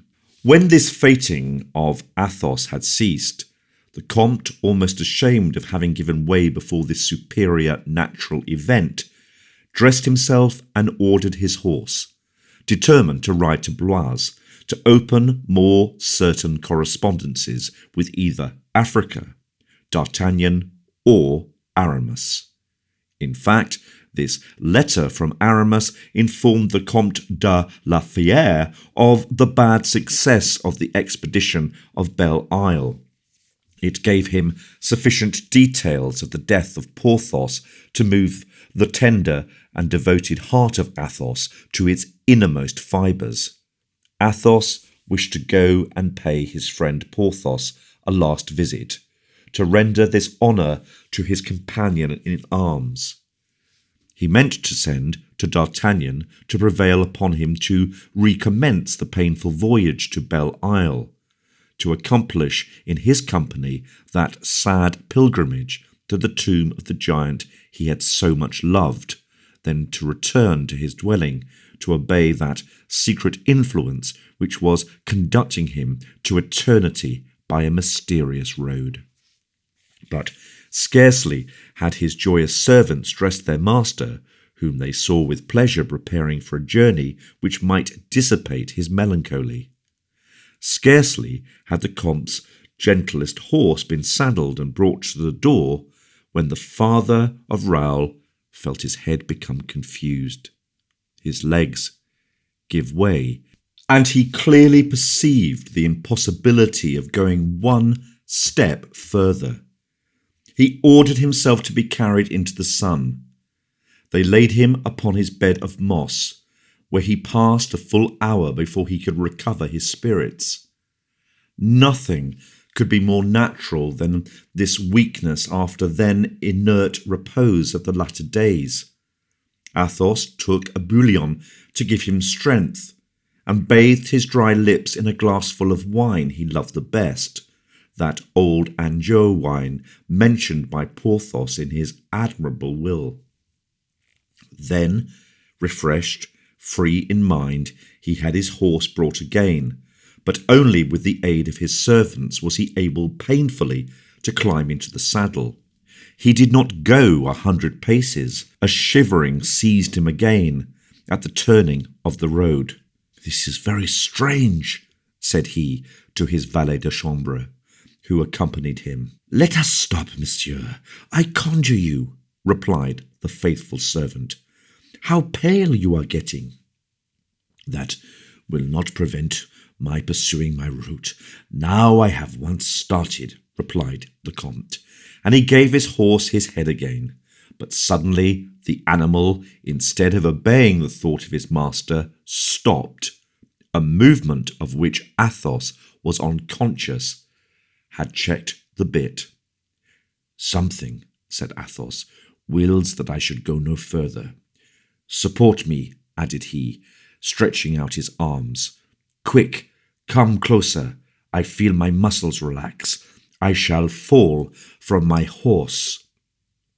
The valet had seen the movement made by his master at the moment he received the order.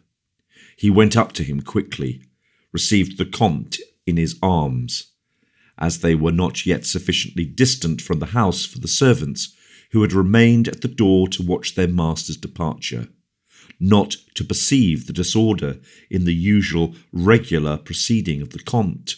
The valet called his comrades by gestures and voice, and all hastened to his assistance. Athos had gone but a few steps on his return when he felt himself better again. His strength seemed to revive, and with it the desire to go to Blois. He made his horse turn round, but at the animal's first steps he sunk again into a state of torpor and anguish. "Well, decidedly," said he, "it is willed that I should stay at home." His people flocked around him. They lifted him from his horse and carried him as quickly as possible into the house. Everything was prepared in his chamber, and they put him to bed. "You will be sure to remember," said he, disposing himself to sleep, "that I expect letters from Africa this very day." "Monsieur, we will no doubt hear with pleasure that Blaisois' son is gone on horseback to gain an hour over the courier of Blois," replied his valet de chambre.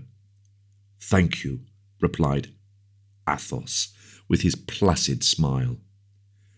The Comte fell asleep, but his disturbed slumber resembled torture rather than repose.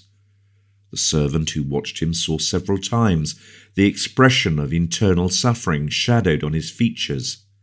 Perhaps Athos was dreaming. The day passed away. Blaisois' son returned. The courier had brought no news. The Comte reckoned the minutes with despair. He shuddered when those minutes made an hour. The idea that he was forgotten seized him once and brought on a fearful pang of the heart. Everybody in the house had given up all hopes of the courier. His hour had long passed. 4 times the express sent to Blois had repeated his journey, and there was nothing to the address of the Comte. Athos knew that the courier only arrived once a week. Here, then, was a delay of 8 mortal days to be endured. He commenced the night in this painful persuasion.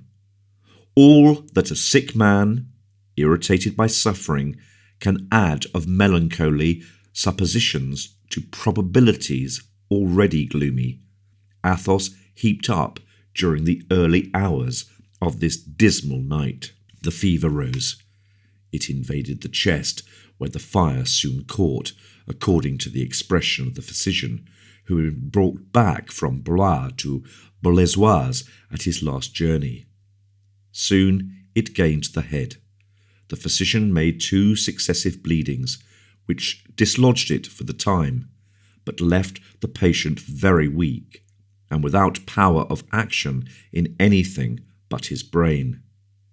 And yet this redoubtable fever had ceased.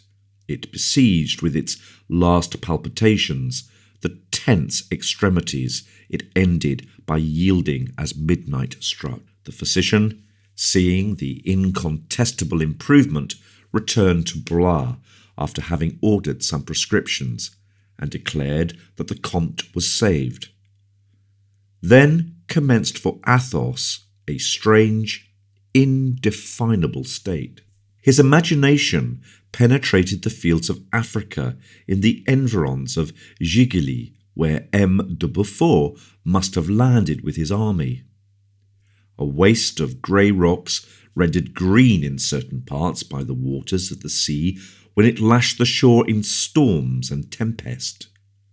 Beyond the shore, strewed over with these rocks like gravestones, ascended, in form of an amphitheatre among mastic trees and cactus, a sort of small town full of smoke, confused noises, and terrified movements.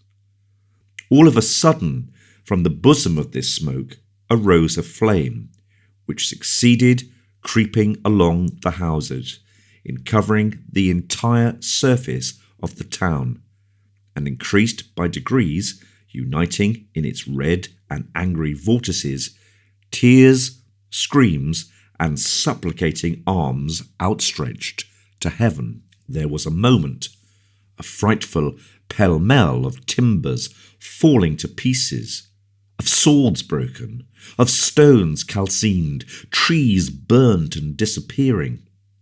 It was a strange thing that in this chaos in which Athos distinguished raised arms, in which he heard cries, sobs, and groans, he did not see one human figure. The cannon thundered at a distance. Musketry madly barked, the sea moaned, flocks made their escape bounding over the verdant slope. But not a soldier to apply the match to the batteries of cannon, not a sailor to assist in the manoeuvring of the fleet, not a shepherd in charge of the flocks. After the ruin of the village, the destruction of the forts which dominated it, a ruin and destruction magically wrought without the cooperation of a single human being. The flames were extinguished. The smoke began to subside, then diminished in intensity, paled and disappeared entirely. Night then came over the scene. Night dark upon the earth, brilliant in the firmament. The large blazing stars which spangled the African sky glittered and gleamed without illuminating anything. A long silence ensued, which gave, for a moment, repose to the troubled imagination of Athos. And, as he felt that which he saw was not terminated, he applied more attentively the eyes of his understanding on the strange spectacle which his imagination had presented. This spectacle was soon continued for him. A mild, pale moon rose behind the declivities of the coast, streaking at first the undulating ripples of the sea, which appeared to have calmed after the roaring it had sent forth during the vision of Athos. The moon, we say, shed its diamonds and opals upon the briars and bushes of the hills. The grey rocks, so many silent and attentive phantoms, appeared to raise their heads to examine likewise the field of battle by the light of the moon, and Athos perceived that the field, empty during the combat, was now strewn with fallen bodies. An inexpressible shudder of fear and horror seized his soul as he recognized the white and blue uniforms of the soldiers of Picardy, with their long pikes and blue handles, and muskets marked with the fleur-de-lis on the butts. When he saw all the gaping wounds looking up to the bright heavens, as if to demand back of them the souls to which they had opened a passage, when he saw the slaughtered horses, stiff, their tongues hanging out at one side of their mouths, sleeping in the shiny blood congealed around them, staining their furniture and their manes, when he saw the white horse of M. de Beaufort, with his head beaten to pieces in the first ranks of the dead, Athos passed a cold hand over his brow, which he was astonished not to find burning. He was convinced by this touch that he was present, as a spectator without delirium's dreadful aid. the day after the battle fought upon the shores of Gigali by the army of the expedition, which he had seen leave the coast of France and disappear upon the dim horizon, and of which he had saluted with thought and gesture the last cannon shot fired by the Duke as a signal of farewell to his country.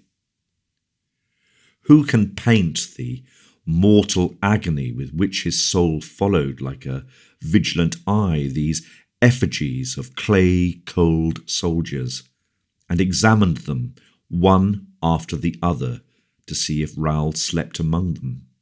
Who can express the intoxication of joy with which Athos bowed before God and thanked him for not having seen him?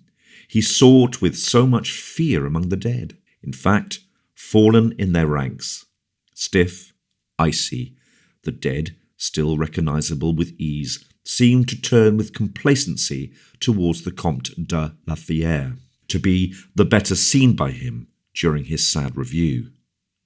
But yet he was astonished, while viewing all these bodies, not to perceive the survivors. To such a point did the illusion extend that his vision was for him a real voyage made by the father into Africa to obtain more exact information respecting his son. Fatigued, therefore, with having traversed seas and continents, he sought repose under one of the tents sheltered behind a rock on the top of which floated the white fleur-de-lis pennon. He looked for a soldier to conduct him to the tent of M. de Beaufort. Then, while his eye was wandering over the plain, turning on all sides, he saw a white form appear behind the scented myrtles. This figure was clothed in the costume of an officer. It held in its hand a broken sword. It advanced slowly towards Athos, who, stopping short and fixing his eyes upon it, neither spoke nor moved, but wished to open his arms, because in this silent officer he had already recognized Raoul. The Comte attempted to utter a cry, but it was so stifled in his throat. Raoul, with a gesture, directed him to be silent, placing his finger on his lips and drawing back by degrees, without Athos being able to see his legs move. The Comte, still paler than Raoul, followed his son, painfully traversing briars and bushes, stones and ditches. Raoul not appearing to touch the earth, no obstacle seeming to impede the lightness of his march. The Comte, whom the inequalities of the path fatigued, soon stopped, exhausted. Raoul still continued to beckon him to follow him.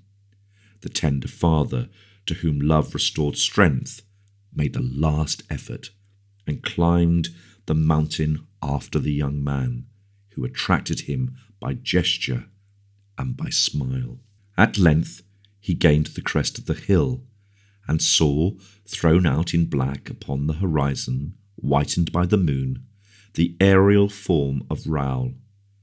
Athos reached forth his hand to get closer to his beloved son upon the plateau, and the latter also stretched out his, but suddenly, as if the young man had been drawn away in his own despite, still retreating, he left the earth, and Athos saw the clear blue sky shone between the feet of his child and the ground of the hill. Raoul rose insensibly into the void, smiling, still calling with a gesture. He departed towards heaven. Athos uttered a cry of tenderness and terror. He looked below again. He saw a camp destroyed, and all those white bodies of the royal army like so many motionless atoms. And then, raising his head, he saw the figure of his son still beckoning him to climb the mystic void. Chapter 58. The Angel of Death. Athos was at this part of his marvellous vision when the charm was suddenly broken by a great noise rising from the outer gates. A horse was heard galloping over the hard gravel of the great alley, and the sound of noisy and animated conversations ascended to the chamber in which the Comte was dreaming. Athos did not stir from the place he occupied. He scarcely turned his head towards the door to ascertain the sooner what these noises could be. A heavy step ascended the stairs. The horse, which had recently galloped, departed slowly towards the stables. Great hesitation appeared in the steps which by degrees approached the chamber. A door was opened, and Athos, turning a little towards the part of the room the noise came from, cried in a weak voice, "Is it a courier from Africa? Is it not?" "No, Monsieur le Comte," replied a voice which made the father of Raoul start upright in his bed. "Grimaud," murmured he, and the sweat began to pour down his face. Grimaud appeared in the doorway. It was no longer the Grimaud we have seen, still young with courage and devotion when he jumped the first into the boat destined to convey Raoul de Bragelonne to the vessels of the royal fleet. It was now a stern and pale old man, his clothes covered with dust and hair whitened by old age. He trembled whilst leaning against the door frame, and was near falling on seeing, by the light of the lamps, the countenance of his master. These two men who had lived so long together in a community of intelligence, and whose eyes, accustomed to economize expressions, knew how to say so many things silently. These two old friends, one as noble as the other in heart, if they were unequal in fortune and birth, remained tongue-tied whilst looking at each other. By the exchange of a single glance, they had just read to the bottom of each other's hearts. The old servitor bore upon his countenance the impression of a grief already old, the outward token of a grim familiarity with woe. He appeared to have no longer in use more than a single version of his thoughts. As formerly he was accustomed not to speak much, he was now accustomed not to smile at all.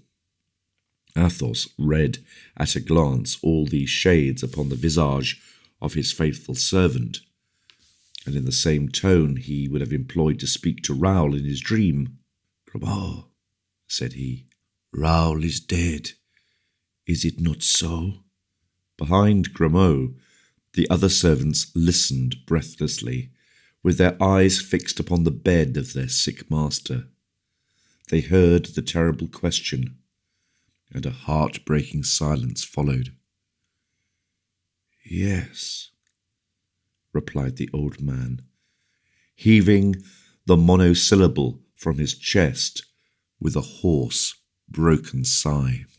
Then arose voices of lamentation, which groaned without measure, and filled with regrets and prayers the chamber where the agonized father sought with his eyes the portrait of his son. This was for Athos like the transition which led to his dream. Without uttering a cry, without shedding a tear, patient, mild, resigned as a martyr, he raised his eyes towards heaven in order there to see again, rising above the mountain of Gigli, the beloved shade that was leaving him at the moment of Grimaud's arrival. Without doubt, while looking towards the heavens, resuming his marvellous dream, he repassed by the same road by which the vision, at once so terrible and sweet, had led him before.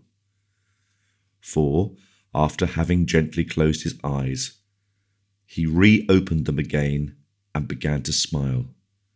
He had just seen Raoul, who had smiled upon him.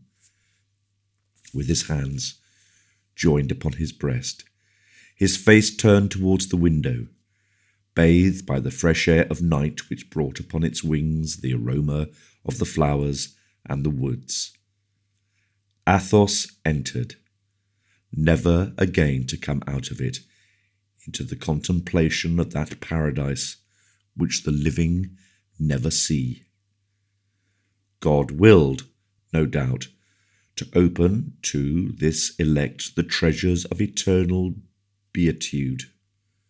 At this hour, when other men tremble with the idea that being received by the Lord severely, and cling to this life they know in the dread of the other life of which they get but merest glimpses by the dismal, murky torch of death, Athos was spirited, guided by the pure, serene soul of his son, which aspired to be like the paternal soul. Everything for this just man was melody and perfume in the rough road souls take to return to the celestial country. After an hour of this ecstasy, Athos softly raised his hands as white as wax.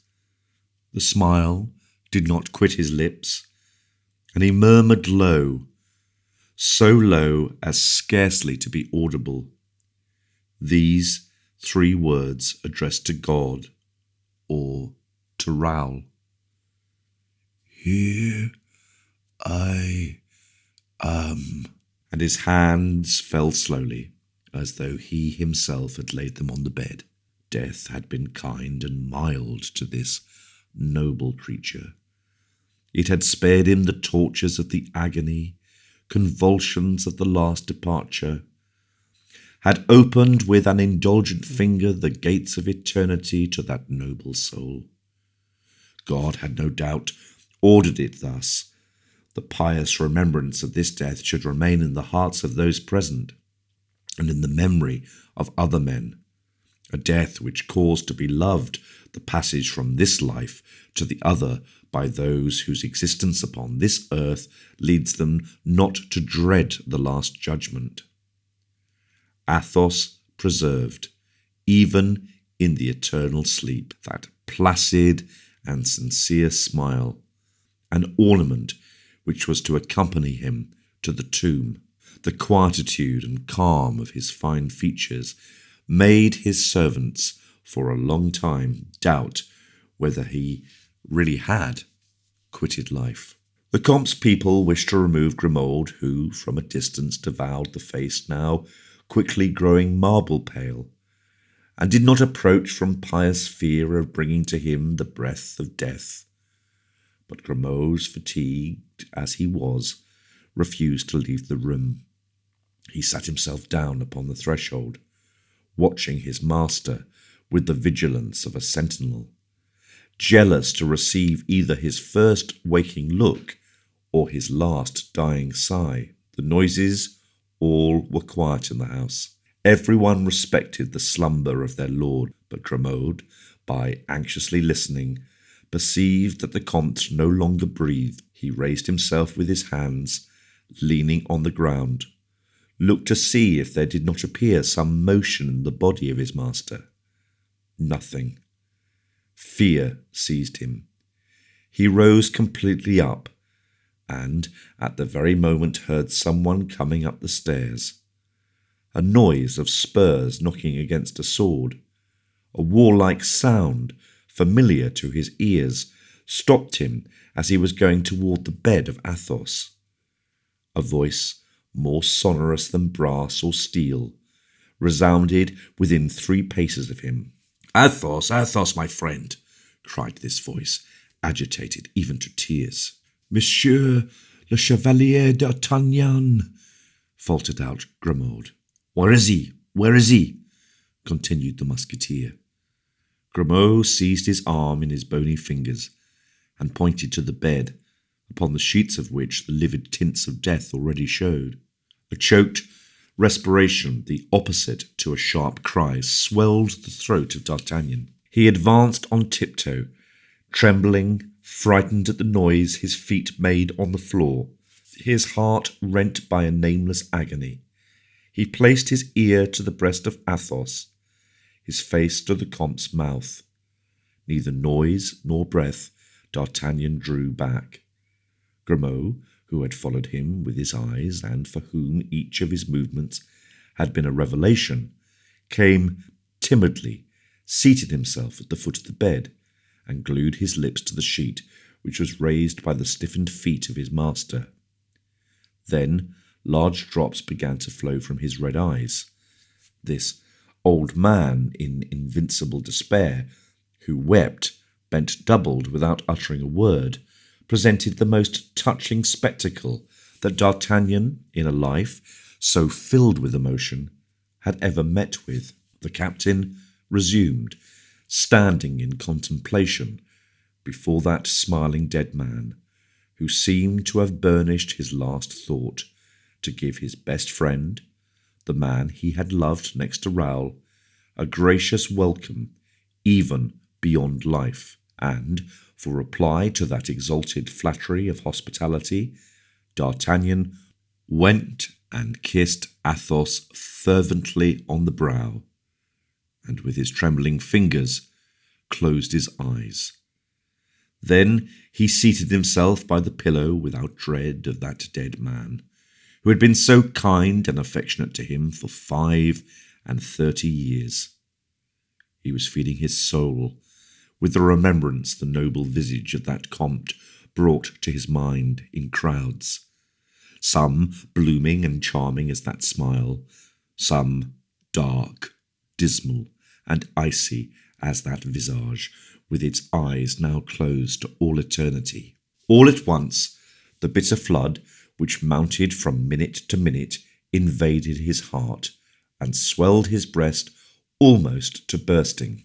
Incapable of mastering his emotion, he arose, and tearing himself violently from the chamber, where he had just found dead him to whom he came to report the news of the death of Porthos, he uttered sobs so heart-rending that the servants, who seemed only to wait for an explosion of grief, answered to it by their lugubrious clamours, and the dogs of the late Comte by their lamentable howlings.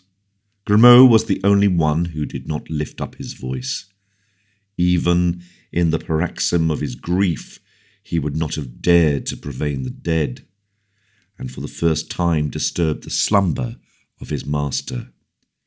Had not Athos always bidden him to be dumb?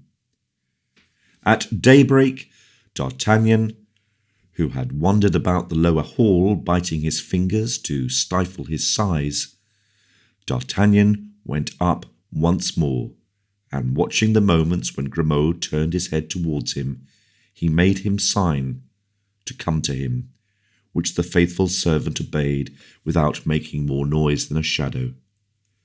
D'Artagnan went down, followed by Grimaud, and when he had gained the vestibule, taking the old man's hands, Grimaud, said he, I have seen how the father died. Now let me know about the son. Grimaud drew from his breast a large letter, upon the envelope of which was traced the address of Athos. He recognized the writing of M. de Beaufort, broke the seal, and began to read, while walking about in the first steel chill rays of dawn, in the dark alley of old limes, marked by the still visible footsteps of the Comte who had just died. Chapter 59. The Bulletin. The Duke de Beaufort wrote to Athos. The letter, destined for the living, only reached the dead. God had changed the address. My dear Comte, wrote the prince in his large schoolboy's hand, a great misfortune has struck us amidst a great triumph. The king loses one of the bravest of soldiers, I lose a friend, you lose M. de Bragelonne.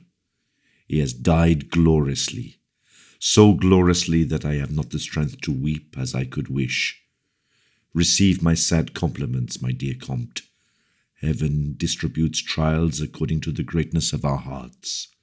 This is an immense one, but not above your courage. Your good friend, Le Duc de Beaufort. The letter contained a relation written by one of the prince's secretaries. It was the most touching recital and the most true of that dismal episode which unravelled two existences. D'Artagnan, accustomed to battle emotions and with a heart armed against tenderness, could not help starting on reading the name of Raoul, the name of that beloved boy who had become a shade now, like his father. "In the morning," said the prince's secretary, "Monsieur commanded the attack.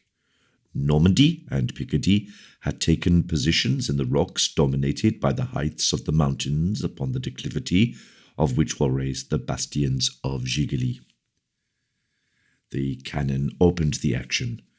The regiments marched full of resolution, the pikemen with pikes elevated, the musket-bearers with their weapons ready.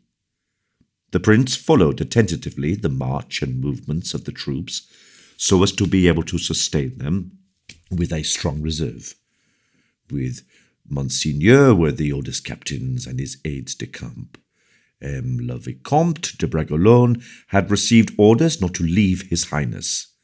In the meantime, the enemy's cannon, which at first thundered with little success against the masses, began to regulate their fire, and the balls, better directed, killed several men near the prince. The regiment formed in column and advancing against the ramparts were rather roughly handled. There was a sort of hesitation in our troops, who found themselves ill seconded by the artillery. In fact, the batteries which had been established the evening before had but a weak and uncertain aim on account of their position. The upward direction of the aim lessened the justness of the shots as well as their range. Monseigneur, comprehending the bad effect of this position on the siege artillery, commanded the frigates moored in the little road to commence a regular fire against the place. M. de Bragelonne offered himself at once to carry this order, but Monseigneur refused to acquiesce in the Vicomte's request. Monseigneur was right, for he loved and wished to spare the young nobleman.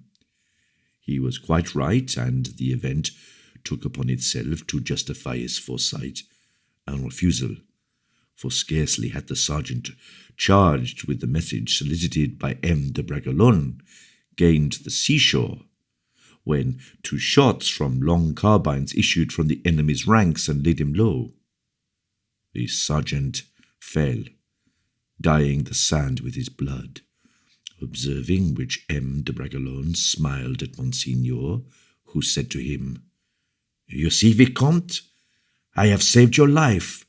Report that some day to M. le Comte de la Fère, in order that, learning it from you, he may thank me." The young nobleman smiled sadly, and replied to the Duke, "It is true, Monseigneur, that but for your kindness I should have been killed, where the poor sergeant has fallen, and should be at rest." M. Bragelonne made this reply in such a tone that Monseigneur answered him warmly, "Verdoux, young man, one would say that your mouth waters for death, but by the soul of Henry IV, I have promised your father to bring you back alive, and please the Lord, I mean to keep my word." Monseigneur de Bragelonne coloured, and replied in a lower voice, "Monseigneur, pardon me, I beseech you. I have always had a desire to meet good opportunities, and it is so delightful to distinguish ourselves before our general, particularly when that general is M. le Duc de Beaufort." Monseigneur was a little softened by this, and turning to the officers who surrounded him, gave different orders. The grenadiers of the two regiments got near enough to the ditches and entrenchments to launch their grenades, which had but small effect. In the meanwhile, M. d'Astries, who commanded the fleet, having seen the attempt of the sergeant to approach the vessels, understood that he must act without orders, and opened fire. Then the Arabs, finding themselves seriously injured by the balls from the fleet, and beholding the destruction and the ruin at their walls, uttered the most fearful cries. Their horsemen descended the mountain at a gallop, bent over their saddles, and rushed full tilt upon the columns of infantry, which, crossing their pikes, stopped this mad assault. Repulsed by the firm attitude of the battalion, the Arabs threw themselves with fury towards the état-major, which was not on its guard at the moment. The danger was great. Monseigneur drew his sword, his secretaries and people imitated him, and the officers of the suite engaged in combat with the furious Arabs. It was then M. de Bragelonne was able to satisfy the inclination he had so clearly shown from the commencement of the action. He fought near the prince with the valor of a Roman and killed 3 Arabs with his small sword. But it was evident that his bravery did not arise from that sentiment of pride so natural to all who fight. It was impetuous, affected, even forced. He sought to glut, to intoxicate himself with strife and carnage. He excited himself to such a degree that Monseigneur called him to stop. He must have heard the voice of Monseigneur, because we who were close to him heard it. He did not, however, stop, but continued his course to the entrenchments. As M. de Bragelonne was a well-disciplined officer, this disobedience to the orders of Monseigneur very much surprised everyone, and M. de Beaufort redoubled his earnestness, crying, "Stop, Bragelonne! Where are you going? Stop!" repeated Monseigneur. "I command you!" We all, imitating the gesture of M. le Duc, we all raised our hands. We expected that the cavalier would turn bridle, but M. de Bragelonne continued to rise toward the palisades. "Stop, Bragelonne!" repeated the prince, in a loud voice. "Stop in the name of your father!" At these words, M. de Bragelonne turned round. His countenance expressed a lively grief, but he did not stop. We then concluded that his horse must have run away with him. When M. le Duc saw cause to conclude that Vicomte was no longer master of his horse, and had watched him precede the first grenadiers, His Highness cried, "Musketeers, kill the horse!" 100 pistoles for the man who kills the horse! But who could expect to hit the beast without at least wounding his rider? No one dared the attempt. At length, one presented himself. He was a sharpshooter of the regiment of Picardy named Luzeur, who took aim at the animal, fired, and hit him in the quarters, for we saw the blood redden the hair of the horse. Instead of falling, the cursed Genet was irritated and carried him on more furiously than ever. Every Picard who saw this unfortunate young man rushing on to meet certain death shouted in the loudest manner, "Throw yourself off, Monsieur le Vicomte! Off, off! Throw yourself off!" M. de Bragelonne was an officer much beloved in the army. Already had the Vicomte arrived within pistol shot of the ramparts, when a discharge was poured upon him that enshrouded him in fire and smoke.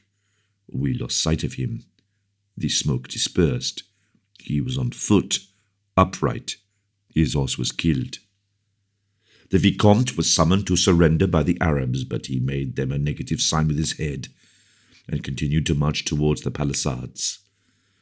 This was a mortal imprudence. Nevertheless, the entire army was pleased that he would not retreat, since ill chance had led him so near. He marched a few paces further, and the 2 regiments clapped their hands. It was at this moment the second discharge shook the walls, and the Vicomte de Bragelonne again disappeared in the smoke. But this time the smoke dispersed in vain. We no longer saw him standing.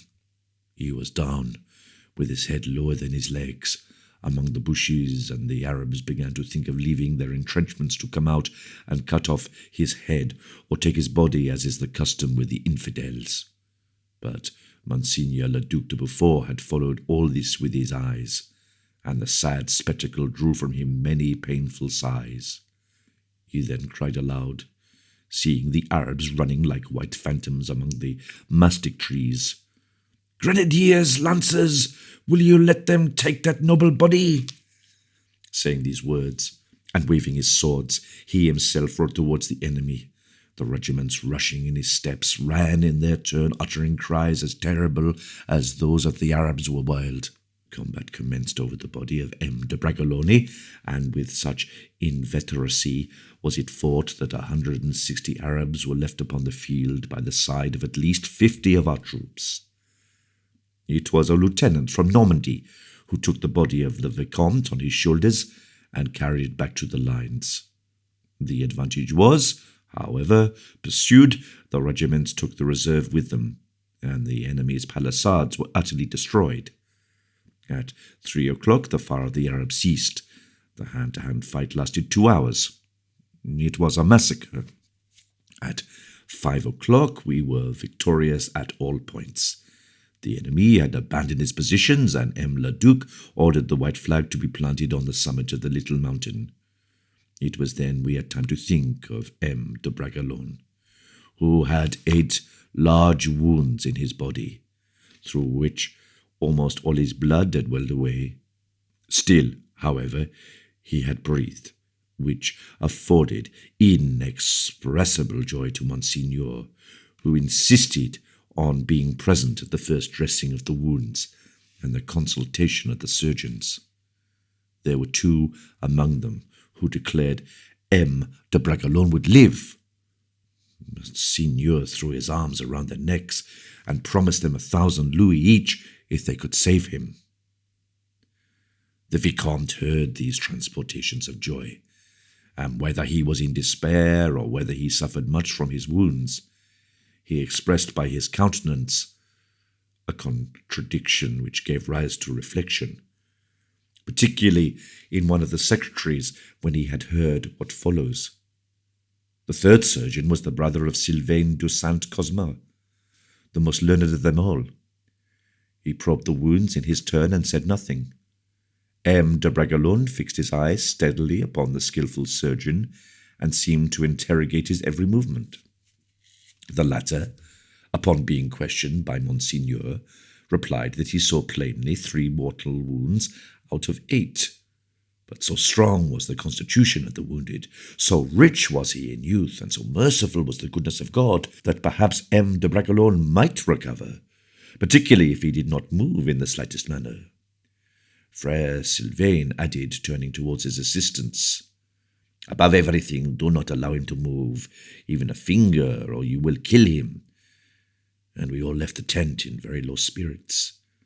That secretary I have mentioned, on leaving the tent, thought he perceived a faint and sad smile glide over the lips of M. de Bragelonne, when the Duke said to him in a cheerful, kind voice, "We will save you, Vicomte, we will save you yet."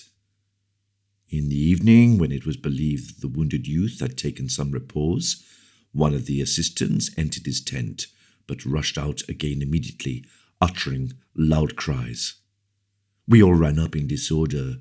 M. le Duc was with us, and the assistant pointed to the body of M. de Bragelonne upon the ground, at the foot of his bed, bathed in the remainder of his blood. It appeared that he had suffered some convulsion, some delirium, and that he had fallen, that the fall had accelerated his end. According to the prognosis of Frère Sylvain, we raised the Vicomte. He was cold and dead. He held a lock of fair hair in his right hand, and that hand was tightly pressed upon his heart. Then followed the details of the expedition and of the victory obtained over the Arabs. D'Artagnan stopped at the account of the death of poor Raoul. "Oh," murmured he, "unhappy boy, a suicide," and turning his eyes towards the chamber of the chateau in which Athos slept in eternal sleep. "They kept their word with each other," said he, in a low voice. "Now I believe them to be happy. They must be reunited." And he returned through the parterre with slow and melancholy steps. All the village, All the neighbourhood were filled with grieving neighbours relating to each other the double catastrophe and making preparations for the funeral. Chapter 60, the last canto of the poem. On the morrow, all the noblesse of the provinces, of the environs, and wherever messengers had carried the news, might have been seen arriving in detachments. D'Artagnan had shut himself up, without being willing to speak to anybody. Two such heavy deaths falling upon the captain, so closely after the death of Porthos, for a long time oppressed that spirit which had hitherto been so indefatigable and invulnerable. Except Grimaud, who entered his chamber once, the musketeers saw neither servants nor guests. He supposed, from the noises in the house, and the continual coming and going, that preparations were being made for the funeral of the Comte. He wrote to the king to ask for an extension of his leave of absence. Grimaud, as we have said, had entered D'Artagnan's apartment, had seated himself upon a joint stool near the door, like a man who meditates profoundly.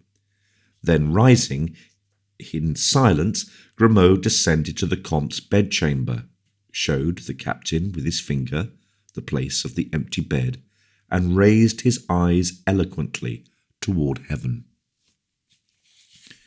"Yes," replied D'Artagnan. "Yes, good Grimaud, now with the son he loved so much." Grimaud left the chamber and led the way to the hall, where, according to the custom of the province, the body was laid out, previously to being put away for ever. D'Artagnan was struck at seeing two open coffins in the hall. In reply to the mute invitation of Grimaud, he approached and saw in one of them Athos, still handsome in death, and in the other Raoul, with his eyes closed, his cheeks pearly as those of the Pauls of Virgil, with a smile on his violet lips. He shuddered at seeing the father and son, those two departed souls represented on earth by two silent, melancholy bodies, incapable of touching each other, however close they might be. "Raoul here," murmured he. "Oh, Grimaud, why did you not tell me this?" Grimaud shook his head and made no reply, but taking D'Artagnan by the hand, he led him to the coffin and showed him under the thin, winding sheet the black wounds by which life had escaped. The captain turned away his eyes, and judging it was useless to question Grimaud, who would not answer, he recollected that M. de Beaufort's secretary had written more than he, D'Artagnan, had had the courage to read. Taking up the recital of the affair which had cost Raoul his life, he found these words, which ended the concluding paragraph of the letter. "Monseigneur le Duc has ordered that the body of Monsieur le Vicomte should be embalmed, after the manner practised by the Arabs when they wish their dead to be carried to their native land, and Monsieur le Duc has appointed relays so that the same confidential servant who brought up the young man might take back his remains to M. le Comte de la Fère." "And so," thought D'Artagnan, "I shall follow thy funeral, my dear boy, I, already old, I, who am of no value on earth, and I shall scatter dust upon that brow I kissed but 2 months since. God has willed it to be so. Thou hast willed it to be so thyself. I have no longer the right even to weep. Thou hast chosen death. It seemed to thee a preferable gift to life." At length arrived the moment when the chill remains of those two gentlemen were to be given back to Mother Earth. There was such an affluence of military and other people that up to the place of the sepulture, which was a little chapel on the plain, the road from the city was filled with horsemen and pedestrians in mourning. Athos had chosen for his resting place the little enclosure of a chapel erected by himself near the boundary of his estates.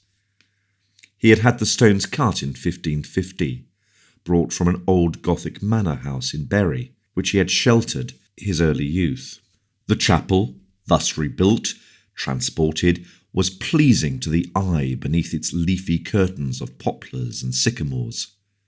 It was ministered in every Sunday by the cure of the neighbouring bourg, to whom Athos paid an allowance of 200 francs for this service, and all the vassals of his domain, with their families, came thither to hear Mass without having any occasion to go into the city. Behind the chapel extended, surrounded by 2 high hedges of hazel, elder and white thorn, and a deep ditch, the little enclosure uncultivated, though gay in its sterility, because the mosses there grew thick.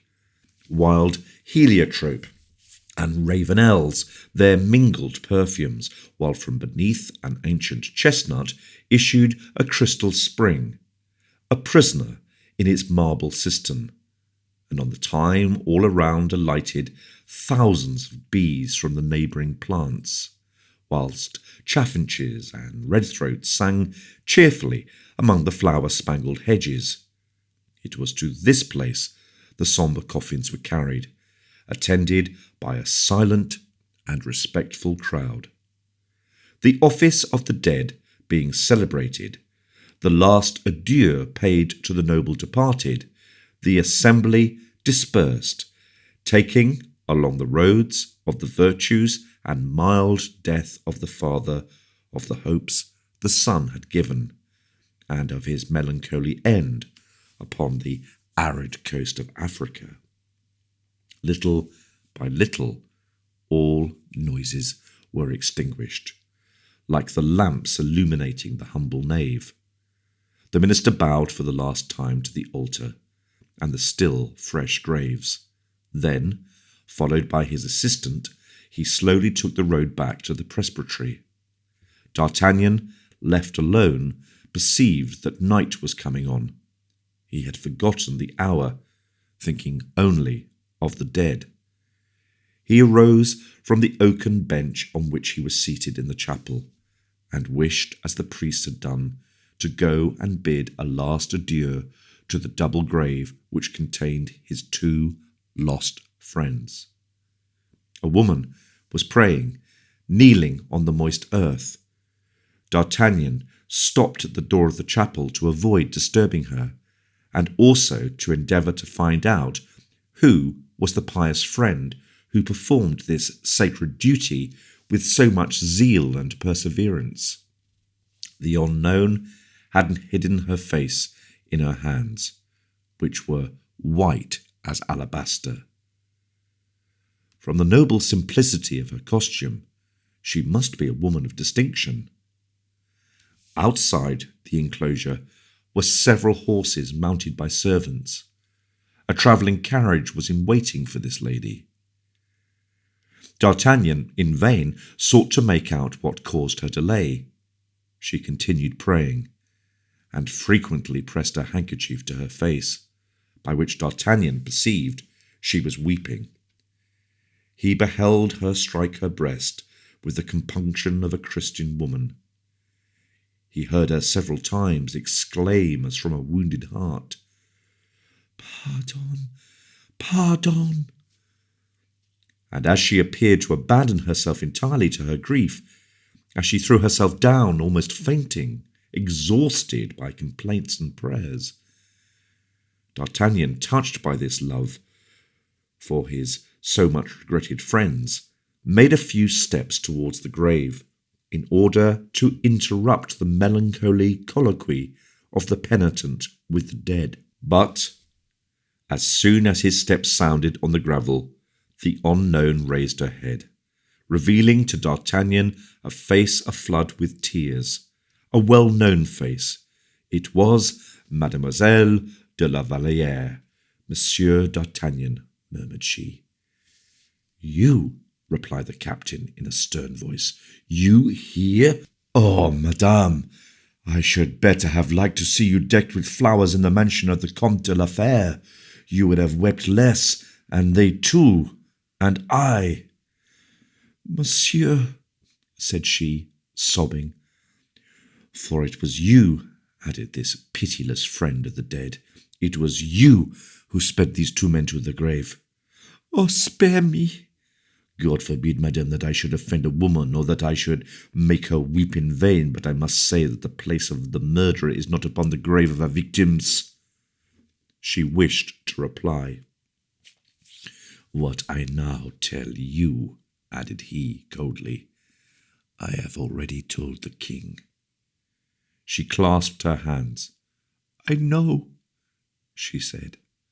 I have caused the death of the Vicomte de Bragelonne. Ah, you know it? The news arrived at court yesterday. I have travelled during the night 40 leagues to come and ask pardon of the Comte, whom I suppose to be still living, and to pray to God on the tomb of Raoul that he would send me all the misfortunes I have merited, except a single one. Now, monsieur, I know that the death of the son has killed the father. I have 2 crimes to reproach myself with. I have 2 punishments to expect from heaven.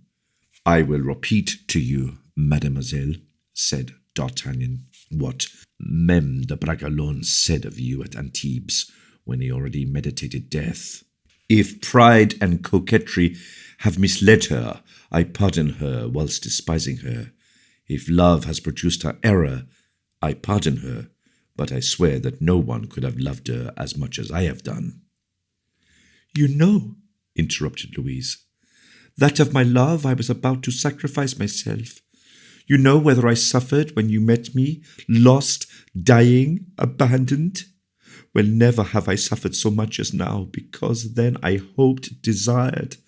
Now I have no longer anything to wish for, because this death drags all my joy into the tomb, because I can no longer dare to love without remorse, and I feel that he whom I love, oh, it is but just, will repay me with the tortures I have made others undergo. D'Artagnan made no reply. He was too well convinced that she was not mistaken. Well then, added she, dear Monsieur D'Artagnan, do not overwhelm me today, I again implore you. I am like the branch torn from the trunk. I no longer hold to anything in this world. A current drags me on. I know not whether I love madly, even to the point of coming to tell it, wretch that I am, over the ashes of the dead, and I do not blush for it. I have no remorse on this account. Such love is a religion. Only as hereafter you will see me alone, forgotten, disdained, as you will see me punished, as I am destined to be punished. Spare me in my ephemeral happiness. Leave it to me for a few days, for a few minutes. Now, even at the moment I am speaking to you, perhaps it no longer exists. My God, this double murder is perhaps already expiated. While she was speaking thus, the sound of voices and of horses drew the attention of the Captain M. de Saint-Aignan, came to seek La Valliere. The king, he said, is a prey to jealousy and uneasiness. Saint-Aignan did not perceive D'Artagnan, half concealed by the trunk of a chestnut tree, which shaded the double grave. Louise thanked Saint-Aignan and dismissed him with a gesture. He rejoined the party outside the enclosure. You see, madame, said the captain bitterly to the young woman, you see, your happiness still lasts. The young woman raised her head with a solemn air. A day will come, said she, when you will repent of having so misjudged me. On that day it is I who will pray God to forgive you for having been unjust towards me. Besides, I shall suffer so much that you yourself will be the first to pity my sufferings. Do not reproach me with my fleeting happiness. Monsieur D'Artagnan, it cost me dear, and I have not paid all my debt. Saying these words, she again knelt down, softly and affectionately. Pardon me the last time I affianced Raoul, said she. I have broken our chain. We are both destined to die of grief. It is thou who departest first. Fear nothing, I shall follow thee. See only that I have not been base, and that I have come to bid thee this last adieu. The Lord is my witness, Raoul, that if with my life I could have redeemed thine, I would have given that life without hesitation. I could not give my love. Once more, forgive me, dearest, kindest friend. She strewed a few sweet flowers on the freshly sodded earth. Then, wiping the tears from her eyes, the heavily stricken lady bowed to D'Artagnan and disappeared. The captain watched the departure of the horses, horsemen, and carriage, then crossing his arms upon his swelling chest. "When will it be my turn to depart?" said he, in an agitated voice. "What is there left for a man after youth, love, glory, friendship, strength, and wealth have disappeared? That rock under which sleeps Porthos, who possessed all I have named, this moss under which repose Athos and Raoul, who possessed much more."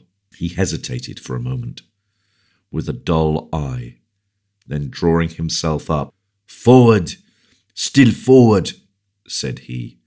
"When it is time, God will tell me, as he foretold the others." He touched the earth, moistened with the evening dew, with the end of his fingers, signed himself as if he had been at the Béniteur in church, and retook alone, ever alone, the road to Paris. Epilogue. 4 years after the scene we have just described, 2 horsemen, well mounted, traversed Blois early in the morning for the purpose of arranging a hawking party the king had arranged to make in that uneven plain the Loire divides in two, which borders on the one side Meung and the other Amboise. These were the keeper of the king's harriers and the master of the falcons, personages greatly respected in the time of Louis XIII, but rather neglected by his successor. The horsemen, having reconnoitred the ground, were returning, their observations made, when they perceived certain little groups of soldiers here and there, whom the sergeants were placing at distances at the openings of the enclosures. These were the king's musketeers. Behind them came upon a splendid horse the captain, known by his richly embroidered uniform. His hair was grey, his beard turning so. He seemed a little bent, although sitting and handling his horse gracefully. He was looking about him watchfully. D'Artagnan does not get any older," said the keeper of the harriers to his colleagues, the falconer. "With 10 years more to carry than either of us, he has the seat of a young man on horseback." "That is true," replied the falconer. "I don't see any change in him for the last 20 years. But this officer was mistaken. D'Artagnan, in the last 4 years, had lived a dozen. Age had printed its pitiless claws at each angle of his eyes. His brow was bald, his hands, formerly brown and nervous, were getting white as if the blood had half forgotten them. D'Artagnan accosted the officers with the shade of affability which distinguishes superiors, and received in turn for his courtesy 2 most respectful bows. "Ah, what a lucky chance to see you here, Monsieur d'Artagnan," cried the falconer. "It is rather I who should say that, messieurs," replied the captain. "For nowadays the king makes more frequent use of his musketeers than of his falcons." "Ah, it is not as it was in the good old times," sighed the falconer. "Do you remember, Monsieur d'Artagnan, when the late king flew the pie in the vineyards beyond Beaugence? Ah, dame, you were not the captain of the musketeers at that time, Monsieur d'Artagnan." "And you were nothing but under-corporal of the tiercelets," replied D'Artagnan, laughing. "Never mind that. It was a good time, seeing that it is always a good time when we are young. Good day, Monsieur the Keeper of the Harriers. You do me honour, Monsieur le Comte, said the latter. D'Artagnan made no reply. The title of Comte had hardly struck him. D'Artagnan had been a Comte 4 years. Are you not very much fatigued with the long journey you have taken, Monsieur le Capitaine? Continued the falconer. It must be full 200 leagues from here to Pignerol. 260 to go, and as many to return, said D'Artagnan quietly. And, said the falconer, is he well? Who? Asked D'Artagnan. Why, poor M. Fouquet, continued the falconer in a low voice. The keeper of the harriers had prudently withdrawn. No, replied D'Artagnan. The poor man frets terribly. He cannot comprehend how imprisonment can be a favour. He says that Parliament absolved him by banishing him, and banishment is, or should be, liberty. He cannot imagine that they had sworn his death, and that to save his life from the claws of Parliament was to be under too much obligation to heaven. Ah, yes, the poor man had a close chance at the scaffold, replied the falconer. It is said that M. Colbert had given orders to the governor of the Bastille, and that the execution was ordered. Enough, said D'Artagnan pensively, and with a view of cutting short the conversation. Yes, said the keeper of the harriers, drawing towards them. M. Fouquet is now at Pignerol. He has richly deserved it. He had the good fortune to be conducted there by you. He robbed the king sufficiently. D'Artagnan launched at the master of the dogs one of his crossest looks, and said to him, Monsieur, if anyone told me you had eaten your dog's meat, would I refuse to believe it? But still more, if you were condemned to the lash or to jail for it, I should pity you, and would not allow people to speak ill of you. And yet, monsieur, honest man as you may be, I assure you that you are not more so than poor M. Fouquet was. After having undergone this sharp rebuke, the keeper of the harriers hung his head, and allowed the falconer to get 2 steps in advance of him, nearer to D'Artagnan. He is content, said the falconer, in a low voice to the musketeer. We all know the harriers are in fashion nowadays. If he was a falconer, he would not talk in that way. D'Artagnan smiled in a melancholy manner at seeing this great political question resolved by the discontent of such humble interest. He, for a moment, ran over in his mind the glorious existence of the surintendant, the crumbling of his fortunes, and the melancholy death that awaited him, and to conclude, Did M. Fouquet love falconry? Said he. Oh, passionately, monsieur, repeated the falconer, with an accent of bitter regret and a sigh that was the funeral oration of Fouquet. D'Artagnan allowed the ill humour of the one and the regret of the other to pass, and continued to advance. They could already catch glimpses of the huntsmen at the issue of the wood, the feathers of the outriders passing like shooting stars across the clearings, and the white horses skirting the bosky thickets looking like illuminated apparitions. But, resumed D'Artagnan, will this sport last long? Pray, give us a good swift bird, for I am very tired. Is it a heron or a swan? Both, Monsieur D'Artagnan, said the falconer, but you need not be alarmed. The king is not much of a sportsman. He does not take the field on his own account. He only wishes to amuse the ladies. The words, to amuse the ladies, were so strongly accented, they set D'Artagnan thinking. Ah, said he, looking keenly at the falconer. The keeper of the harriers smiled, no doubt with a view of making it up with the musketeer. Oh, you may safely laugh, said D'Artagnan. I know nothing of current news. I only arrived yesterday after a month's absence. I left the court mourning the death of the Queen Mother.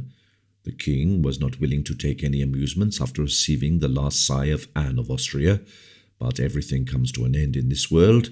Well, then he is no longer sad. So much the better. And everything begins as well as ends, said the keeper, with a coarse laugh. Ah, said D'Artagnan a second time. He burned to know, but dignity would not allow him to interrogate people below him. There is something beginning, then, it seems?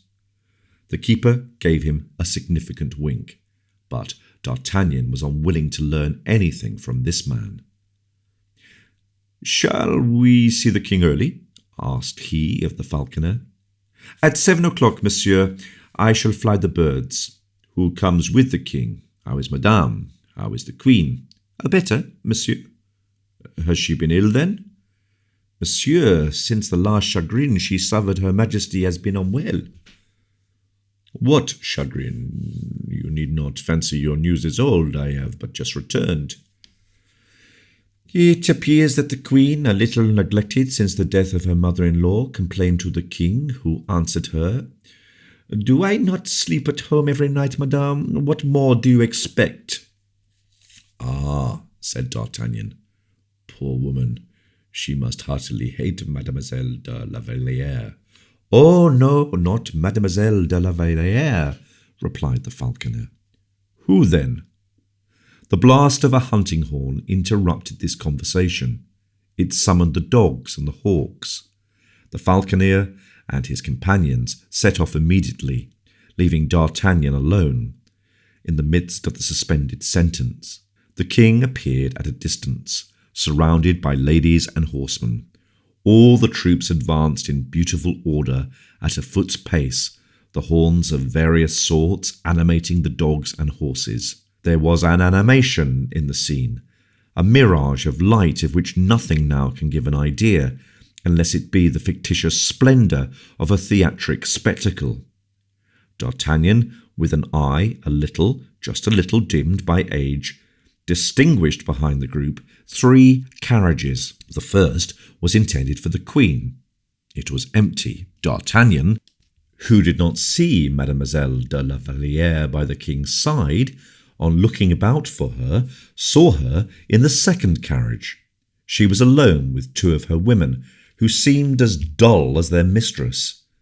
On the left hand of the king, upon a high-spirited horse, restrained by a bold and skilful hand, shone a lady of most dazzling beauty. The king smiled upon her, and she smiled upon the king. Loud laughter followed every word she uttered.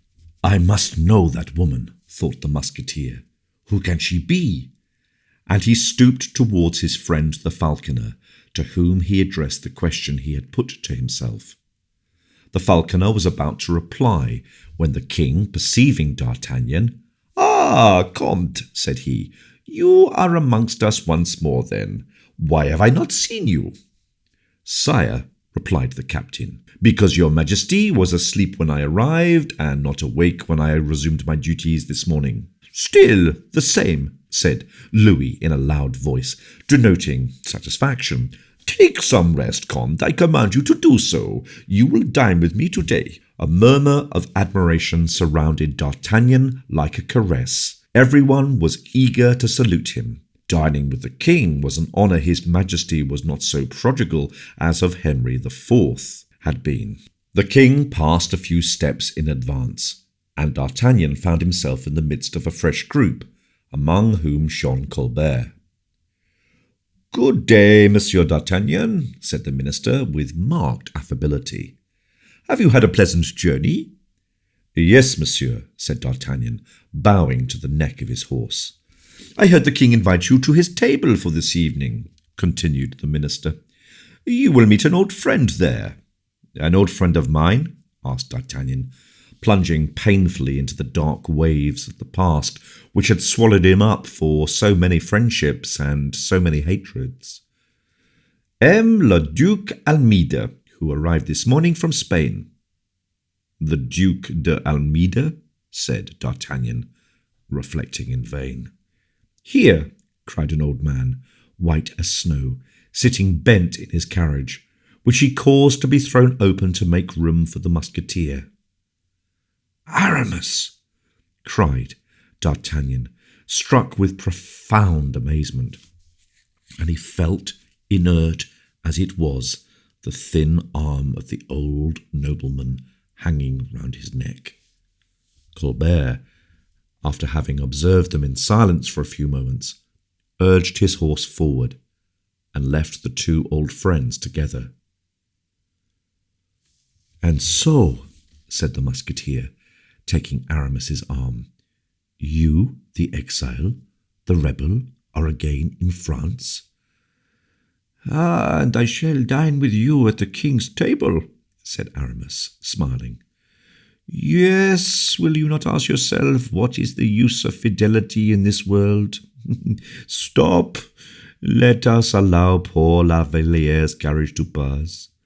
Look how uneasy she is, how her eyes, dim with tears, follow the king, who is riding on horseback yonder." "With whom?" "With Mademoiselle La Tonnerre Charente, now Madame de Montespan," replied Aramis. "She is jealous? Is she then deserted?" "Not quite yet, but it will not be long before she is." They chatted together while following the sport, and Aramis's coachman drove them so cleverly that they arrived at the instant with the falcon attacking the bird, beat him down, and fell upon him. The king alighted. Madame de Montespan followed his example. They were in front of an isolated chapel, concealed by huge trees, already despoiled of their leaves by the first cutting winds of autumn. Behind this chapel was an enclosure, closed by a latticed gate. The falcon had beaten down his prey in the enclosure belonging to this little chapel, and the king was desirous of going in to take the first feather, according to custom. The cortege formed a circle round the building, and the hedges, too small to receive so many. D'Artagnan held back Aramis by the arm, as he was about, like the rest, to alight from his carriage, and in a hoarse, broken voice, "Do you know, Aramis," said he, "whither chance has conducted us?" "No," replied the duke. "Here repose men that we knew well," said D'Artagnan, greatly agitated. Aramis, without divining anything, and with a trembling step, penetrated into the chapel by a little door, which D'Artagnan opened for him.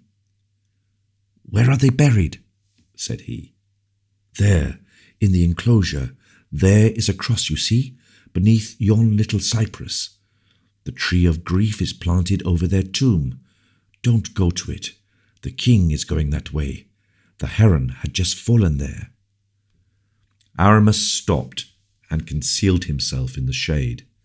Then they saw, without being seen, the pale face of La Valliere, who, neglected in her carriage, at first looked on, with a melancholy heart, from the door, and then, carried away by jealousy, advanced into the chapel, whence, leaning against a pillar, she contemplated the king, smiling, and making signs to Madame de Montespan to approach. As there was nothing to be afraid of, Madame de Montespan complied. She took the hand the king held out to her, and he, plucking out the first feather from the heron which the falconer had strangled, placed it in his beautiful companion's hat. She, smiling in her turn, kissed the hand tenderly, which made her this present. The king grew scarlet with vanity and pleasure. He looked at Madame de Montespan with all the fire of new love. "What will you give me in exchange?" said he. She broke off a little branch of cypress and offered it to the king, who looked intoxicated with hope. Said Aramis to D'Artagnan.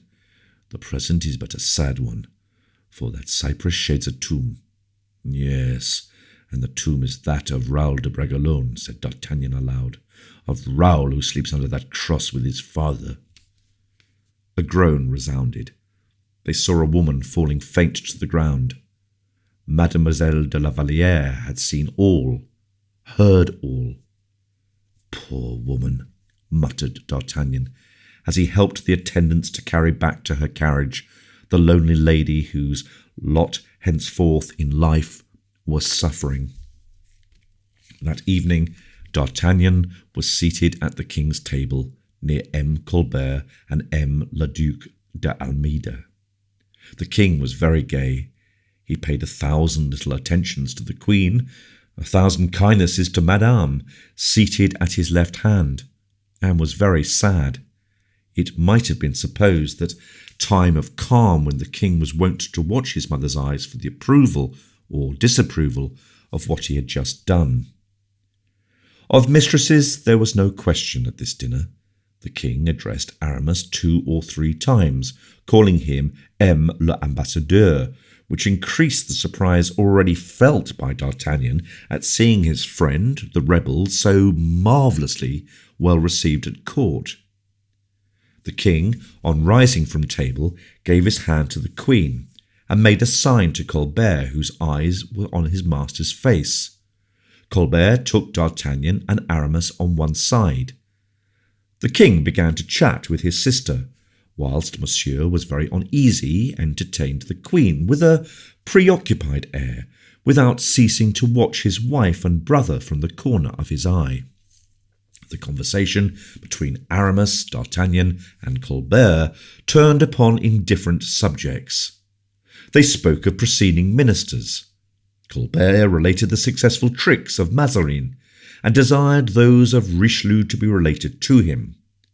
D'Artagnan could not overcome his surprise at finding this man, with his heavy eyebrows and low forehead, display so much sound knowledge and cheerful spirits. Aramis was astonished at that lightness of character, which permitted this serious man to retard with advantage the moment for more important conversation, to which nobody made any allusion, although all 3 interlocutors felt its imminence. It was very plain, from the embarrassed appearance of Monsieur, how much the conversation of the king and Madame annoyed him. Madame's eyes were almost red. Was she going to complain? Was she going to expose a little scandal in open court? The king took her on one side, and in a tone so tender that it must have reminded the princess of the time when she was loved for herself. "Sister," said he, "why do I see tears in those lovely eyes?" "Why, sire?" said she. "Monsieur is jealous, is he not, sister?" She looked towards Monsieur, an infallible sign that they were talking about him. "Yes," said she. "Listen to me," said the king. "If your friends compromise you, it is not Monsieur's fault." He spoke these words with so much kindness that Madame, encouraged, having borne so many solitary griefs so long, was nearly bursting into tears, so full was her heart. "Come, come, dear little sister," said the king. "Tell me your griefs. On the word of a brother, I pity them. On the word of a king, I will put an end to them." She raised her glorious eyes, and, in a melancholy tone, "It is not my friends who compromise me," said she. "They are either absent or concealed. They have been brought into disgrace with your majesty. They, so devoted, so good, so loyal." "You say this on account of De Guiche, whom I have exiled at Monsieur's desire? And who, since that unjust exile, has endeavoured to get himself killed once every day." "Unjust, say you, sister?" "So unjust that if I had not had the respect mixed with friendship that I have always entertained for your majesty, well, I would have asked my brother Charles, upon whom I can always—" The king started. "What then?" "I would have asked him to have it represented to you that Monsieur and his favourite, M. le Chevalier de Lorraine, ought not to, with impunity, to constitute themselves the executioners of my honour and my happiness." The Chevalier de Lorraine, said the king. That dismal fellow is my mortal enemy, whilst that man lives in my household where monsieur retains him and delegates his power to him. I shall be the most miserable woman in the kingdom. So, said the king slowly, you call your brother of England a better friend than I am? Actions speak for themselves, sire. And you would prefer going to ask assistance there? To my own country, said she with pride. Yes, sire. You are the grandchild of Henry IV, as well as myself, lady cousin, and brother-in-law, does not that amount pretty well to the title of brother Germain? Then, said Henrietta, act. Let us form an alliance. Begin. I have, you say, unjustly exiled De Guiche. Oh, yes, said she, blushing. De Guiche shall return. So far, well. And now you say that I do wrong in having in your household the Chevalier de Lorraine, who gives monsieur ill advice respecting you. Remember well what I tell you, sire. The Chevalier de Lorraine some day observe, if I ever come to a dreadful end, I beforehand accuse the Chevalier de Lorraine. He has a spirit that is capable of any crime. The Chevalier de Lorraine shall no longer annoy you, I promise you that. Then that will be a true preliminary of alliance, sire. I sign. But since you have done your part, tell me what shall be mine. Instead of embroiling me with your brother Charles, you must make him a more intimate friend than ever. That is very easy. Oh, not quite so easy as you may suppose, for in ordinary friendship people embrace or exercise hospitality, and that costs a kiss or a return, profitable expenses. But in political friendship... Ah, it's a political friendship, is it? Yes, my sister. And then, instead of embraces and feasts, it is soldiers. It is soldiers, all alive and well equipped, that we must serve up to our friends. Vessels we must offer, all armed with cannons and stored with provisions. It hence results that we have not always coffers in a fit condition for such friendships. Ah, you are quite right, said Madame. The coffers of the King of England have been sonorous for some time. But you, my sister, who have so much influence over your brother, you can assure more than an ambassador could ever get the promises of. To effect that I must go to London, my dear brother. I have thought so, replied the king eagerly, and I have said to myself that such a voyage would do your health and spirits good. Only, interrupted Madame, is it possible I should fail? The King of England has dangerous counsellors. Counsellors, do you say? Precisely. If by chance your Majesty had any intention, I am only supposing so, of asking Charles II his alliance in war. A war? Yes, well, the King's counsellors, who are in number 7, Mademoiselle Stuart, Mademoiselle Wells, Mademoiselle Gwynne, Miss Orkney, Mademoiselle Zunga, Miss Davis, and the proud Countess of Castlemaine, will represent to the king that war costs a great deal of money, that it is better to give balls and supper at Hampton Court than to equip ships of the line at Portsmouth and Greenwich, and then your negotiations will fail. Oh, those ladies cause all negotiations to fall through, which they don't make themselves. Do you know the idea that has struck me, sister? No, inform me what it is. It is that, searching well around you, you might perhaps find a female counsellor to take with you to your brother, whose eloquence might paralyze the ill will of the 7 others. That is really an idea, sir, and I will search. You will find what you want. I hope so. A pretty ambassadress is necessary. An agreeable face is better than an ugly one, is it not? Most assuredly. An animated, lively, audacious character? Certainly. Nobility that is enough to enable her to approach the king without awkwardness, not too lofty so as not to trouble herself with the dignity of her race. Very true. And who knows a little English? Mon Dieu! Why, someone, cried Madame, like Mademoiselle du Corral, for instance. Oh, why, yes, said Louis XIV. You have hit the mark. It is you who have found my sister. I will take her. She will have no cause to complain, I suppose. Oh, no, I will name her seduceress plenipotentiaire at once, and will add a dowry to the title. That is well. I fancy you already on your road, my dear little sister, consoled for all your griefs. I will go on 2 conditions. The first is that I shall know what I am negotiating about. That is it. The Dutch, you know, insult me daily in their gazettes and by their republican attitude.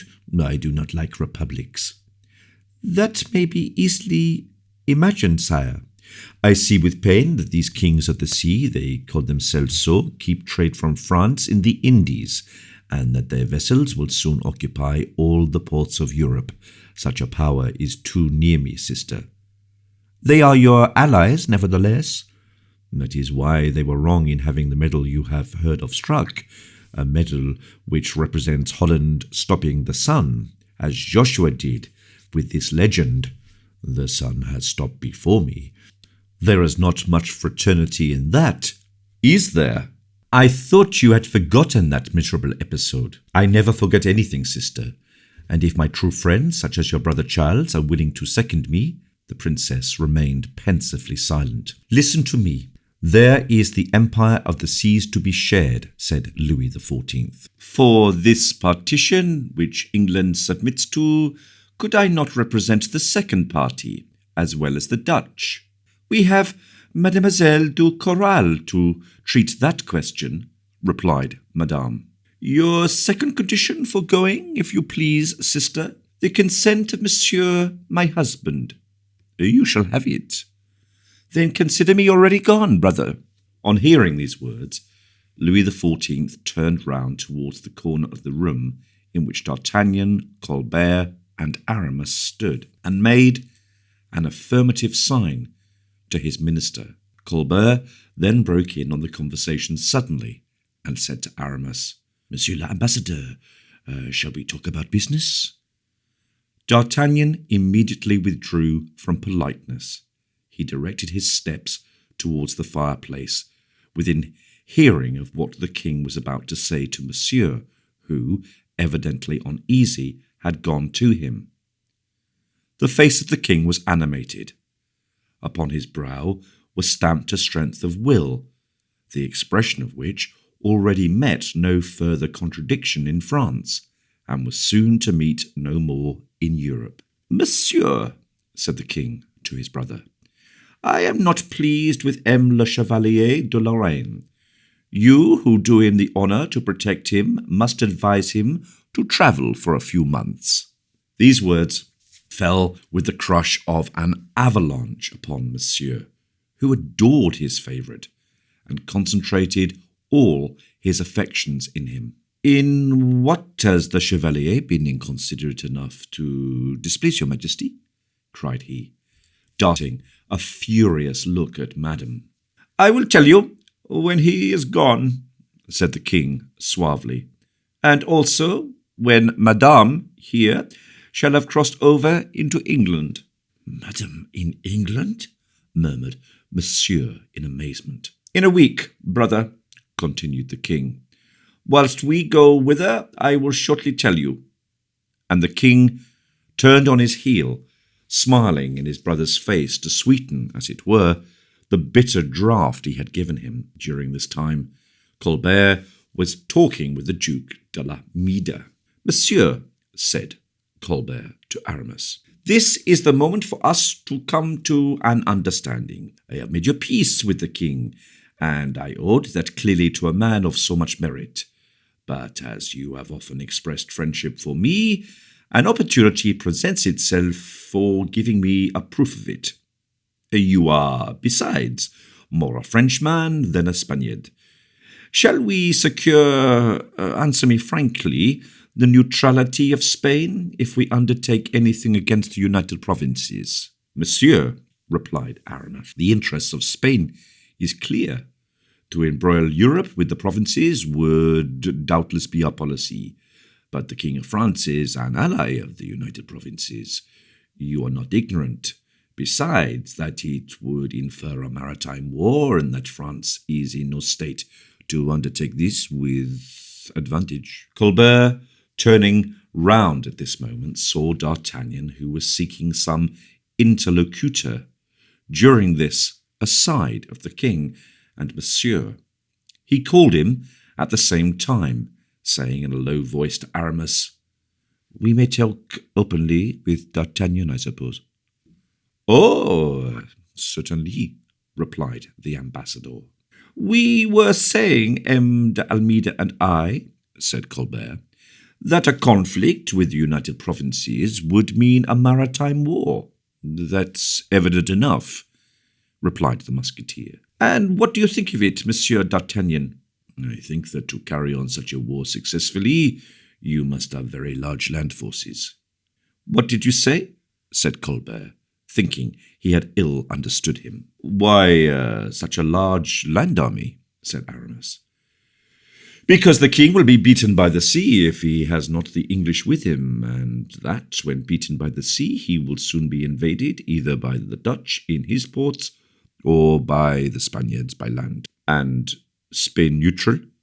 asked Aramis. "Neutral as long as the king shall prove stronger," rejoined D'Artagnan. Colbert admired this sagacity, which never touched a question without enlightening it thoroughly. Aramis smiled, as he had long known that in diplomacy D'Artagnan acknowledged no superior. Colbert, who, like all proud men, dwelt upon his fantasy, with the certainty of success, resumed the subject. "Who told you, M. d'Artagnan, that the king had no navy?" "Oh, I take no heed of these details," replied the captain. "I am but an indifferent sailor. Like all novice people, I hate the sea, and yet I have an idea that with ships, France being a seaport with 200 exits, we might have sailors." Colbert drew from his pocket a little oblong book divided into 2 columns. On the first were the names of vessels, on the others the figures recapitulating the number of cannon and men requisite to equip these ships. "I have had the same idea as you," said he to D'Artagnan, "and I have had an account drawn up of the vessels. We have altogether 35 ships." "35 ships? Impossible!" cried D'Artagnan. "Something like 2,000 pieces of cannon," said Colbert. "That is what the king possesses at this moment. Of 35 vessels, we can make 3 squadrons, but I must have 5. "5?" cried Aramis. "They will be afloat before the end of the year. Gentlemen, the king will have 50 ships of the line. We may venture on a contest with them, maybe not." "To build vessels," said D'Artagnan, "is difficult, but possible. As to arming them, how is that to be done? In France there are neither foundries nor military docks." "Bah!" replied Colbert in a bantering tone.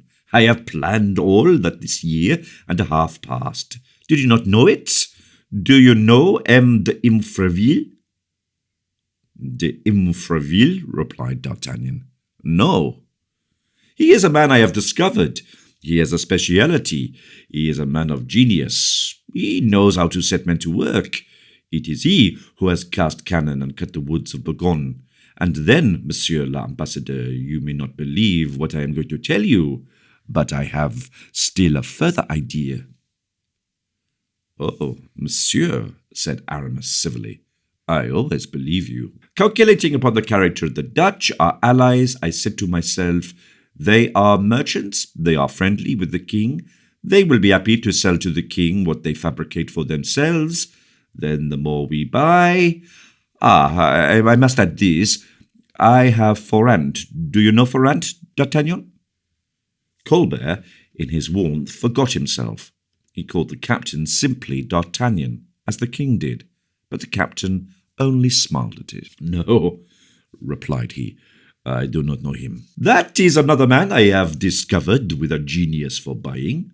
This forant has purchased for me £350,000 of iron in balls, £200,000 of powder, 12 cargoes of northern timber, matches, grenades, pitch, tar, I know not what, with a saving of 7% upon what all those articles would cost me fabricated in France.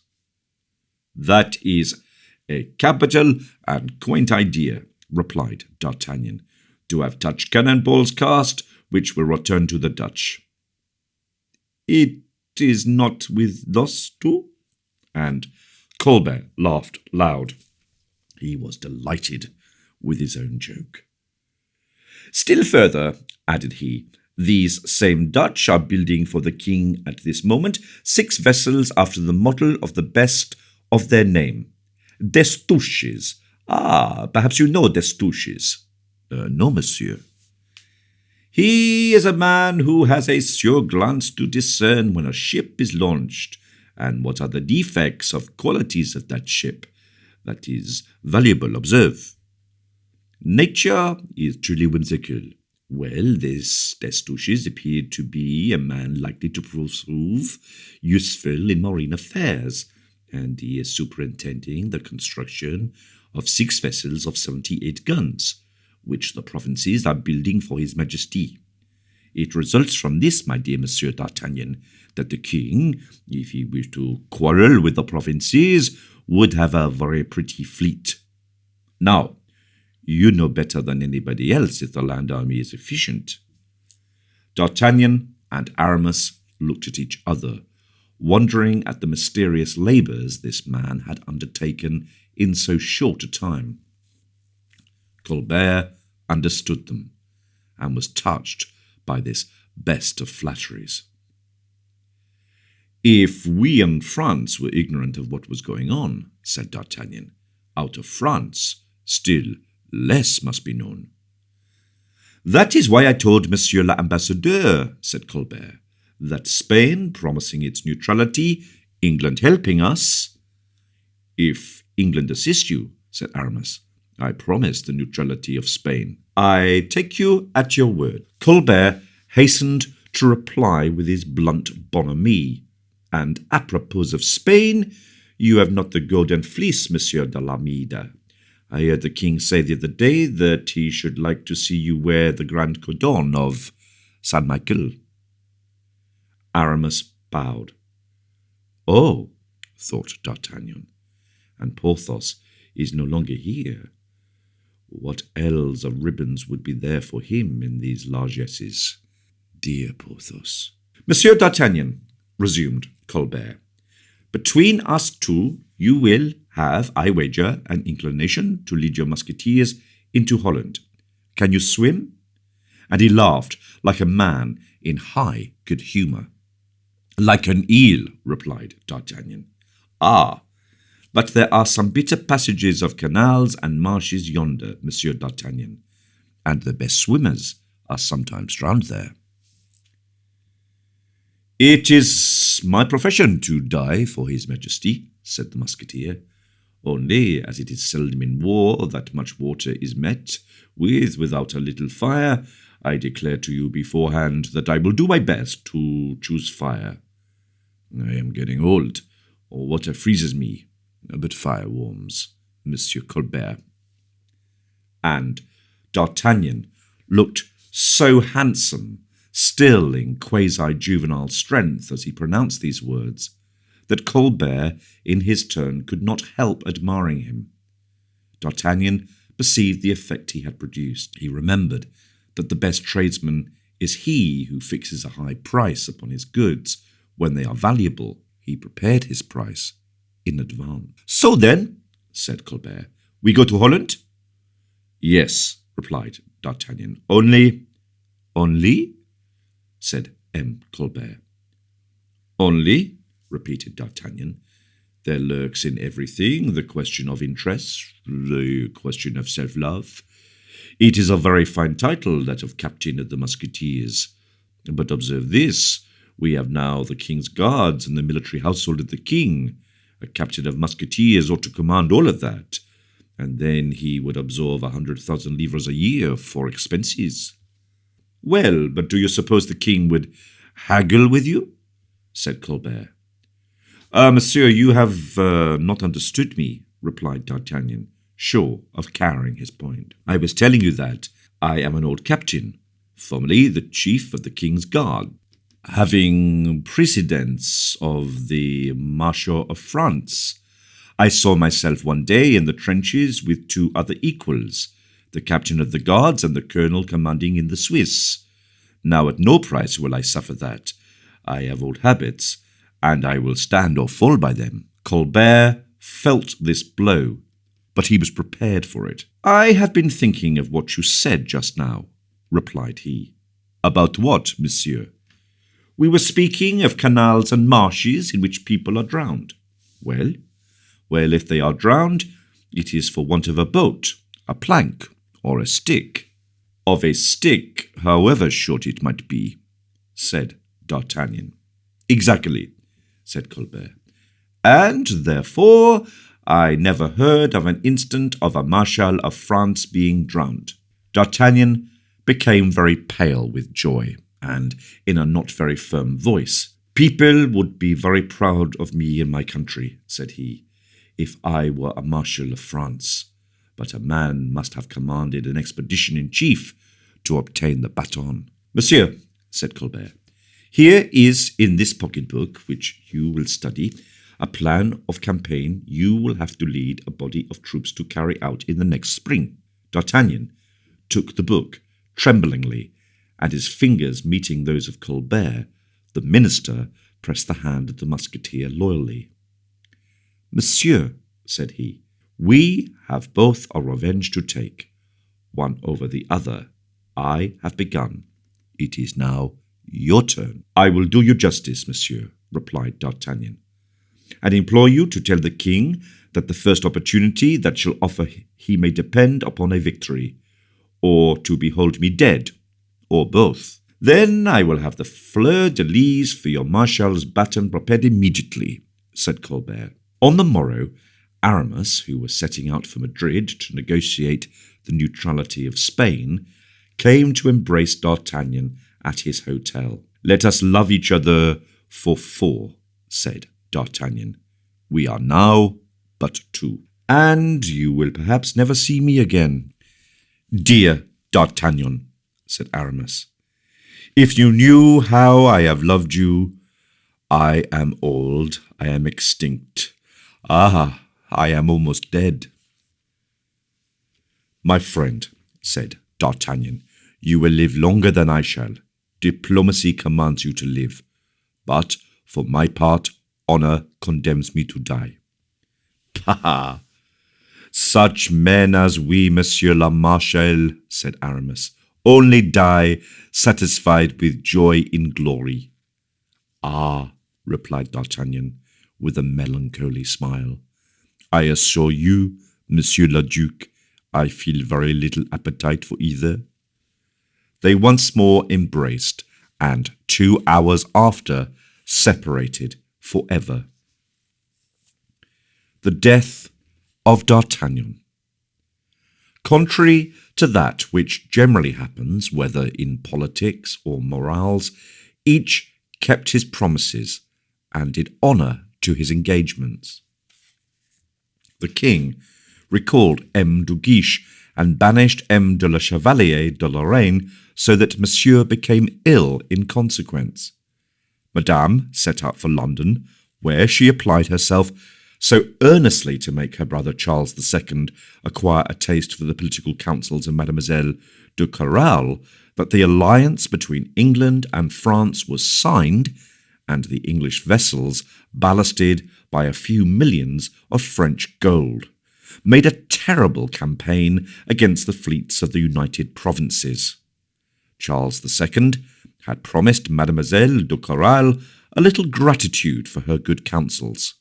He made her Duchess of Portsmouth. Colbert had promised the king vessels, munitions, victories. He kept his word, as is well known. At length, Aramis, upon whose promises there was least dependence to be placed, wrote Colbert the following letter on the subject of the negotiations which he had undertaken at Madrid.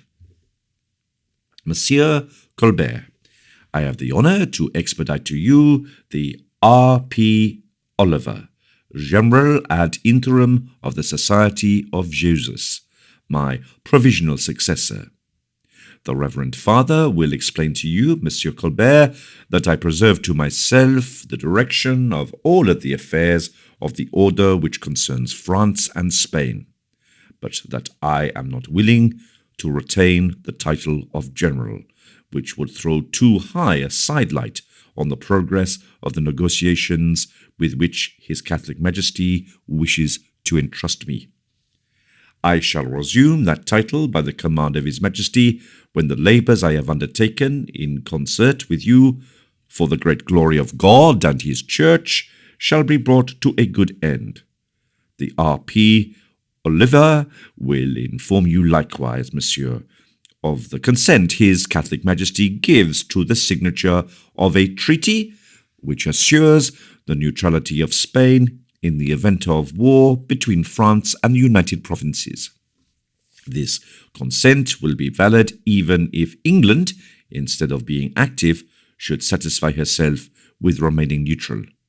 As for Portugal, of which you and I have spoken, monsieur, I can assure you it will contribute with all its resources to assist the Most Christian King in his war.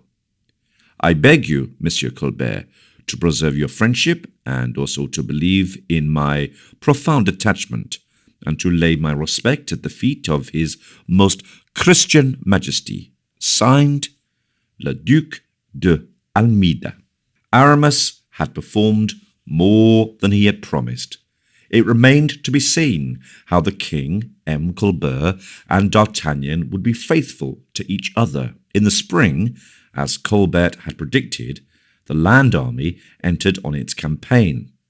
It preceded in magnificent order the court of Louis XIV, who, setting out on horseback, surrounded by carriages filled with ladies and courtiers, conducted the elite of his kingdom to the sanguinary fate. The officers of the army, it is true, had no other music save the artillery of the Dutch forts, but it was enough for a great number who found in this war honour, advancement, fortune, or death. M. D'Artagnan set out commanding a body of 12,000 men, cavalry and infantry, with which he was ordered to take the different places which form knots of that strategic network called La Frise. Never was an army conducted more gallantly to an expedition. The officers knew that their leader, prudent and skilful as he was brave, would not sacrifice a single man, nor yield an inch of ground without necessity. He had the old habits of war to live upon the country, keeping his soldiers singing and the enemy weeping. The captain of the king's musketeers well knew his business. Never were opportunities better chosen, coups de main better supported, errors of the besieged more quickly taken advantage of. The army, commanded by D'Artagnan, took 12 small places within a month. He was engaged in besieging the 13th, which had held out 5 days. D'Artagnan caused the trenches to be opened without appearing to suppose that these people would ever allow themselves to be taken. The pioneers and the labourers were, in the army of this man, a body full of ideas and zeal, because their commander treated them like soldiers, knew how to render their work glorious, and never allowed them to be killed if he could help it. It should have been seen with what eagerness the marshy glebes of Holland were turned over. Those turf heaps, mounds of potter's clay, melted at the word of the soldiers like butter in the frying pans of Friesland housewives. M. D'Artagnan dispatched a courier to the king, to give him an account of the last success, which redoubled the good humour of his Majesty and his inclination to amuse the ladies.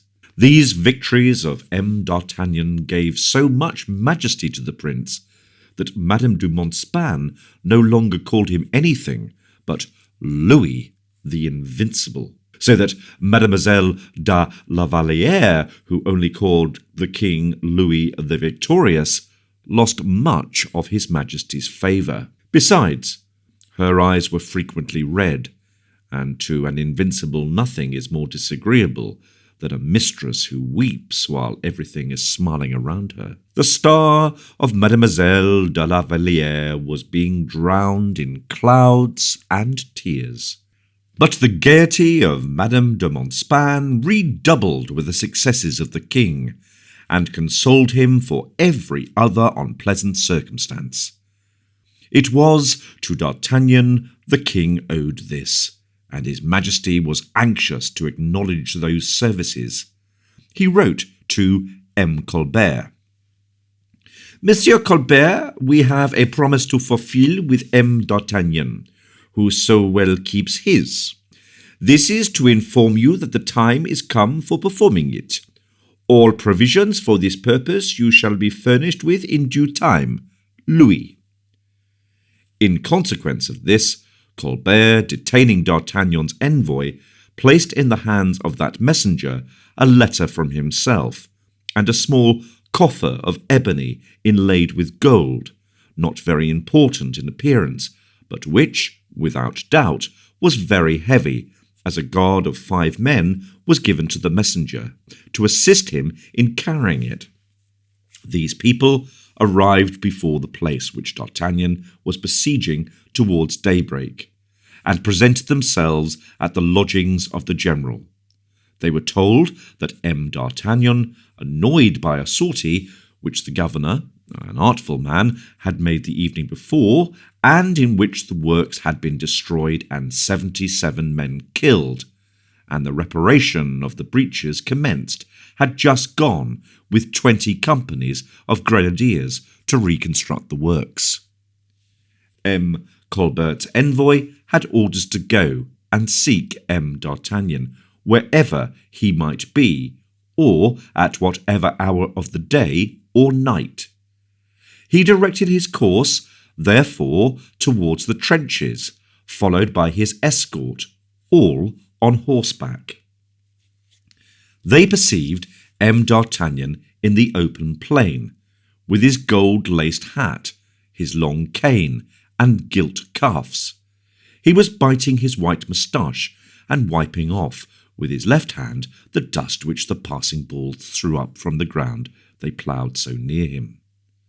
They also saw, amidst this terrible fire, which filled the air with whistling hisses, officers handling the shovel, soldiers rolling barrels, and vast fascines rising by being either carried or dragged by from 10 to 20 men, cover the front of the trench, reopened to the centre by this extraordinary effort of the general. In 3 hours, all was reinstated. D'Artagnan began to speak more mildly, and he became quite calm when the captain of the pioneers approached him, hat in hand, to tell him that the trench was again in proper order. This man had scarcely finished speaking when a ball took off one of his legs, and he fell into the arms of D'Artagnan. The latter lifted up his soldier, and quietly, with soothing words, carried him into the trench, amidst the enthusiastic applause of the regiments. From that time, it was no longer a question of valour. The army was delirious. 2 companies stole away to the advanced posts, which they instantly destroyed. When their comrades, restrained with great difficulty by D'Artagnan, saw them lodged upon the bastions, they rushed forward likewise, and soon a furious assault was made upon the counterscarp, upon which depended the safety of the place. D'Artagnan perceived there was only one means left of checking his army, to take the place. He directed all his force to the 2 breaches, where the besieged were busy in repairing. The shock was terrible. 18 companies took part in it, and D'Artagnan went with the rest, within half cannon shot of the place, to support the attack by echelons. The cries of the Dutch, who were being poniarded upon their guns by D'Artagnan's grenadiers, were distinctly audible. The struggle grew fiercer with the despair of the governor, who disputed his position foot by foot. D'Artagnan, to put an end to the affair, and to silence the fire, which was unceasing, sent a fresh column, which penetrated like a very wedge, and he soon perceived upon the ramparts, through the fire, the terrified flight of the besieged, pursued by the besiegers. At this moment, the general, breathing freely and full of joy, heard a voice behind him, saying, "Monsieur, if you please, from M. Colbert." He broke the seal of the letter, which contained these words: "Monsieur D'Artagnan, the king commands me to inform you that he has nominated you Marshal of France as a reward for your magnificent services and the honour you do to his arms. The king is highly pleased, monsieur, with the captures you have made. He commands you, in particular, to finish the siege you have commenced. With good fortune to you and success for him." D'Artagnan was standing with a radiant countenance and sparkling eye. He looked up to watch the progress of his troops upon the walls, still enveloped in red and black volumes of smoke. "I have finished," replied he to the messenger. "The city will have surrendered in a quarter of an hour." He then resumed his reading. "The coffret, Monsieur D'Artagnan, is my own present. You will not be sorry to see that. Whilst your warriors are drawing the sword to defend the king, I am moving the Pacific arts to ornament a present worthy of you. I commend myself to your friendship, Monsieur le Marshal, and beg you to believe in mine. Colbert."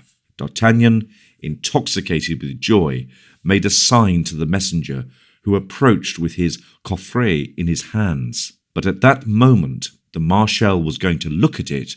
A loud explosion resounded from the ramparts, and called his attention towards the city. "It is strange," said D'Artagnan, "that I don't yet see the king's flag on the walls, or hear the drums beat the chamade."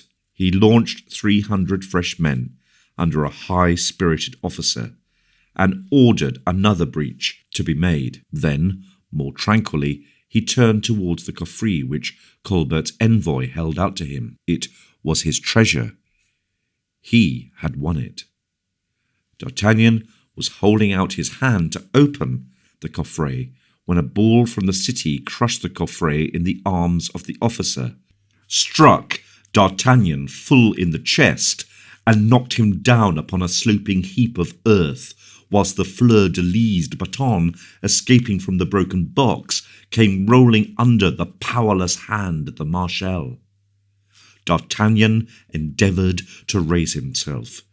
It was thought he had been knocked down without being wounded. A terrible cry broke from the group of terrified officers. The Marshal was covered with blood. The pallor of death ascended slowly to his noble countenance. Leaning upon the arms held out on all sides to receive him, he was able once more to turn his eyes towards the place, and to distinguish the white flag at the crest of the principal bastion. His ears, already deaf to the sounds of life, caught feebly the rolling of the drum which announced the victory.